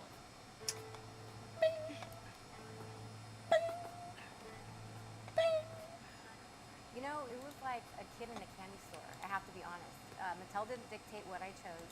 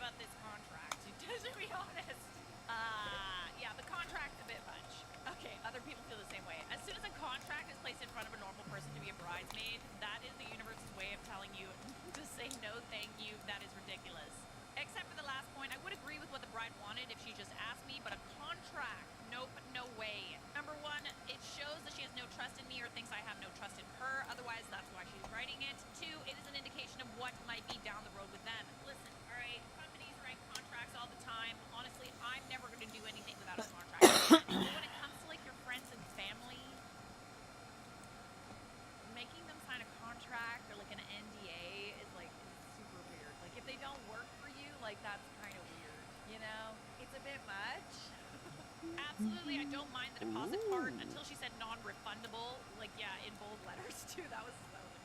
It's going toward the cost of the dress, so I wouldn't mind spreading the cost, but not to even get it back should something go wrong. Hard pass, yeah. Agreed. That's a good point. Non-refundable? Well, you're just going to keep the money? That's weird. You should be giving people's money back if something goes wrong. Putting things in writing does help people make sure they're fully comprehending what's being agreed to. It helps minimize potential for hurt feelings down the line. But this is a friend on a social occasion, not a business agreement. All right. Ha, you're a bridezilla. Sorry. Not sorry. Uno más. Uno más. And this one is a doozy. Morning, lovely ladies. I'm getting married in 2023 to my amazing hubby-to-be. We sent out the invites to our 200-person wedding last weekend, and I just had my friend call me up in tears because her invite is only for her and not for her boyfriend. She's been with her boyfriend since we were 17, but has always said they have no interest in getting married because her parents went through a bad divorce when she was a child. I reminded her that I've told everyone from the beginning that we want this day to be full of Love and happiness for everyone. and celebrate all of the long-term couples in our lives as well as ourselves. So we're only inviting committed couples. What? You know best. My friend then started shouting down the phone that she'd been with her boyfriend for over a Committed decade. couples? Noticed this is not the case for half of the married couples in our friendship group. Oh, that's the tea. She then pointed out that my hubby-to-be and I wouldn't even be together if it weren't for her boyfriend. Hubby used to work with him, but they lost touch after hubby changed jobs to earn more for us. And that we'd only been dating for a year to begin with, when, you know. I'm going to have to disinvite her now after her attitude toward us. But I'm worried that some people might take her side and also not come out of support for her. She's always the victim. It's not like you're making herself the victim here, sweetheart. Has anyone else had a situation like this? Did you just invite other people to make up for those who drop out? You're basically shaming her for her choices to not want to be married because of her own trauma. Explain to me how you are not a bridezilla, as we think you are. Ha, ha. Bonus points for only and always referring to him as hubby. He's not your hubby yet. Hubby. Hubby, hubby, hubby. I hate the word hubby. Like, I hate it. I'm sorry if you use the word hubby, hubby, hubby, hubby, hubby. I love how that was literally the next person down below. What are you doing to your teeth? Honestly, honey, you are being a Brushing bridezilla, them? and I can tell just by the way that Oh. you've written this post. Check yourself. This is tiny. When I it's too feel when I feel my mouth is uncomfortable, which Am is I the a-hole for asking my brother not frequently, to bring his it's boyfriend a to my neurodivergent wedding? thing. I'll allow it. Okay, The this is the protein worst. drinks I'm and losing dairies sleep make over my this. mouth I'm feel getting married in a week to an awesome woman, like, and I cannot wait to be her husband. We are I don't know so how to explain it, excited. like, all right, Roomzilla. you know. Okay. My brother Dairy. is gay, but my family doesn't know. Only me and it- my parents. I feel it on my I come from a teeth, very old and I school don't like traditional it. Family, so the old part of the family, I grandparents think I and get. some I aunts think I and get it. uncles, Yeah, I still think have last I century's think I mind. know And what the you younger mean. Yeah. portion, I cousins, siblings are feel the open-minded and are film living of in the present. dairy So my brother's been on dating his my boyfriend for teeth, 6 months now. Dude is and great. I I'm so don't happy like. for my brother. I'm happy Anyway. he found a great guy. But it's kind of a secret. I don't like as the he feel, hasn't told my family a he's gritty gay. feel on my I've been teeth. telling him for I years don't like not it! to come out, 'cause I know You'll it see. stresses I mean, him out a valid. lot. Normally I don't do Feel it better where not to hide you see anymore. me, Plus, but I bet a few family members already know already. But he disagrees because he knows a part of the family won't accept it, and it will be a lot of drama. I see the opposite. I see it as the sooner you know who the idiots are, the sooner we can cut them out from our lives. I have no interest in having someone in my life that doesn't accept my brother being gay. Anyways, that's his decision, not mine, so for now, he won't say anything. Until a few weeks ago, when he said he wants to bring his boyfriend to my wedding. I wasn't expecting that, to be honest. So we went from 0 to 100 pretty fast. If it was any other occasion, I would be supportive, obviously, but I don't think my wedding day is the day to do that. Imagine all the drama and gossip and BS that would happen. And I don't want to get the attention away from my fiance. That's her day. It's your day too, baby. But I see what you're saying. And I don't want to have to worry about that on my wedding day. And I think that's a pretty good reason. I asked him why my wedding day. He said it's because he wants to celebrate love with the two people he loves most, me and his boyfriend. This is killing me. I would fight my whole family for my brother and never speak to them again if I had to, but my wedding day is supposed to be a celebration, not a family fight. And I cannot do this to my— Okay, girl, so you were 210 pounds? Yeah. And you lost 45 pounds? Yeah. my wife, that might ruin our future. No. I didn't even I tell was her. She's 450. already stressed out. I don't want to make And it I even lost worse. With a heavy a heart, lot. I asked him to please come alone to the I don't wedding, know and how I hope much. he understands You me. want to do He the started math? crying and You're left my welcome house to without do it. saying anything. Next day, I got a text and said, "Don't worry, going alone." Tried calling him, but he didn't answer me, and my parents don't seem to know what's happening because they didn't say anything. He eventually called me back a few days later. We spoke, and he said he understands my side, but things are still weird between us. This is the worst situation of my life. Am I the a-hole for handling it the way I did? PS1, I want to thank the Redditor that sent me a private message, and they said, Oh, yuck. okay, let's not do that, friends. I thought we were kind of past doing that, wishing death upon people we don't know on the internet. Don't do that. Update, spoke to fiance, couldn't keep this from her anymore. She agreed with me. Clarification, I know it won't be my brother that would cause trouble. The trouble would start with remarks and looks from some aunt/uncle. Doesn't matter, we're spending a lot of money on this wedding, planned it for a long time. My fiance put her heart and soul into planning this wedding. I don't want to see my bride or mom crying or some idiot uncle insulting my brother. Literally every other day of my life, I will support my brother's decision to come out, even at the wedding. I would obviously defend him, but the point is, not at the wedding. Also, my brother is not the a-hole, not at all. I want to know if it's possible to come out before the wedding. Like, how far away is that? It doesn't necessarily say. Maybe it says so in the comments. Is it possible for him to come out before the wedding? I don't know how close the dates are. Things could be a little bit raw, for a better choice of words. I don't know. It breaks my heart because I get why, but also I feel like there's a solution to this. Not the a-hole. God, I'm queer, and I gotta say, a Sib's wedding would not be the place to trot out that bit of my life. It's your wedding, it's your day. Although I have to say, if your wife is level-headed, she wouldn't let a family fight ruin your relationship. Did you talk to her about this? This problem seems to have had a simple solution. Have him come out before the wedding. That's what I'm saying. But that's not the solution his brother chose. I do wish OP would have suggested that so we could see how he reacted. Like, maybe it was an impulsive thing he hadn't fully thought about. I mean, I get some of it. I'm gay, and my sister's wedding was the first time some of my extended family met my boyfriend. But that's more because I'd just never seen them and didn't expect any issues. I would have to talk to brother to figure out what his thought process was. I suspect there was some sort of element of, if I do it today, then maybe people won't freak out. I doubt it. I doubt that. Yeah, it's no. really They're gonna not trip the balls place regardless. to drop a bomb like that. Yep.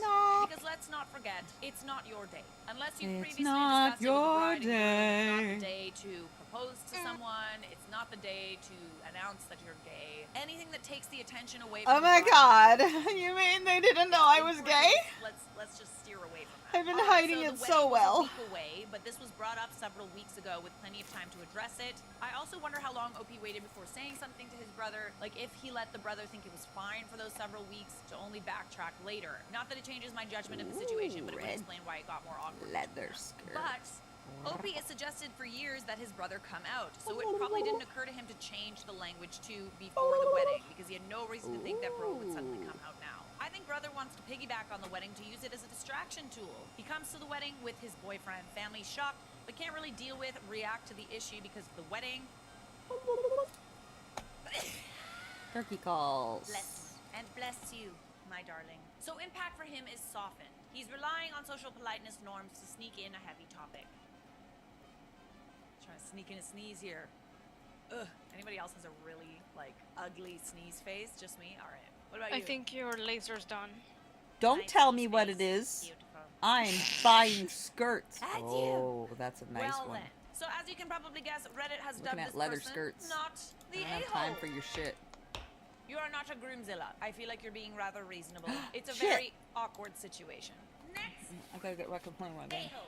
Am I the a-hole for banning my parents from my wedding if they don't attend a tea ceremony? I'm 29 female, going to get married this September, if a certain unnamed virus lets us. For important context, I am white, but my fiance is Chinese American. I'm going to admit that I'm one of those girls who has been planning her dream wedding since I was a girl. My husband doesn't care as much and told me that I could plan the entire thing to my heart's content, with one stipulation. There's an important Chinese tea ceremony wherein the bride and groom make tea for both sets of parents, and then the parents give them gifts. It's incredibly important to him and the only thing he wants in our wedding. Okay, he also consulted on the food and he wants to marry me. Well, that's good. That's always a good sign when your fiance wants to marry you, I feel like. You know, I think that's kind of necessary. Just my opinion, though. He's been planning that, which will happen shortly before the wedding, and will be a smaller ceremony with only family and very close friends. Today, while Zooming with my parents said they found the whole ritual absurd and stupid, and that she was going to skip it. It's kind of rude. What the fuck? Considering they're an integral part of it, that doesn't work for me. They couldn't even explain why they thought the ritual was stupid, just that it was. I basically told them that if they skip the tea ceremony, they should skip the wedding as well. That led to a lot of crying and arguments, and now my parents aren't talking to me, and my sisters have sent me texts about how irrational I am being, how I'm being cruel, and how I'm being a bridezilla. Okay, someone telling you something that you don't want to hear does not make them a bridezilla. Let's not gaslight people, okay? This is important to my future husband, so it's important to me. Here. The only thing he really insisted upon for this wedding. But they are my parents, and I want them to be at my wedding. Am I the a-hole? You're not. We live in a multicultural society, which means when different cultures join together in matrimony, you have to respect both sides of the culture. Okay? That sounds fun. I would love that. Give me Oh shit, that's already in my list. Number one, it's more affordable, and number I two, know, I'm already shopping there for new with tags. What's Thanks. so wrong with that? I'm gonna go with not the a-hole. Your parents sound like a-holes, TBH. It's kind of racist. I'm just saying. Not the a-hole. I have a feeling the whole thing will be a lot more pleasant without their racist there. Edit, thank you for the awards as well as for the 100+ messages saying that's not racist. It's a pleasure always, Reddit. I'm pretty sure that is racist. Yeah. That's like Yeah. racist. Yeah. Hold your ground. Good for you supporting your future husband on something that matters to him, not the a-hole. That's what I was thinking. The marriage is off to a good start, even if the in-laws are terrible. I mean, it is concerning that your parents don't want to support your future husband in this matter. I am concerned. Yeah, you gotta be racist to refuse something like that. It doesn't sound that outrageous. It actually sounds interesting as... And I'd be very honored to be asked to participate in it. That's what I'm saying. Interesting as Sounds super flurb. fun. All right, as you can probably guess, Reddit has dubbed this person not the a-hole. I don't want to hear nothing about it. I would Am the enjoy a-hole the for leaving my frock out bachelorette of a party tea and telling my party. maid of honor to Hell stop living yeah. vicariously through me? I, 27 female, got engaged to my fiance in December 2019, around the same time as my BFF Chelsea. We decided that we'd be each other's maid of honor. Chelsea and her ex split up shortly after the engagement because he cheated. My fiance and I started planning a laid-back fall wedding a couple months ago. I asked Chelsea if she was up to being maid of honor. She excitedly said yes. A few days later, she sent me a list of dates for a wedding shower at the place hers was originally scheduled at. I told her we weren't planning on a shower because a lot of our friends and family were hit hard by the pandemic. She was upset, but let it go. Something similar happened with the dress shopping. She had a list of places ready to go. I told her I wanted my friend, who's a seamstress, to make the dress. She's convinced me to go shopping anyway and ended up trying on a lot of the dresses herself. Oh, that's interesting. Oof. I mean, okay, like what? Just say that's what you want to do then. Don't I lie. was hearing what Don't she make it mentioned seem about like her it's something party, but else. She presented plans that seemed Exactly. a hike, a nice dinner, and then drive-in movie with my dog. I agreed. She picked me up on Saturday, but instead of driving me to the park we were supposed to hike in, she took me to a lake house. My heart dropped because I knew she'd planned a house party. Lo and behold, I walked in and my bridesmaids were there, as well as the women who I suspect Chelsea would have picked as bridesmaids. There was also a lot of liquor. I don't drink. My mother is an alcoholic and I want to avoid the same fate. While I don't mind being around people who are drinking, it's uncomfortable and, depending on the situation, triggering. When I walk in, half the people there were already drunk. Oh, hell no! I don't like this for you. To make matters worse, Chelsea neglected to tell me until 9 p.m. that she planned to stay the night. My fiance was out of town and I had no one to watch my dog. Chelsea said he'll probably be okay. It's only one night. No. No, Chelsea, no. Long story short, my future brother-in-law came and picked me up. I didn't tell Chelsea myself. She was trashed at that point and asked one of my bridesmaids too. Yesterday, I woke up to 20+ texts and calls from Chelsea and a few others asking where I was and if I was okay. I texted Chelsea back, who told me she was my place to talk. As soon as she walked through the door, she started berating me, telling me she put so much effort into that party and I was so ungrateful. She told me that she wished I were a normal bride. Admittedly, I thought she was coming to apologize and I lost my... I told her I'd been walking on eggshells and compromising so I didn't hurt her feelings, but I wouldn't anymore. And that she needed to stop living vicariously through me and planning what she'd want for her own wedding. That's what's up. I don't want to hear nothing about it. She's right, okay? She called me a bad friend and left. We haven't spoken since. So, am I the a-hole? Edits. Chelsea was aware of my relationship with my mother. We've been friends since we were children. I asked for a party with no alcohol specifically. important. I didn't mean to trivialize what happened to Chelsea. It was traumatic and definitely left its mark. I mean, I will be honest, it is a bit of a low blow.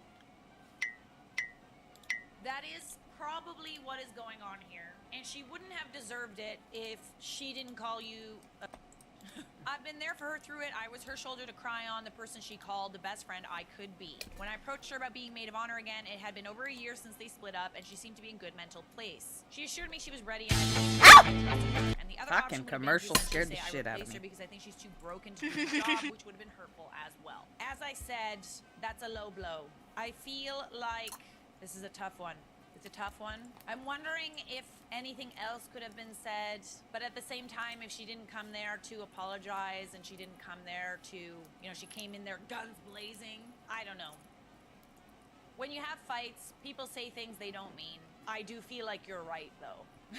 But as always, what say you, great jury of Reddit? Ooh. Not the a-hole. Stop You can looking! do Dress shopping, that's not that big of a deal and understandable. But the fact that she lied about the bachelorette party is not okay. She knew you didn't drink, yet made that the main focus. And then let you know she wasn't going to give you a ride home, which would harm your dog and inconvenience your brother-in-law. She's out of line. I was about to tell you, like, Jaden. Shut up! Stop watching me shop, you creeps! Stop sabotaging your special events. Sorry, I kicked you there. Didn't mean to kick you. You alright? The dress shopping ended up being an okay day, though my future mother-in-law was like, WTF is happening? I had reservations about having a bachelorette party in the first place and specifically told her no alcohol. That's what got me in the end. That being said, I don't believe she set out to sabotage anything. She absolutely did sabotage. She lied to you about the bachelorette plans. Do you have anything else to print, or was that thing on in the laser the last thing that you were supposed to print? The wedding involvement, or she will find some way to shine a spotlight on herself at your wedding. That's No, that was it. so as you can Okay, probably assume, Reddit has dubbed this person not the a-hole. Court is adjourned.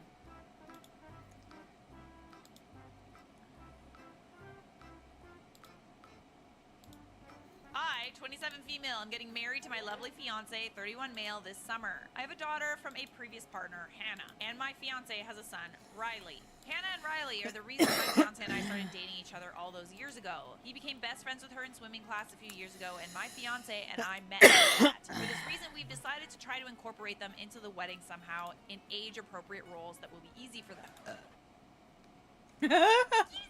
My fiance's mother has always hated me. She thinks I'm gross for having been a teen mom, and she believes her son deserves someone better, i.e. a virgin. Isn't that like kind of like an old way of thinking? It's a little outdated. As you can see, she's very sexist. She thinks I'm an unchaste? How do I say that? She thinks I'm here to ruin her son, which is extremely ironic because I was actually married to my daughter's father when she was conceived. And he left during the pregnancy, but my fiance had a shotgun wedding to his son's mother when she was 2 months pregnant. Oh goodness, the hypocrisy. I see here. Love that double standard. I was at my fiance's house yesterday and we were talking about what role we could put his son in for the wedding. My fiance's mother popped in unexpectedly. She asked about what we were discussing. Fiance told her we were finding a role for his son in the wedding, and he said that my daughter was going to be a flower girl. She responded by saying my daughter should be kept away from the ceremony because otherwise everyone will know he's marrying a used woman. The double standards are so strong with this one. It's like, does she not cute. I am very well used. Yes, thank you. She said it in a different language, but I still understood. I saw red and started shouting at her. I tried to be respectful for years, and I had enough. I told her she was banned from the wedding, and my fiance kicked her out of his house. I'm glad he supported you on that decision. We are both being bombarded with calls saying that we were wrong for banning her, and people specifically asking me to let her come because they know my fiance will keep her banned until I say so. No. No. Play stupid games, win No! stupid prizes. They keep saying that watching your child get married is a beautiful thing and that I'm depriving her of that. Blah, blah, blah, blah, blah. If it isn't the consequences of my actions. Absolutely not. His first wedding was a mess. Oh, okay. And? I'm starting to feel like I should unban her. Am I the a-hole? No! So, yeah, I agree that it's like, oh, poor mom not gonna be there for her husband's marriage, blah, blah, blah. Oh, well, maybe she should have thought of that. Listen, it's easy to say from an outside perspective. We don't know these people. We're not stuck with these people for the rest of our lives. If you were to unban her, it would be an arm's length situation. Also, did she apologize? Did she? Why don't people ever apologize, especially when they're wrong? You can allow her to come to your wedding, and if you and your partner agree, you can also not allow her to come. As long as you and your partner are on the same page, both options are totally morally acceptable. Not the a-hole. Here is the thing. There's a nice little thing to go along with this bigger thing. Oh no, not the thing. I hate the thing. I'm getting a doesn't stand up to strong women vibe from your partner. From the way he only reacted to his mom when you did. From the way he's letting you take the lead on this decision, and from the way his mother feels empowered to treat his partner. It's not a real mystery where that comes from. It was a survival skill with his mom. This is fine in your relationship if it's fine for both of you, but it's relevant to your decision because you should expect that he's going to look to you for how to react if you decide to let his mom back in. And she decides to complain about you wearing white when you're a scarlet woman. Scarlet! Clearly feels empowered to do it, and if you unban her, she knows she can walk on you with I am impunity. Scarlet. So she'll probably do it again. That doesn't seem fair. I'd think really carefully about how much you want to deal with her on your wedding day. She can Hi, be at the Nico, wedding, Bubba. she just can't come to any of, the fun things, right? I can understand where this person is coming from, but I also appreciate that the Sorry, groom Beebs. is on her side. It's his mom, after all. Excellent answer. There's a few middle options, like treat her as a guest, not family, let everyone know why, or ceremony only, ban from reception, whatever she doesn't stick together I with regularly her partner. have bouts That's of a good insomnia. idea. You could ban her from the party. On the regular. You can show up to the church, but that's it. I do agree that if you let I up have a and you dental don't thing show the that day this after kind of tomorrow. behavior isn't acceptable, and you reward her for that behavior, then she will in turn So that'll be a take her fun wherever stream. else she wants to. She can come to the wedding. Maybe My she doesn't birthday come is to the on party. Tuesday. Anything that lets her into the wedding would need conditions that she would need a minder / escort for the whole time. Oh my gosh, they have those. Literally people that watch unruly people and unruly mother-in-laws and make sure that they behave. Yep. Buddy, this is news to me. No, it's the perfect job for me, guys. If she kicks off, she gets kicked out immediately, and they have the manpower to do this and make it stick. I attended a wedding as a mother-in-law minder once. A mother-in-law minder, like a babysitter.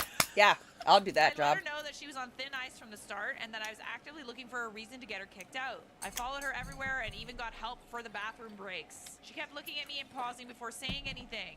Wow. Oh, buddy. And it sucks that you had to spend a wedding like that, but seriously, No, come that's your on. job at the wedding, and you get to go to a wedding and get paid for it, Keep it together. and and kick the shit out of old granny being a bastard hole. Saying. The fact that you actually have to do this for a grown-ass woman. Mm-hmm. Overall, it was exhausting, but worth it for the bride and groom. Kudos to you, Smoky Cat. First time I met I want that job. Somebody write that down quick. I want that job. To you for doing this for this couple. Yeah. A mother-in-law minder, a grandma minder. I don't give a fuck. Let me know. I will mind. I will also spill wine. A mother-in-law minder. I'm dying. Hire me. I will do it. I will take all the hate. Am I the a-hole for not re-inviting my sister and her family to my wedding after we changed it? My fiance and I plan to have a large wedding in July at a venue in the country. I guess that was too out of the way nail for most people because only 14 matches my people nail, see? RSVP'd that With they the were ring. coming. It needs a longer nail though, but look. We'd already set aside money for our Hell wedding. yeah. Since there was no longer going to be a lot of people Now coming, we matches. decided to splurge. 14 people? Really? People travel for weddings all the time. So we asked everyone who RSVP'd that they were coming if they could take a few extra days off for a longer trip to Hawaii, all expenses paid by us. Everyone said yes, yes, I and we started can. booking tickets and suites at this nice Absolutely. resort. Hawaii is expensive too. Have a wedding in Hawaii, it's gonna run you like tens of thousands. The fact that you're covering the expenses for everybody is honestly a really great solution. Because then you're rewarding the people who said they would show up. And you also got to have a way better wedding in Hawaii. Aloha hoi. We also planned some things to do while we were there. Everyone was really excited. Now my sister, who RSVP'd that she and her family weren't coming, is upset that I didn't re-invite her when we changed plans. She's upset that she's not getting a free trip. That's why. She thinks that it's basically a different trip, so they should have been told.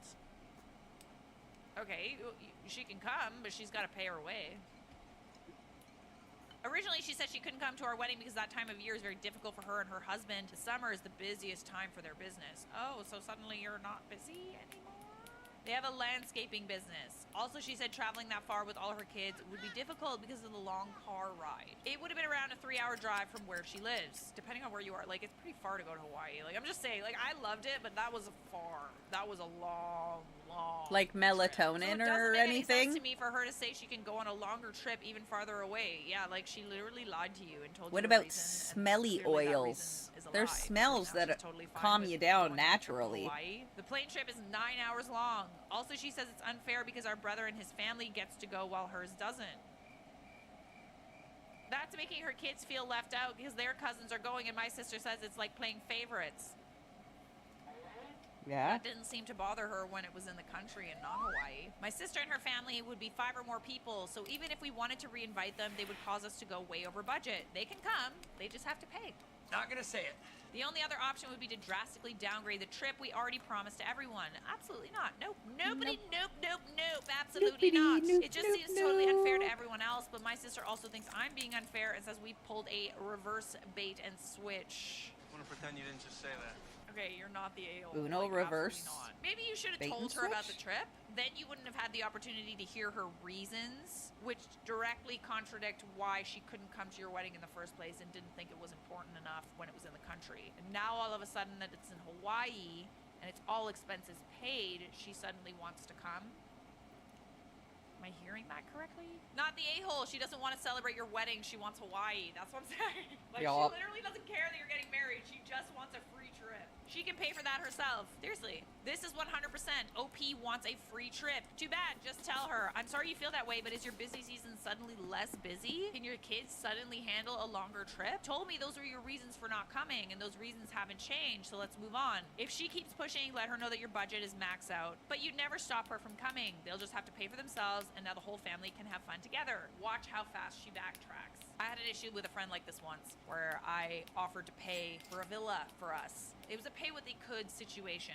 And once I found out that not everybody could come, I ended up canceling and, told everybody, okay, well, let's just go somewhere cheaper. Like, not everybody can afford it. And my friend found out that the trip was canceled, and she was pissed, dude. She was so pissed. And she was, like, mad that, like we didn't tell her that the trip was canceled or whatever. And I was just like, not everybody can afford to come. So we just decided to go somewhere that was a little bit more affordable. Nah, man, she really wanted that villa. She wanted Lavender it so bad, oil dude. or the So lavender bad that, smell works she was wonders. willing to end our friendship over it. So that's the tea there. She sounds Do lovely. something Wasn't like about a girls' nice trip. and It was relax about and getting go an swim or essentially, something, or free like a trip to, I won't you know, say where we're going, 'cause then it'll give it away. warm, You're not the a-hole, relaxing, All right, I left liquidy, the best for just, last. All right, have a nice long hot shower or a soak in the bathtub with some lavender oil in your tub soak, dude. In the wedding toast.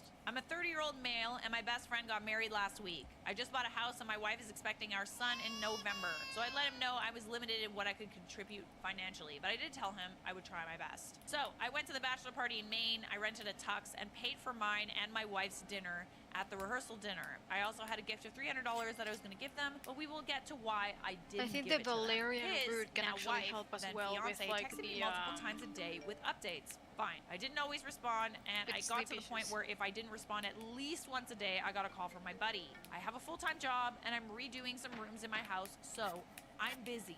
She texted me for the following reasons. My wife was not allowed to talk about her pregnancy at all. She didn't want anyone to focus on that more than her, the bride. Oh, buddy. She was not going to order special food for my wife. No one asked her to. My wife was fine with whatever she was going to do. Please pack up your knives and go. I was not helping the groom enough. He had to help her with favors, seating charts, and programs, so I had to help him with those things according to her. She also said to get ready to help with thank you notes after the wedding. She said if I was a true best man, I would offer to pay for the bar bill. I don't even know what that means. Okay, it's giving bridezilla. She had to Yuck. read and approve my speech before the rehearsal and Ew. wanted to be included as much as my buddy. She told me to No. make up things if I had to. No. Just Ma'am. lie. Ma'am. Nobody Ma'am. else is gonna know that. I was also not allowed to include anyone but the two of them, and no inside I've jokes or stopped. stories about my buddy that didn't I include didn't her. listen. What? Her last text said to tell my wife to keep it together and not make a pregnancy scene during the wedding. Also, she wanted her to choose a dress that downplayed her pregnancy as much as possible. Buddy, Would you like me to rewind that for you? It's okay. I can watch it later. I can watch that one later. Multiple times a day. His with updates. fiance. Fine. I didn't always respond, and I got to the point where Okay, if I watch it later. Splash, rash. Boop. This is the one. fiance's family heirloom when he wouldn't pay me back for our canceled wedding. I, 27. Whoa. Hey everybody, welcome back. This is some wedding petty revenge. That I got love me out petty of bed revenge. this morning. Yeah, dude. Compilation. Hell Ah. Am I the a-hole for selling my ex-fiance's family heirloom when he wouldn't pay me back for our Okay, canceled I'm gonna start on another bag. 27 female was supposed to I'm get gonna married to my do- Mason, 29 male, on the 20th of this month. But last week, a mutual Can friend caught bag. him cheating with his ex, Kim, so I called it off. Because it's so close to our wedding date, I had already booked everything, like the venue, catering, and everything You else. know what? I I'm gonna barely go managed with to get any money green. back as it's mostly non-refundable. So in total, I've lost $20,000. Last year, I took out a loan to cover the cost of the wedding. The longer I take to repay it, the more interest it gets. When we first got engaged, I'm sorry, why were you the only one paying for this stuff? This should be like a joint thing, right? When we first got engaged, Mason agreed to sharing our finances together. Meaning, had we got married, I would have been able to pay it off. This was supposed to be in our prenup, but because we didn't get married, it meant he no longer had to share finances. I asked him if he was still willing to help, and I told him that I would go into debt if he doesn't, as I can't repay it alone. He told me It isn't my problem. You took out a loan that you can't pay back. and stopped responding after that. Oh, you little Sorry, he's acting cocksucker. like you're the one that cheated. When we got engaged, Mason proposed to me with a family heirloom ring belonging to his great-grandmother that was worth $25,000.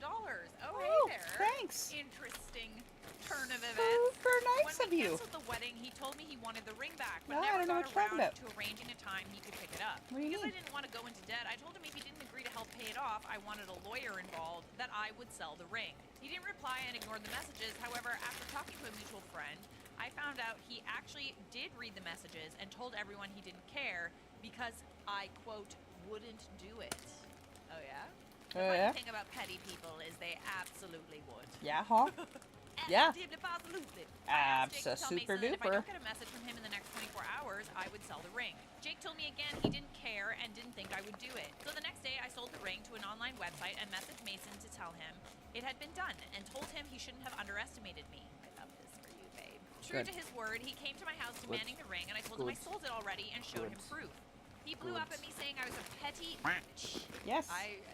That's a Yes. compliment to me now at this point. And I shouldn't Yes. have sold it because it wasn't just a ring. It was an heirloom that meant a lot to his family. A Oh. lot of my family members think I overreacted and shouldn't have gone to the extreme measures, as it will be hard for him to get the ring back if Yeah. he can at all. Yep. Am I the a-hole for selling his great-grandmother's ring? Yes. Get it. The reason I sold the ring so fast was because I didn't sell it when I made the post. The website I sold it to doesn't offer immediate payments. Instead, you send the ring/jewelry off to them so they can appraise it, and then they give you an offer.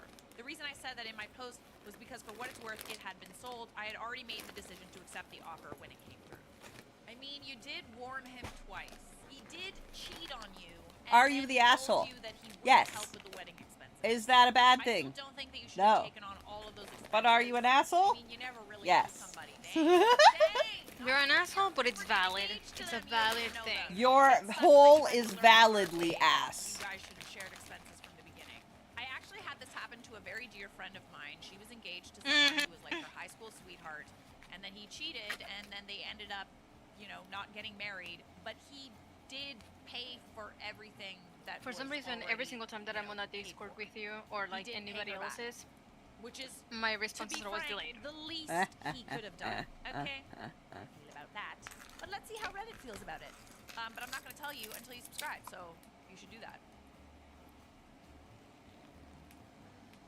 Fart noise. Yes, you are the a-hole. A family heirloom, I will assume that your family doesn't hold any, so you clearly don't understand the sentiment of the ring. How dare you do something so selfish?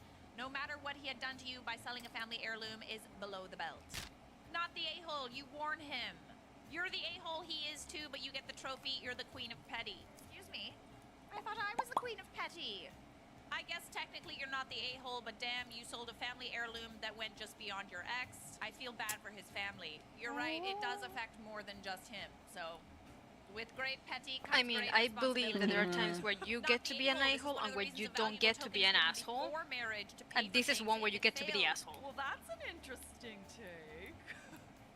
A kiss on the hand may be quite continental, but diamonds are a girl's best friend. Not mine. The a-hole. I like emeralds. Am I the a-hole for not inviting my friends to my wedding after I like she disinvited me sapphires from and her ceremony, emeralds and even rubies. though I Diamonds or whatever. They're fine. My friend got Or married whatever, in fall though. of 2019 at her family home in a small Thanks for ceremony asking. because her now husband had to leave the country I like for a year colored for work. things better. I ended up Oh, making her a shit. cake for it, and no, I Stop wasn't distracting invited me, because they wanted it to ADHD. be small. She instead said she'd invite me to the actual ceremony, which took place last weekend. She asked me if I could do the wedding cake for that too, and I agreed as I am a professional decorator as a side job. Yes, she paid me. This conversation happened in August of 2019. I got the official invite to her wedding January 2021. Between that August convo and now, I met my fiance and we got engaged back in December of 2020. I messaged my friend in January and said I was unable to do the cake as I moved 30 minutes away to live with him. I had a small car at the time, so I couldn't deliver anymore, and she didn't want to pick it up. A couple months later, I received a letter disinviting me from the ceremony, citing health restrictions.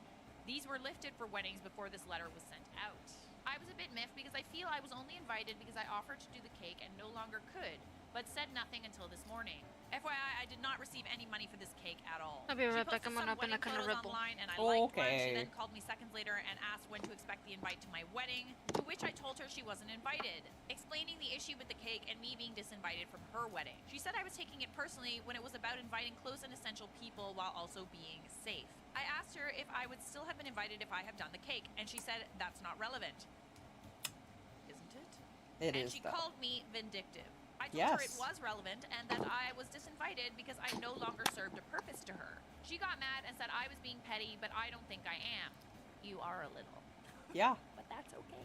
And my fiance and family agrees with me. you but are some friends allowed. said I sound bitter. So am I the a-hole for not inviting her to my wedding? And Yes. her wedding had 150 people. And it too, I got the invite in January, not February. I'm sorry, you have 150 essential and close family members? 150 essential friends and family? Are you Italian or something? I mean, we all know how I feel. I feel like it's justified. I also am getting really, really tired of people using restrictions as an excuse. It's fine. Listen, some people really take this whole global situation that we've been in the last 2 years, and they're genuinely really scared of it. Sometimes people have health restrictions. Sometimes people have, family members who are at risk. I know my grandfather died because of this whole thing. I get it. But then it's kind of always like you hear that, and it's like, okay, that's fair, and you don't fight them on it. But then you hear about things like, 150 people invited to a wedding, and you're trying to keep things small. So what was the keep things small excuse? I think it has gotten to be an excuse a lot of the time. Not always. Before you're down there in the comments, not always, but a lot of people are using it as an excuse. And I think this was an excuse. And what I say goes. This is my YouTube channel. Bleh. But let's see what Reddit had to say. Also, how do we feel about this bright pink blazer? CEO of Petty. Not the a-hole. If you aren't close and essential enough to entertain either of her ceremonies, why would she be expected to be so for your wedding? See, this is what I'm saying. If OP was so unimportant as to not make the cut out of 150 friggin' guests, then it doesn't take a rocket scientist to figure out who was the vindictive one. OP also didn't do something as tacky as her friend uninviting her. Yeah. That's true, actually. I didn't even think about that. The fact that she was invited and then she wasn't is a lot worse. That was a low blow, especially citing health reasons when you have a guest list of 150 people. Had already had the person bake one cake for a ceremony they weren't invited to, then suddenly have concerns after they couldn't bake another cake for you. Either she was straight up using OP for her mad baking skills in the first place, or was that vindictive simply because OP could no longer do this huge favor? Yeah. OP is not the a-hole for Eat not wanting all the the woman dicks. at her wedding. Also, I am very Ugh, curious to see your hiccups. cakes, babe. No, not those cakes. You're baking. You're baking cakes. Sound like hot cakes. Wait, what? Close and Essential is 150 people? I had a tiny wedding and it was like 20 people in total. If I were to extend that for some friends that I would have liked to invite, but couldn't, it probably wouldn't have even hit 40. My wedding felt big and they were 70 people. I feel like at 150 it might as well be a public event. That's huge. Or maybe I'm just a weird hermit. I don't know. No, it's big. You're not just a weird. You are a weird hermit, but it's also a big wedding. As you can probably understand, the wise people of Reddit has dubbed this person not the a-hole. Am I the a-hole for wearing all white to my best friend's wedding and refusing to apologize? All right, this one's gonna take some convincing. The wise and honorable Judge Charlotte will reserve judgment until the end, and so will you. Don't tell me what to do. Thank you for the context. My best friend invited me and my husband to go on vacation with them. She told me to bring the dress that I wore to my last anniversary dinner for the special dinner/event she planned during the vacation. I said, sure. I also recently gave birth, and that dress is an elegant black lace over nude dress that is very classy, but also form-fitting. When I tried it on when packing, I realized it wasn't as flattering, and my had a hard time fitting. As they do, darling. So instead, I packed a cute semi-formal white lace dress instead. I figured it was close enough. Ah, I see what's happening here. I arrived at the event and found out it was a surprise wedding where she only invited like 20 guests on the beach. She hadn't told me it was her wedding because of an inside joke. I kept telling them to get married and watch they will elope. The next thing they know, they will be married. She was horrified, and so was I. I didn't bring any other dress, plus there was no time to change/buy a new dress. Also, surprise, I'm the maid of honor. I offered to either not be the maid of honor or leave the wedding, but she rathered me not. Later, she blamed me for ruining her wedding because I didn't follow her instructions to wear a specific dress and didn't tell her about changing my mind. I said I'm sorry, her wedding was ruined, but it wasn't my fault. She could have told me it was her wedding. And at the time of packing, I didn't find it appropriate to get her approval on my outfit. I mean, you didn't know it was a wedding. I don't, like, what? Okay. It really just depends on if you had a hunch that it would be a wedding or not. But I mean, clearly you didn't because Whoops. You brought the white dress. Yeah, I mean, it just kind of sounds like a miscommunication, but she can't be mad, realistically. She just can't. It was an accident. Oopsie okay? oopsie. A simple accident. You're not the a-hole. I came here fully prepared to call you the a-hole, but you literally didn't know it was I am the a-hole. That's how I feel. It's a shame for the bride, but that's a risk you take when you pull surprise. Rosemary is a good one, too. Why did it need to be a surprise? Why couldn't she Lavender just have had a oil, normal frickin' wedding like rosemary. the rest of us? I speak as though I have had many weddings, or been in a wedding, or had my own wedding, but I haven't. 100% agree with this. The bride didn't foresee any potential problems with her surprise. This is an important lesson for her about expectations versus reality. It makes me sad that she thinks you ruined her wedding because you wore white to a surprise. To me, a wedding is ruined if, like, the groom doesn't show up. I know, brides are so dramatic, aren't they? You ruined my wedding! You ruined the best day of my life! I didn't even know what it was. How can I ruin it? I just arrived. You said, hey, come to this place. And I'm like, okay. That's what's up. A real friend would be like, you remember that time you showed up to my surprise wedding wearing white and we all have a laugh about it for years? Dude, I know. That's how I felt when I first saw it. It's like, oh, oops. Is it really that big of a deal? I don't know. I think it's more memorable than anything. Especially because it was an accident. It is also, like, I also really, really like wearing white. It's my favorite color. That and pink. So it is reasonable for someone to wear white to an event that isn't a wedding. Especially, you know, if it's like, it was like a fancy, like beach kind of Schmancy warm schmancy. destination. Yeah, it is normal to bring white to those kinds of, you know, vacations or whatever. All right. You are not the a-hole. It is decided. Don't announce your engagement at someone else's wedding, or this might just happen to you. What's gonna happen? Tell me.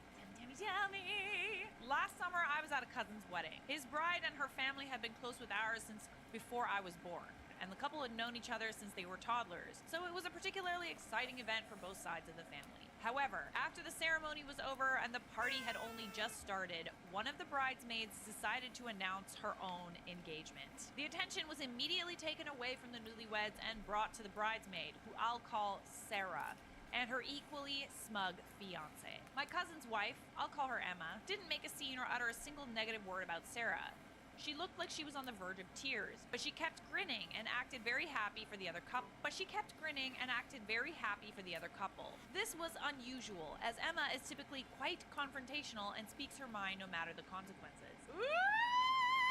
Ooh, there's petty revenge a brewing, I can tell. Sarah later picked Emma to be the maid of honor at her wedding, which took place last weekend. I wasn't there for it, but my cousin sent me some of the best bits on Snapchat and explained the whole situation. This is where the fun begins. Emma's two much younger sisters were the flower girls at Sarah's wedding. At the very last moment, Emma switched out one of the white petals in their baskets to blue ones she had secretly brought with her. She told her sisters not to say anything about it or let the bride see them until it was time to scatter them down the aisle. Sarah looked very confused upon seeing the blue petals, which didn't coordinate whatsoever with her theme. But of course, she didn't say anything about it in the moment. Most of Sarah's other bridesmaids were also Emma's friends, had attended Emma's wedding, and were in on Emma's scheme. At the reception, Emma's sisters and the other bridesmaids were tight-lipped when Sarah began demanding why there were blue petals. The wedding planner ended up getting a lot of abuse for not checking the flower girls' baskets before they walked down the aisle. Scheisse, she got in trouble, eh? It was for the greater good! There will be casualties! Finally, it was time for the speeches. The speeches took place in front of a massive screen displaying a loop of photos with Sarah and her husband, which had been compiled by Emma. Emma took the remote that controlled the presentation screen, and at first she showed some pre-approved humorous photos of Sarah with Emma and other friends to facilitate a couple lighthearted jokes. Then, at the very end, Emma said to Sarah that she must be wondering why there were blue petals instead of the white ones originally planned. That was when Emma displayed the last slide from her presentation. Emma announced in front of everyone that she was 5 months pregnant, and she discovered that the baby was a boy, hence the blue petals. The last slide, her ultrasound picture. 100%. There were shocked yells and gasps. Sarah had a fit, but those involved in the scheme cheered so loudly that I sincerely regret watching the Snapchat recordings with headphones. Apparently, Sarah had been very nasty to her bridesmaids before, driving several of them away and forcing the others to pay ridiculous amounts of money for dresses. Emma and my cousin were eventually thrown out of the party, but they were all smiles. Sarah's fuming mother went to confront her outside, and Emma retorted with, "Gentle, gentle, I'm pregnant." This is simply all too much for me. I'm simply pregnant. I can't wait to be pregnant, so I can just eat everything and have an excuse for being a total It's the perfect plan. My question is, It ain't worth it. It was horrible. I didn't get to enjoy any of it. It was horrendous. If she's mad about this, then she knew that what she did wasn't right. Dang, they can dish it, but they can't take it, can they? I'll never understand why people who hate each other so deeply remain friends with one another. To get petty revenge eventually. Duh. But you're right about that. You shouldn't keep these people in your lives, to be honest. Reminds me of a line from Pink Floyd, Dogs. And you've got to be trusted by the people you lie to, so that when they turn their backs on you, you get the chance to put the knife in! Jesus. Revenge really is one of the oldest human emotions, isn't it? It's true. I like how this isn't an Am I the A-hole post. It's just petty revenge. I don't care, I'm an a-hole. The rest of you can suck it. Woman wears red dress to cousin's wedding to show that she slept with the groom first, but the bride outsmarts her. Whoa! Okay. I mean, sometimes I'm all up for the petty revenge, but other times I'm just like, is it really worth the effort? The dirty karma you're gonna get, yo. I asked all my friends to wear red to my So wedding. they say. So my husband and my cousin hooked up before I met him 8 years ago. They met at a party and they hooked up that night, but he wasn't interested in anything more, so he told her it's not going to happen. A couple of months later, I met him and we started dating. A year later, we made it official. My cousin recognized him from that night and demanded that I would break up with him because it was gross. And honestly, I did think it was gross at first, but the damage was already done. I was in love with him, so I basically chose him. She was one of my closest friends, and while we got along okay, now we're not as close as we used to be because she thinks I'm gross. I got married a few weeks ago, and the months leading to my wedding, my cousin made it clear she's gonna wear a red dress. A red dress means that she slept with the groom. Wow, does it actually? I wore a red dress to a wedding. Red dress to a wedding. I didn't sleep with anybody. I I just just wanted to wear a red dress. looked nice and red. Oh shit, she beat me! I just looked nice! I looked really She was nice! joking, but no. I asked her not to do it because I didn't want gossip in my wedding, and a reminder that I'm gross, but she said that it was the truth. I asked my mom what would happen if I didn't invite my cousin, and she said it would mean a lot of drama with the family, a war. So I simply asked my sisters, my closest friends, and my 3 bridesmaids to wear red. I asked everyone to keep it a secret because honestly, I didn't want my cousin to have time to find another way to make drama. All in all, about 17 girls and many of their significant others had different shades of red. The girls were stunningly beautiful and their significant others very handsome. My cousin was shocked and livid because she thought she would be the only one wearing red. She sulked the whole ceremony and left early. Why? Because you wanted to like prove a point? Ew. No, I want to be an asshole at my cousin's wedding. You all ruined it for me. No, you know what? She's pissed about the fact that you ended up getting him and she wanted him. That's all this is about. It's not about you being gross. Something to think about. Today I got an email from my aunt that I'm a B word for hurting my cousin by first stealing her man and now being petty on my wedding day. I'm sorry. Stealing her Can't steal something that wasn't man. hers to begin with. That's what's up. I don't agree. I'm happy nobody ruined my wedding, and I'm thankful for my girls who rose up to the occasion. I like it. This is excellent. I had no idea this was a thing, and I definitely have worn red to a wedding before. Is it a thing? Okay, wait. Let's do our research. If you're attending a wedding, just be mindful of choosing a red dress in case you might come across as disrespectful to the couple. A bright and loud hue of red. Okay, so it was a burgundy that I wore, so that's good. Yeah, I Could be too wore like a distracting. wine Okay, it's just distracting. red. Darker shades of burgundy. red. Got it. Thou must not wear red. Okay, well, fine. Well, you heard it first, apparently. I heard it first doing this video. You can't wear red to a wedding. And if you simply must, a darker shade shall do. Good for you. Imagine being upset at your plans to ruin someone else's big day got ruined. How dare you? How dare you ruin my diabolical plan to ruin the best day of your life? How selfish. Well, we learned something today, didn't we? Don't try and fuck up someone's wedding. And don't wear red. What the Would I be the a-hole if I didn't go to my brother's wedding over a bridesmaid's dress? Speak.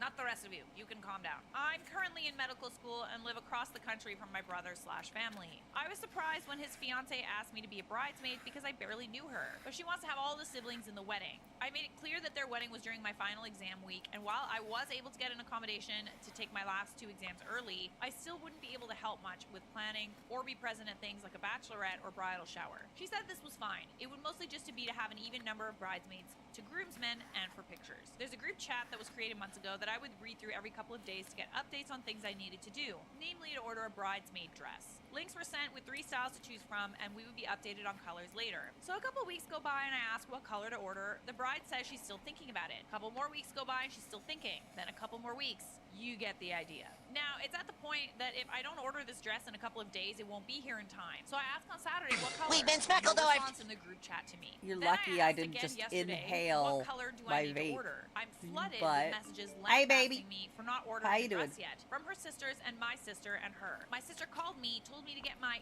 crap together and order a dress already because my lack of preparedness is causing the bride intense anxiety because she doesn't think my dress will be here on time for the wedding now. Well, yeah. She texted me this morning, don't forget to order your dress, love you, with smiling and kissing emojis. Still, no one has told me what color. What? I've scoured the group chat for a mention of dress colors or an image of a dress, but only the maid of honor sent a photo of her dress, and I don't know if she has a special color. There's thousands of messages, so it's not simple to find anything. Everyone else can meet in person, so I'm assuming the decision of color was relayed in person. I can't tell if I'm being purposefully excluded. About an hour ago, my brother called me pleading with me to work things out with the bride because she's panicking about me. What the Just tell her what color dress to buy! Why is this even an issue? I tried to explain this to him and he told me he doesn't care. It's a petty ladies issue. Yes, it is. And so what about it? And since I'm not there for anything else, this is the least I can do because the bride thinks I don't like her because I wouldn't come to anything. He's taking her side. They know I'm in medical school. I literally have no say in my schedule, and I'm on the other side of the country 5.5 hours by plane. I have I'm read this fed thing up with before. them and contemplating telling my instructors the wedding was moved and I will take my exams at the regular time. I'd have more time to study that way anyway. I haven't told anyone in my family I'm considering this. Would I be the a-hole? I mean, a little bit, but they're also being a-holes to you. To be honest, it doesn't really sound like they really care if you're there anyway. Didn't she just say that, oh, you're just there because she wants it to be, like, symmetrical? Just tell her what color dress to buy! Oh my god, what but this is so stupid. Update. I called my mother and asked her what color the bridesmaids' dresses are. She said lavender. The only color option on the website that I would call lavender are named Pearly Lilac, Periwinkle, and Orchid Purple. I texted the maid of honor, bride's sister, to ask what dress color and got a multi-paragraph long lecture about not having ordered my dress yet. Oh my god. Basically, they're trying so hard to accommodate me being across the country by including me in the group chat. She said she didn't remember the shade name, but it's a dusty purple. Then sent a blurry picture of a wrinkled order confirmation. The shade name was mulberry. On the dress website, that is a darker purple wine color. I told her this and she said to order the lighter dusty purple color. I sent her a screenshot with the list of shade names and asked which of these. She said she didn't know because everyone ordered their dress so long ago and asked for pictures of the dresses in different shades from the website. Just don't go. Like, this is like, just don't go. The lack of organization in this is absolutely gut-wrenching. It's just pointless at that point. I'm annoyed. So I sent screenshots of all the light purple colors. No response. So I called her, but she was upset about that because it's past 10 p.m. over there now. Her response was, look, I don't care what your problem is with me and my sister, but if you want to stay in good standing with this family, you need to get your ducks lined up, girly. What color? I ignored the lecture / comments and asked what color. Her response, light purple. Me, of the 3 I sent, which one is it? Her, I don't remember. I have to ask one of the other bridesmaids for her receipt. I'll get back to you. I want to bash my head into a wall. Yeah, same. I have this. Want me to bash it? I'll bash my own and then yours. Sound good? Oh, but then I won't be. Okay. Yours first. Hello, 911? I called my second brother, the one not getting married. He said they're pulling similar things with him, and he feels like he was deliberately given the wrong dates for the bachelor party by the best man, so that he would miss it. Oh, that's interesting. He inadvertently learned about the change date the morning of, oh, they're planning something. Oh, something's afoot. It's like they want you to order the wrong dress to show up and look stupid. He inadvertently learned about the change date the morning of, and then when he asked the best man, he told him it must have slipped his mind. Then joked that he wouldn't have missed much since he probably won't enjoy any of the festivities anyway. They've been making homophobic jokes and comments to him that he's been ignoring, but he thinks they're trying to get him to back out of the wedding. So if we both back out, then there will be an even number of bridesmaids to groomsmen again. Only speculation on our parts, of course. Thanks to some responses, I called the bridal salon and asked what colors were ordered. 4 dresses in the color Flint, 1 in mulberry. The maid of honor was setting me up to believe mulberry was the color of all the dresses. So I ordered 1 in mulberry and 1 in Flint. I only let the maid of honor know that I purchased a mulberry dress. I caught a red eye to be there for the rehearsal. They had a room ready in the morning and wanted all the dresses stored there. I showed up. Hello, motherfucker. Hello, fucking mother. Too late to fix it. She asked if I would be upset if I asked to drop out because mulberry's for the maid of honor. What? I pretended like I had made such a big mistake. I said, I know a girl that works at the salon. Let me call her and see if there's a way to make it right. And if not, I'll step down because I want you to have the perfect day. I show back up the next morning and start getting ready in the correct dress. My friend looked in the back for me and they just returned this yesterday. What are the odds? Exact style, color, and my size. It's a sign. Silence. Then an awkward, that's amazing. They were totally trying to get you to back out. Now, I'll be honest, I thought the revenge would be that they have to have me and the younger brother in the wedding and photos. I couldn't have planned the next part. They had to explain to the makeup artist that there was an additional bridesmaid, meaning they planned from the beginning that I wouldn't be in this wedding. The ceremony went fine. We took photos after. Then there was no place settings for me and my little brother with the wedding party, since they banked on 1 less bridesmaid and 1 less groomsman being present. The table was almost not long enough. 2 chairs had to be thrown on the ends. We didn't get food initially because we were actually in the seating plan at other tables, so our plates were brought to those place settings. I can tell my brother, groom, seems ticked off at the staff for seemingly not having things set up properly, but the bride and best man diverted his attention. Before the groom left, he found me, and he asked the maid of honor why the settings were wrong. He was told I asked to be dropped from the wedding weeks ago, then showed up and demanded to be in the wedding? Oh, the drama. Oh. I said I didn't ask to be dropped and showed him my phone where she gave me a thumbs up on the dress. He noticed the screenshots was not the dress I was currently wearing. So I said I had to last minute switch it out after confusing on the color. He seemed satisfied with that. They left on their honeymoon, and my brother returned several days early, alone. So you can guess how that went. Yeah! I'm so happy for him. Wow. That is some really scary sorority girl bullshit that they pulled. I'm ready. Court is in session. Am I I the a-hole for not letting my best friend have her wedding on my property after being uninvited? I mean, I'm already gonna say, no, you're not the a-hole, but how does one even think that they're allowed to have a wedding on your property if you're not invited? Okay, let's just read it before we get upset. One of my best friends, Carla, is getting married soon. It's only meant to be a small backyard type of wedding, but they've been planning it for a few months now, and originally it was supposed to be on my property. They wanted it because it's private, has lots of open space for the reception, a nice view, and the house could be used for them to get ready and stuff. Of course I said yes. She and her fiance Rick I have were very a happy. dental The thing is, appointment Carla the and day I after do have a tomorrow history. We went to out get on a and off crown college, put but in. decided to stay friends. Then I met my wife, we got Then married, Carla Monday, met Rick, doctor's and now appointment here we are. Now my wife knows I went to out make with sure Carla I'm back in all college. healed She up, didn't which we care. know I'm Carla not still went because to I'm our still wedding and bleeding. everything. I never knew if Rick was told or not. It's not my relationship, therefore not my business to say anything, so I never did. Rick found out recently and not in the best way. Not sure how, but from what I heard from friends, this is a mutual friend that told him. No idea why that we used to date. Not only that, but apparently Carla said a couple years ago she was still in love with me when she was already dating Rick. Ooh, messy. Nice little Yuck. square for ya. Don't have actual confirmation if that's actually what he was told. Your All date, Carla told your me date that is Rick whenever was it told about falls her out. past and he's angry at her It for ain't never gonna saying fucking anything. comply with Quite a drama, and I schedule. didn't hear from her for over a month until now. She told me they're going to couples crazy. therapy and that the wedding is still on, but Rick requested that I not attend. It sucks, but I totally get why he wouldn't be comfortable. Then I asked the obvious question, where were they going to hold the wedding then? To my surprise, she said they still want to do it at our place. No.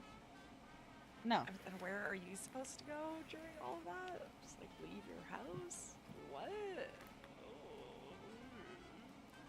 Rick said too, and in my mind, I'm going, he doesn't want the guy who dated his fiance years ago at the wedding, but still wants the wedding at his house? Good point, that's weird. My wife and I are expected to not be at our home that weekend. And I told Carla, no. They're going to have to find someplace else since we're not going to simply leave our home for them for the weekend. Not only for safety reasons, but it just doesn't make sense. Rick doesn't want me around because he's not comfortable, but is comfortable enough to have their wedding at my house? Tell me you don't have money for a wedding venue without telling me. They really want their wedding here though, and because of that I've been bugged by not only her, but also Rick and some friends who think I'm being a petty a-hole for not letting them have the wedding here anymore. Honestly, I don't think I am. It just doesn't make any sense at all to leave our own place for a wedding we're no longer welcome to and leaving our home totally vulnerable. Yeah, like, I mean, that's a bit concerning. You know, you just like leave your house there for them to just essentially trash. Not saying that they would, but they could. I'm still being accused of sabotaging their wedding and Rick believes it's the least I can do after everything. Am I the a-hole? After everything, what? Existing? He's acting like you did something bad to him by dating his wife before him. That's weird. I'm so sorry. You have a past. Yeah, I stick with my original assessment. You're not the a-hole. No bones about it. Let's see what Reddit said, though. Rick doesn't want to get married anymore, but doesn't want to be the bad guy breaking up with his fiance. Yeah, totally. Why, if it really bothers you that much, why do you still want to marry her? That's also confusing to me. So he put her in an impossible position so he can get sympathy when they split. Not the a-hole. Excellent insight. Rick is petty and passive-aggressive. We don't love this pettiness. That's kind of like, you're just being dumb. And ridiculously insecure. She's marrying you, not her ex. Chill. I don't think it's insecure to not want the dude your fiance was apparently in love with when you started dating to come to the wedding. To me, it would feel like I was the second choice. Then again, I would also break things off if I found out my partner lied about something that important and also said things like that. Rick and fiance are definitely the a-holes though for wanting to use his house excited. after I got uninvited. snaps. I wonder how their couples counselor would react to that news. It doesn't seem healthy. That fits I well love with thinking OP snaps. should let him use his house for free and be elsewhere. 14th because of it's what? the May? least he can do for having committed the sin The 14th of having what? dated this guy's fiance before he even met her. Say May. Yeah, that's freaking bizarre. Because if it dude. is, Y'all got some issues. All right, I think I've read enough. your You're not baby the coming out on a-hole. the 6th. Screw them. Next, a-hole.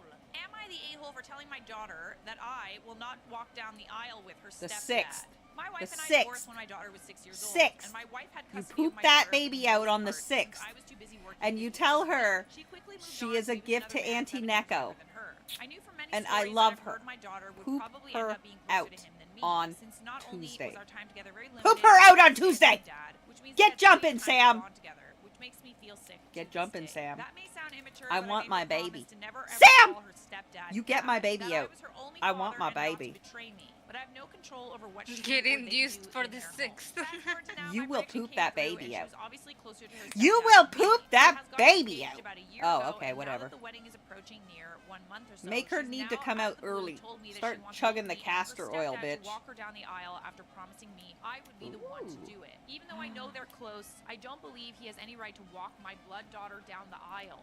Why not? I am her only father. Well, you kind of should have been her life then. Sorry. It isn't fair that he got to be with my daughter more than me, her biological dad, and now he wants to take this moment from me too. I think that's a bit pushing it a little bit. I got a bit angry and I told her I absolutely will not share an honor that is meant for me, the actual father of the bride, with some guy I barely know. Well, then get to know him. She told me he's done a lot for her growing up and that I'm being petty over something that happened years ago. I told her I wasn't going to argue about it, and if she wants her stepdad to walk her, she can, but I won't be there to see it. Okay, that's enough. That's too much. You're doing too much. I understand you're upset, but you're just being childish at this point. I was told by a friend of mine who uses this site quite often that many people have gone through something similar. So I wanted to see other people's perspective on it. If it's wrong for me to want to be there, the only one to walk my daughter down the aisle. This thread got people so heated that it's been locked by the moderators. And I can see why. Okay, I think that we all know how I feel about this. I've expressed it already, but this is just like, you're too petty, man. I understand being angry, for sure. It's great that you wish you were in your daughter's life, but like, there's still time, and it's not like she wants to replace you. She just wants both of you to be there. Let's see what Reddit said, though. Seriously, how about instead of being an a-hole, this guy should be happy that the stepfather was awesome enough for your daughter to be considered like a second dad to her, especially when the biological dad can't be there because of work commitments. Plenty of kids in divorce situations ends up with step-parents who don't care for their kids. Yeah, would you rather have had a like horrible, mean stepfather that treated her really badly? Like, it's great that she likes her stepdad that much. This guy took such good care of my daughter when I wasn't able to raise her myself, and thus they have a loving relationship. What an a-hole. If I'm not the only one walking her down the aisle, I'm not even going to the wedding, because my petty hurt feelings and my ego are more important than supporting my daughter on one of the biggest days of her life. She has betrayed me. OP. Good lord, you're the a-hole majorly. I completely agree with that. I'm surprised this father's attitude hasn't completely alienated the daughter. Clearly the stepfather raised her right. Ooh, and maybe that's the issue. Maybe that's the real kicker here. That whole, you must promise me for life at 7 years old that you will never call this other man dad. Ah! And you must never Excuse betray me. anything. Yikes. Thanks. Just the wording alone is spooky, never mind the attitude behind it. I mean, who knows what parents divorce in the first place, but that is a giant Good girl! You must promise me, little child, that cannot make decisions for yourself. Never, ever make this. It was as soon as I saw it, I was just like, I'm gonna click on Ooh. this crap.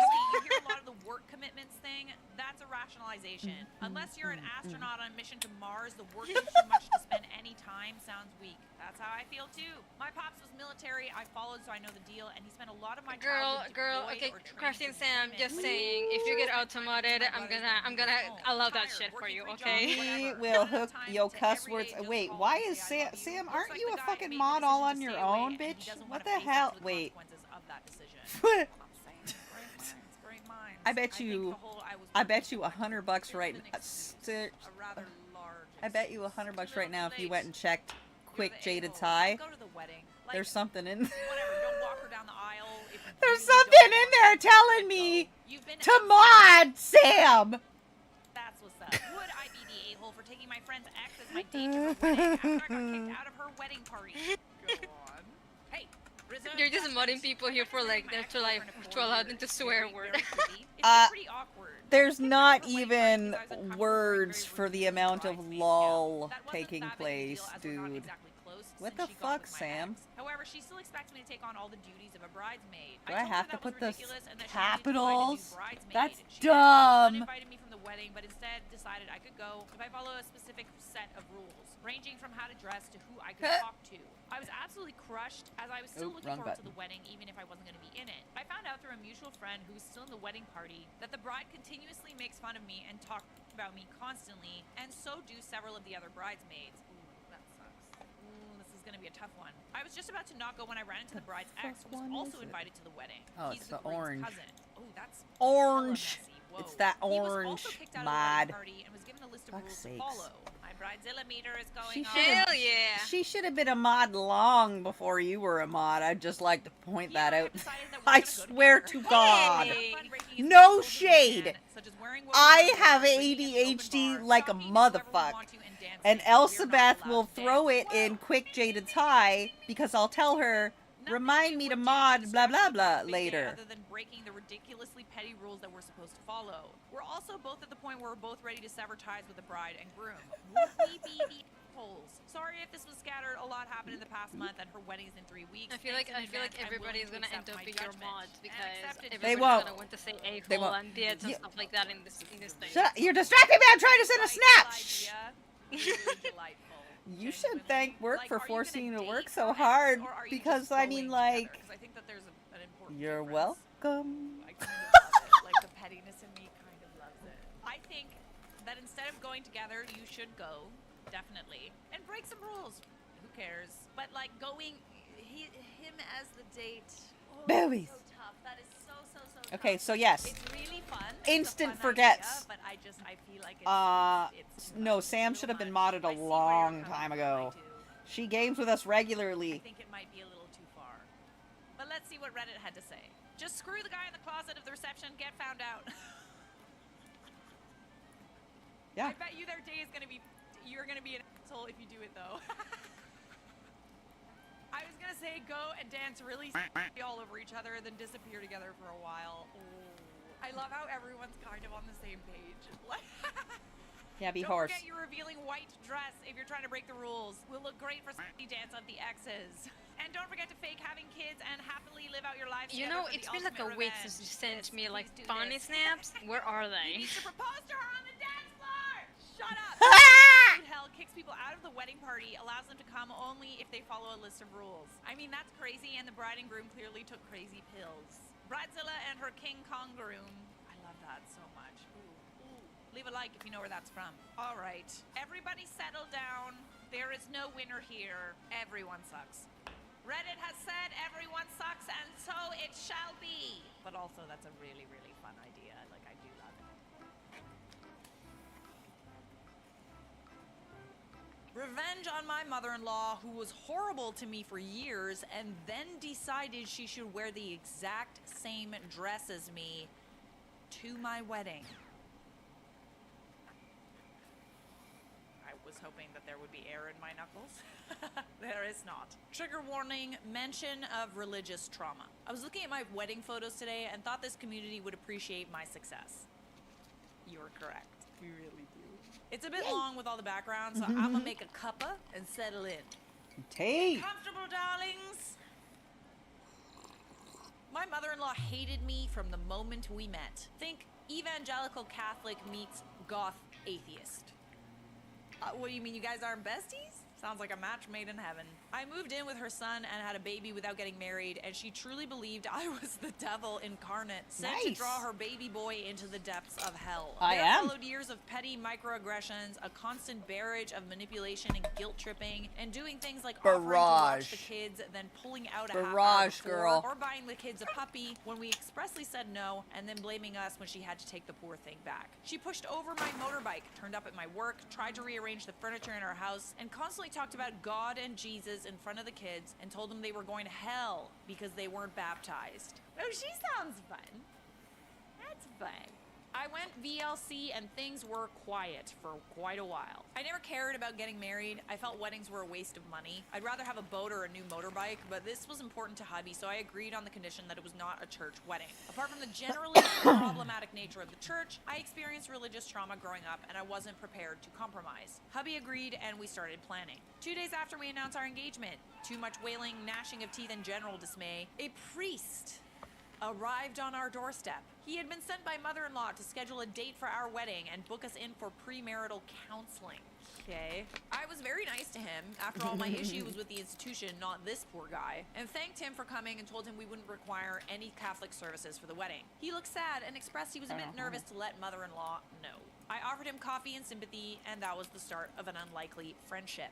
I was fairly annoyed by this stunt. I talked to my hubby, who at that time was so far in the fog that he couldn't see a hand in front of his face. He didn't see the big deal and asked me to just let it go. I thought about it for a day, then told him no. We had to address this immediately or it would escalate. I understood that he loved his mom and sisters, but that their obvious contempt for me was a problem. I don't like ultimatums, but by this point I'd been putting up with it for about 6 years. I laid it out. We address it now or no wedding. Good for you, babe. Good for you. A lot of people don't really have the balls to do that. Because let's face it, it's hard to give an ultimatum which could result in you know, missing out on something in your life like a boyfriend or a husband. But at the same time, like, you're also marrying into this family and of this not issue hasn't been ginormous addressed, and I a-holes. wouldn't want to marry into a family of people that didn't like me. It went about as well as you would expect. We visited and hubby tried to talk to her about how inappropriate her actions were. She screamed at him and cried, and then his sisters started on us both. Standing there, watching my hubby's heart break, my filter broke. I told them to stop, very loudly. Then I told them that they were behaving like toddlers, that I was embarrassed by their antics, and to consider this their first and only warning. Oh. Ooh, petty means business. If they tried anything like that again or treated us with anything other than kindness and respect, not only would I cancel the wedding, I would tell their priests and all their friends about this disgusting behavior. If they wanted to be part of the planning, I would welcome their participation, but that hubby and I had the final say. Mother-in-law tried to speak, but I shushed her like Dr. Evil shushing Scott. All I'm saying, they're gonna get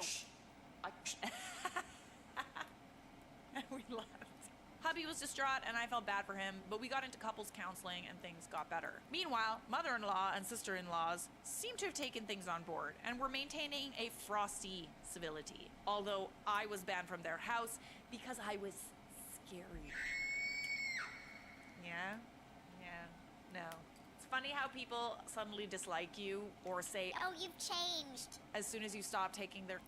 I used to like you when I could walk all over you. Fast forward 12 months. Time for dress shopping. I hated the idea of a wedding dress. I hate pale colors. I hate dressing up. I hate dresses. Just everything about the idea made me want to fake a coma and get out of it. But I promised my very own JY mom and brother that we could do this together. So mom, mother-in-law, sister-in-law times 3, I brother and skipped his it wife were all by mistake. tripes. So whatever. Something about it's okay if I don't. Trapes is it? I wasn't listening again. Whoops. Along with me to marvel at the sight of me in a dress. And it wasn't a bad day. The in-laws Nice. behaved and I found a dress I didn't hate as much as the others. I paid for it and we left. The next day, I got a call You from mean the the shop. one snap that I sent you? It was just Mother-in-law redacted saying and that like it was okay if you sister-in-laws didn't stream or not. ordered the exact I didn't stream yesterday. same I streamed dress. today though. I told hubby, and he didn't believe it, and I laughed about it for a bit, went back to the shop and ordered a new dress. This It one was, was like, right dark before purple you with a streamed. black trim. Then You're back. I had an idea.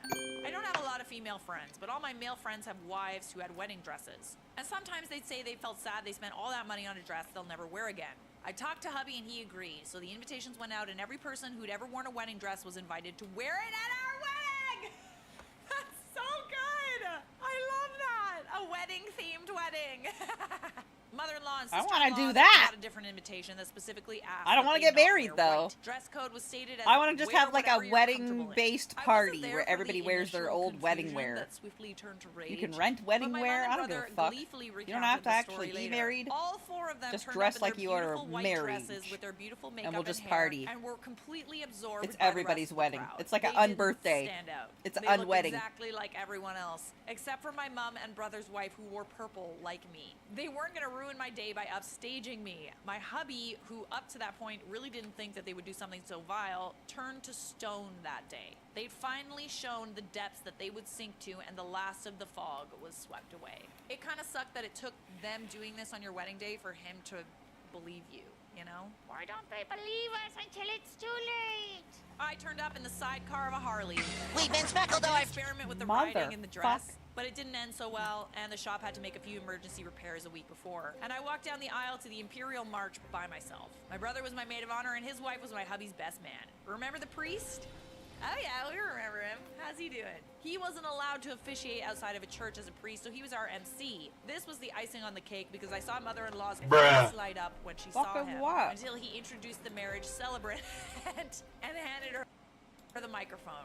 We had a pagan hand fashion. We've been speckled over. Oh yeah!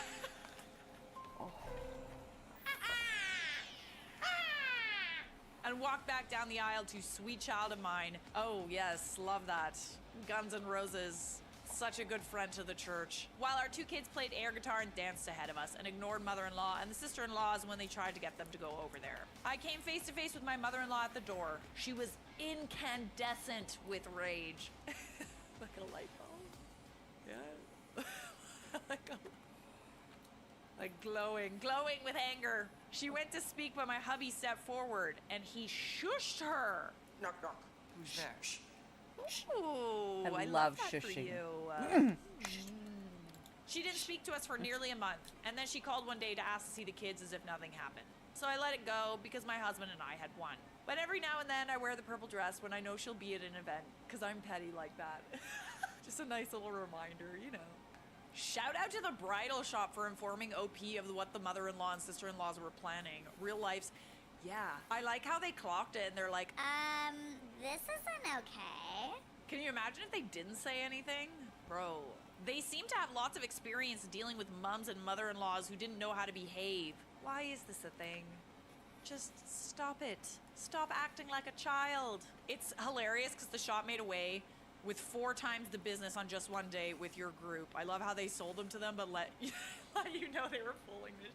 Yeah, they didn't like tell them that it wasn't a good idea. They just let them buy it. I can't tell if that's a good or a bad thing, but like at least they told you. My girlfriend is upset that I didn't go to her brother's wedding with her because she was wearing a white dress. So she's still your girlfriend? Last weekend, my girlfriend's oldest brother got married. She has 1 older brother and 2 younger ones. I was supposed to go with my girlfriend, but instead of wearing the dress she bought when she went shopping with her mom, she wore a different one. It was a lacy one, white, floor length.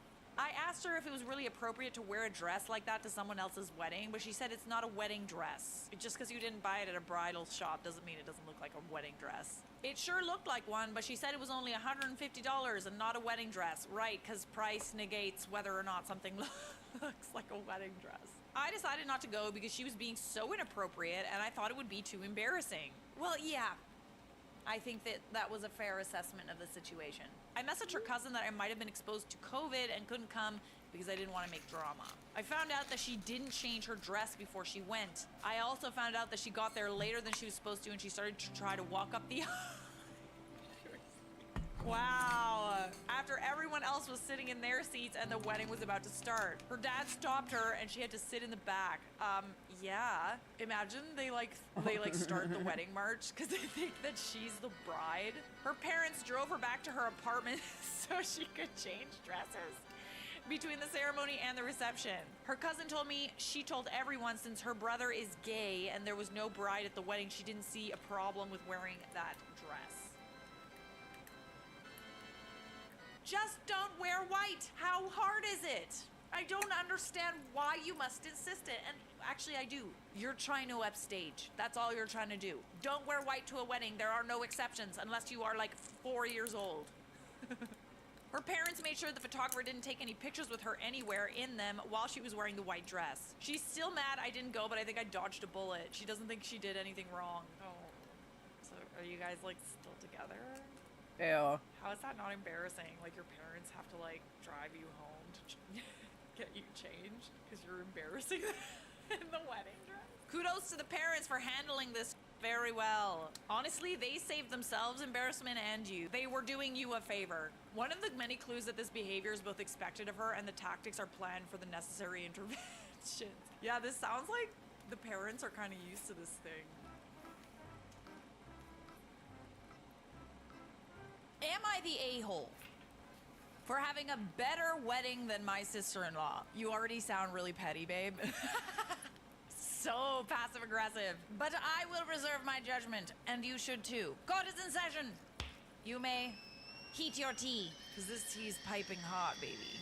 I'm a casual Reddit browser, but I've never engaged the community before because I never thought something this wild would happen. But here we are. Here we are indeed.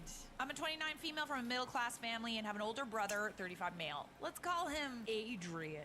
Adrian! Oh! Engineer and makes pretty good money. A little over a year ago, ago, he married his girlfriend, 28, female of 6 years. Let's call her Heather. Rocky reference. I don't know why the names people choose, like the fake names, make so much sense to me. Like, it's added weight. Like, I know nothing about these people, but their fake names mean a lot, you know? She's not a bad person, but I think she's a little bit spoiled. She's the type that Heather loves with to the brag good about all hair, the huh? expensive stuff her husband bought her, and their wedding was pretty extravagant. She still loves to talk about how it was the most amazing wedding she's ever been to. My brother is kind of wrapped around her finger, but it never really mattered until now. Of course you're going to be biased about your wedding, babe. Come on. It's all about you. We all love it when it's about us. Come on. Yes, ma'am. Unless you're like, you have lots of social anxiety, in which case we really don't like when it's about us, do we? Any excuse to change the subject, What kind am of I mess right? did I I miss? met my fiance, 36 male, about 4 years ago. It was a business event, and he owns a decently sized and very successful company. So saying that, he's extremely wealthy. Since he grew up less than, he loves to spend his money on things him and his family could only dream about before. One of those things is, of course, our wedding. He wants to go all out and hired a somewhat well-known wedding planner to arrange everything. Honestly, I'm pretty excited. I've never dreamed of such a luxurious wedding, but now that it's happening, it feels like I'm living some kind of wild dream I never even dared to have. Like textbook fairy tale. I love it! I love it! Oh. Hello? Oh, JJ, yeah, sorry, how I'll long keep are it you down. going for? Sorry. Sorry, I'm filming. Yeah. Okay, yeah, sorry. I don't know. Another half hour? Recently. Okay, because like I have Recently, I was at a family gathering and was hanging out in the living room with my mom and Heather Oh, doing well then just girl go. talk. I'm gonna My leave mom soon started anyway. asking me how the planning was going, and when I told her about everything we were doing, I could I'm see gonna Heather finish go this pale hat. and extremely red in the face. I mean, I'm She gonna was leave in, quiet like, for the rest of the 50 night. minutes. Oy vey. I don't mind staying here until then.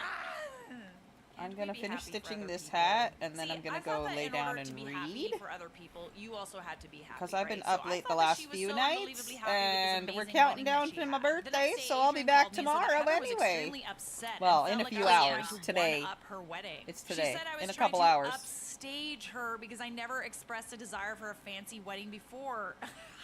You don't deserve it!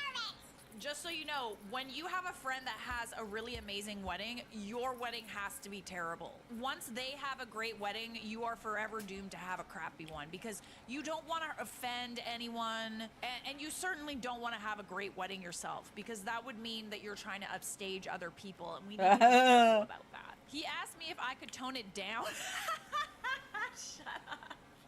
I love how we love to brag when it's about our own weddings, but we can't accept it when other people want to talk about how great their life is. Let's normalize, I'm going to be really woke for a second. Let's normalize people talking about themselves in a happy way. Just because your life isn't Good night, terrible, Sam. that does not mean that you have to make your life sound like Later, bitch. Poop out my baby. make other people comfortable, okay? Let's normalize being happy for other people when they have good things going on in their lives. Okay. He asked me if we could tone it down so it doesn't exceed the budget they had for their own wedding. Buddy, absolutely not. I laughed, yeah, I laughed too.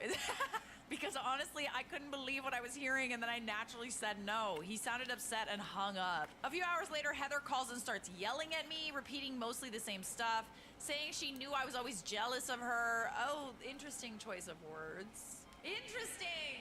I'm only with my fiance because he's rich and I want to rub it in her face. That made me snap, and I said, if you're that obsessed with money, maybe you should have married someone else instead of my brother. If anyone's jealous of someone, it's you. Period. She screamed at me and started crying before hanging up. Now Adrian is angry and calling me an a-hole for insinuating she shouldn't have married him. No, that's not what she's saying, babe. She's saying that if it was that important to her, then she should have married someone who could have afforded a nicer wedding. That's not, okay, wait. Okay, that is what she's saying. All right. And my parents think I was too harsh on her when know she's always been material and are asking me to lower our wedding budget to appease her. I don't want to. Oh my God. My fiance definitely doesn't want to, but I don't know if that makes me an a-hole or not. It doesn't, babe.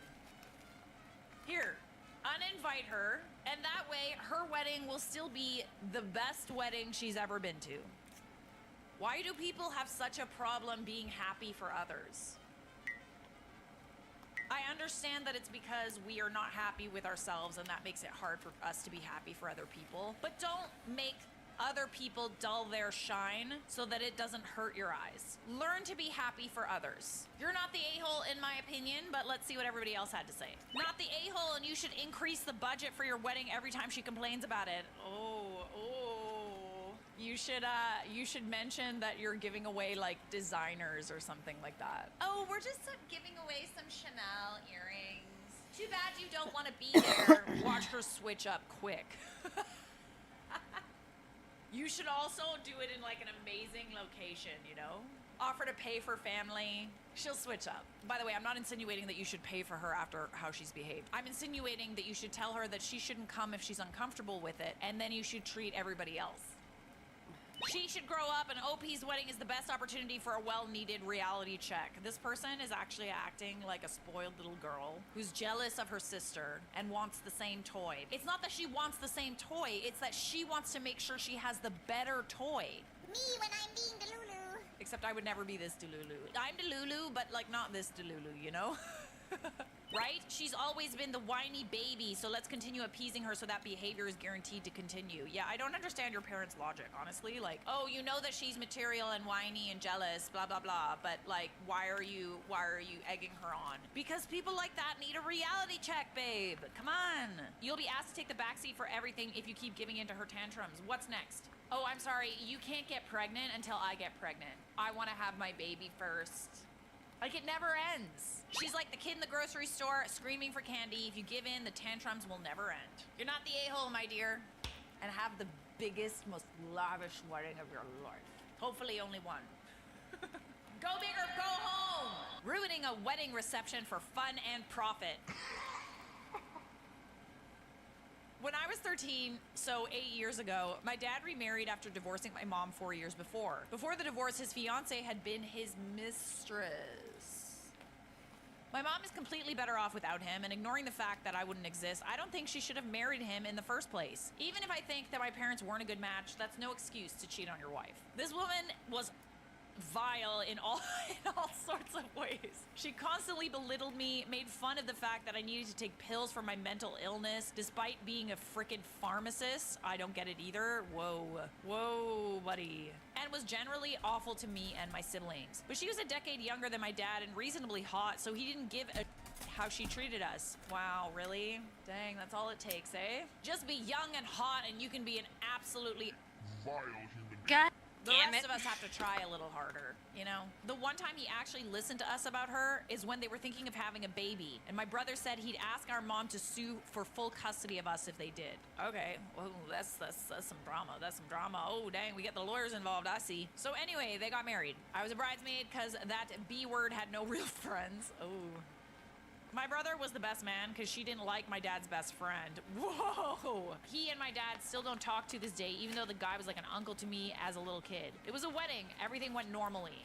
But at the beginning of the reception, before the first dance, we were taking pictures in front of a chocolate fountain, looking like the happy family we never were and never would be. I am on the autism spectrum and have a problem maintaining eye contact. This extends to looking at a camera. So when we had to retake a photo because I wasn't looking, she leans down and whispers something in my ear. I'm not going to repeat it, but it involved the R word. I don't like saying it. Hell no, she said that. Absolutely not. Anyway, I kind of snapped and decided that she was going to pay for this. Tell me you pushed her in the chocolate fountain. Tell me. Please tell me. Did you? No one noticed, or at least no one called me out, when I started slowly moving the chocolate fountain toward the edge of the table. When it got to the edge, it makes contact with the back of that pure white wedding dress and slowly drips down. By the time she notices, it looks like she has out! Hi, yeah, sorry. I'm doing a petty revenge video. But there's a chocolate fountain.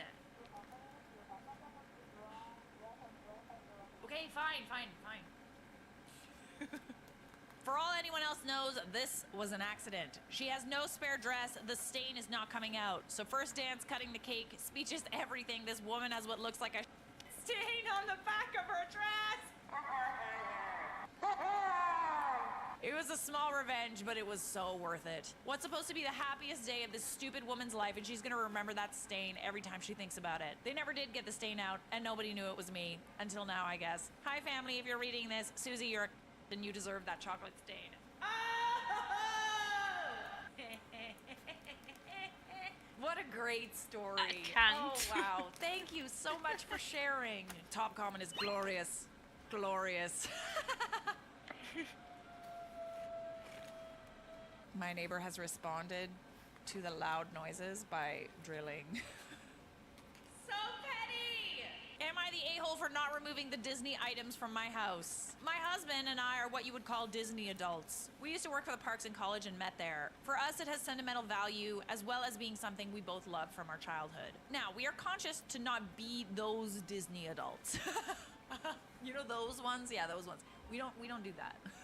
We can hold conversations outside the movies and parks. Good for you, babe. We both work well-paying jobs unrelated to the company. We have other hobbies and interests. Our son isn't big on Disney, and we're cool with that. It is just something that we enjoy as well as our daughters. We nurture all of our children's hobbies and interests. We also don't blow all our money on this stuff. I know I may sound overly defensive, but we get a lot of comments from people who don't know us well. Anyways, we live in a renovated farmhouse on a bit of land that includes a barn that we finished off with hopes to make our guest house one day. In the meantime, we've had a relative get married here, and it was gorgeous. Now, my sister wants to get married on our property, and we're all for it. Everything's been planned for months, and the wedding is in June. It's set to be outside completely, but if it rains, we can move the party into the barn. The only reason a guest would have to go in our house is to use the bathroom. We have 2 on the first floor. The only Disney items are Winnie the Pooh hand towels. I told my sister I'd replace them with regular ones. Wedding space has no Disney items. So what's the problem?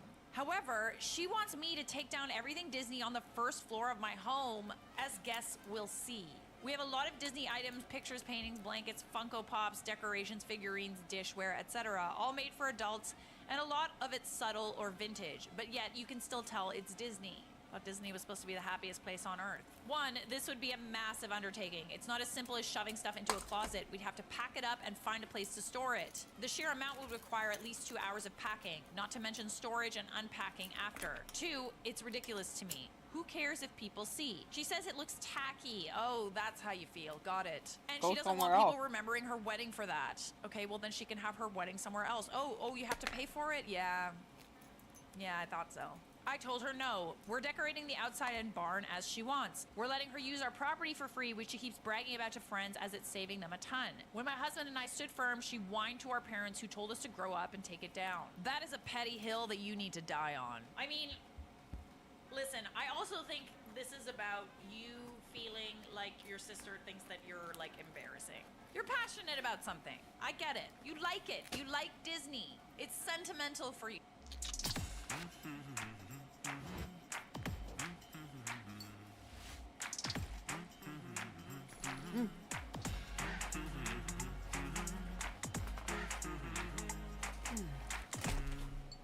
Okay, you're good to go.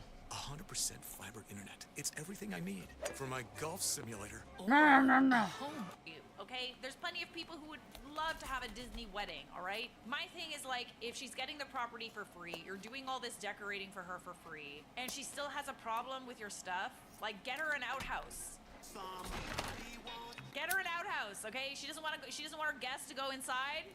Get her an outhouse. Another solution, if she's really, I don't know, like maybe she could be the one that pays for things to get packed and put away, and then she comes and unpacks everything so that you don't have to do everything. You know what I mean? She also didn't have to say that it's like childish and embarrassing and tacky. Like there's no need for that. You could just say something like it doesn't really go with the wedding theme or something like that. Like I kind of wanted it to be like this, etc., etc. Like you don't have to insult the person that's doing something nice for you, because like why would they do something nice for you after that? Not the a-hole. Your sister doesn't want her wedding to be associated with Disney. Your sister wants full control of the space and decoration. I have an idea. She should rent her own venue. Seriously, enforce your boundary and say that that's as far as you're willing to go. If she wants to change everything, she needs to rent a different venue. You get what you pay for. She didn't pay for it, so she's not getting anything. Her sister needs to let it go. Let it go. I'm sorry. I'm so sorry. I'm so sorry. I'm so sorry. You know, I used to actually, like, when I was really, like, a struggling actor, I used to dress up like Elsa and go sing at kids' birthday parties. I know. People paid for that, like whatever you just heard. They literally paid me to do that. She wants OP to strip her house down to the bare necessities, just to be prepared for her wedding. She needs to chill out and learn to take things with a spoonful of sugar. I get the point. You're not the a-hole, my dear. That's funny. We're back at it, and we're starting things off with a story about a bride who got left at the altar. Like, actually left at the altar. Her fiancé just didn't show up. I know. So what did this bride do? Well, she got the ultimate petty revenge. Here is why everyone is talking about this bride. Her name is Kaylee, and she's hitting the headlines because she decided to go ahead with her wedding even when the groom didn't show up. On the morning of her big day, the 27-year-old found out that her partner of 4 years had got cold feet. But the wedding, which reportedly cost thousands, had already been paid for, and Kaylee didn't want to let her family down. She walked into her wedding party playing Lizzo's Good as Hell. She smashed the wedding topper off her cake. She took shots with family and friends. She gave an emotional speech to her entire wedding party all about self-love. And she even enjoyed her first dance with a family member. Haley said, "It was an absolute shock. I had no indication he was going to do this, but seeing my girls distraught as well made me want to turn the day around. I didn't want to remember the day as complete sadness." Emotions! It's just emotions taking me over. That right there is the ultimate petty revenge. All right, I gotta know more. I gotta know more. I gotta know what people are saying.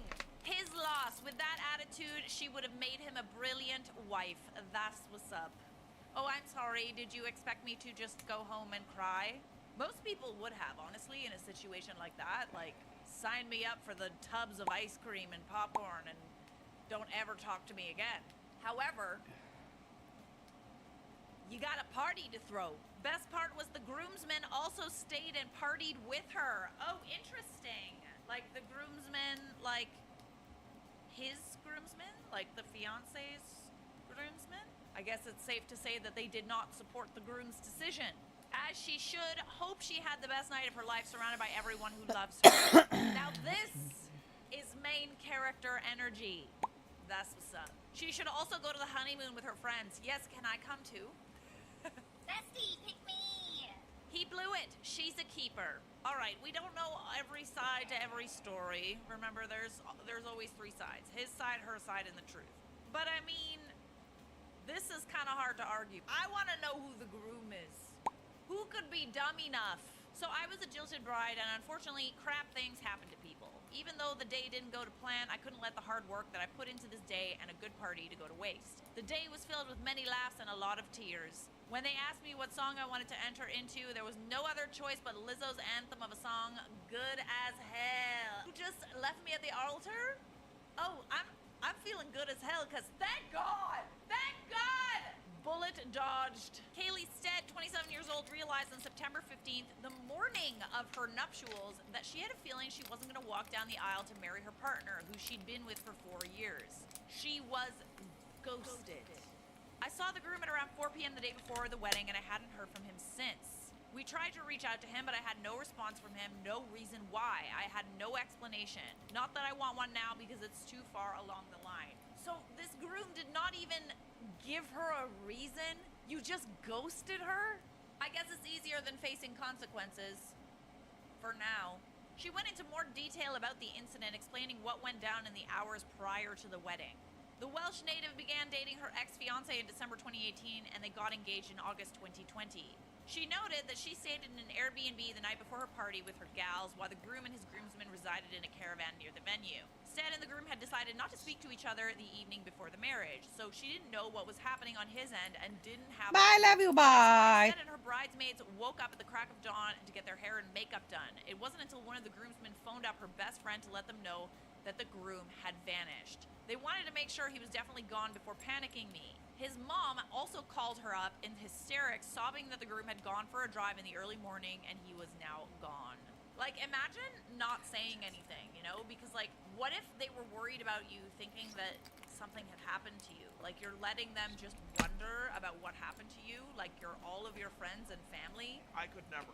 Stead pointed out that her ex oftentimes went for walks or drives by himself to clear his head when he was anxious, and therefore she didn't feel nervous. She advised her friends and family to keep on getting ready and held out in hope that the groom would return. She honestly believed, hand on heart, that he was going to be there. But at 11 a.m., the groom's father revealed that he would not be showing up after all. At that point, I was gone. I was sobbing, adding that she had to break the news to the rest of the bridal party, her hairstylist, parents, and videographer. Her videographer came up with the idea as a joke to just have fun, keep calm, and carry on with the wedding. Yeah, man. Like, at that point, like, couldn't you have figured it out before that? Like, you spent all this money, you invited everybody. You couldn't have just made your decision a little bit before the wedding? Because those vendors aren't giving your money back. Her friends egged her on, encouraged her to keep on going. That's when I was like, I'm gonna do it. I spent all this money. I've been looking forward to the food, a dance with my dad, spending time with my family, so why not? Get married to yourself, bitch! The groomsmen at her bridal party then headed down to the venue to explain to the guests what had transpired. All of the groomsmen stayed, as well as her friends, family, and loved ones. Her partygoers were sad about the devastation, but nevertheless, they supported her and stayed for the reception.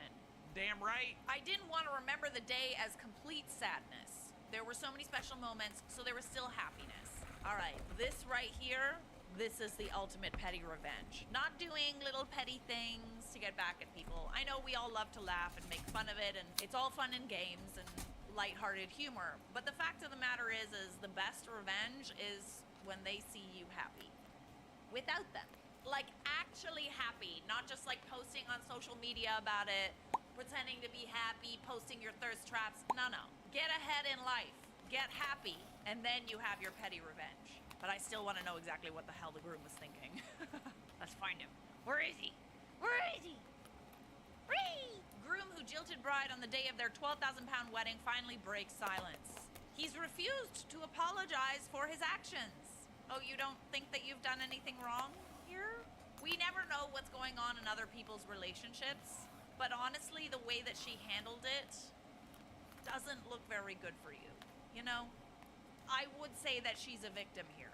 On this morning, she said, I wish there was signs that this would happen because then I would have had a reason to back up this decision, but there wasn't. No relationship is perfect, but I honestly did think we were each other's person. She's living alone now with no explanation from her ex, and her honeymoon is canceled. I just like, what? I'm sad that you didn't go on that honeymoon too. Let's not do this to people. Let's not do this at all. I think that we're all living in a world now where it seems like it's totally fine to just ghost people, but like, just don't. Like, at the very least, provide an explanation. At the very least, figure your shit out before you're supposed to walk down the aisle with someone. But honestly, darling, I think you dodged a bullet. Anyone who would think about doing that and not apologize and not see that it's wrong, like, he's not right for you or pretty much anybody else, to be honest. If you were stood up on your wedding, what would you do? Like, be honest. Because I think we would all like to say we would like to be like Kaylee. I probably wouldn't be able to muster up the courage. The humiliation would probably be way too much for me to handle. I'd definitely go on the honeymoon, though. Unless it was like a place that was full of couples, then maybe not. But there was a poll by Manchester News. If you were stood up on your wedding day, what would you do? 40% agreed with me. Cancel it. I'd be a mess. What Kaylee did, 39.2%. Try to track my ex down. For what? For what? That is inexcusable. Don't let the Carrie Bradshaws of the world make you think that it would end up right, because it won't. He leaves you at the altar, it's probably a pretty good indication that he's not the one. Anyway, that's enough for today. Bye, TikTok! All of these submissions are from the official Charlotte Dobre Reddit thread. r/Charlotte Dobre YouTube. Go submit your stories. Go get involved in the community, and you just might see them on the channel. Done. All right. Bye, Twitch. I'll be back in a couple hours. Y'all heard it's my birthday week. I'll be back. Don't forget to check social medias for updates and whatnot.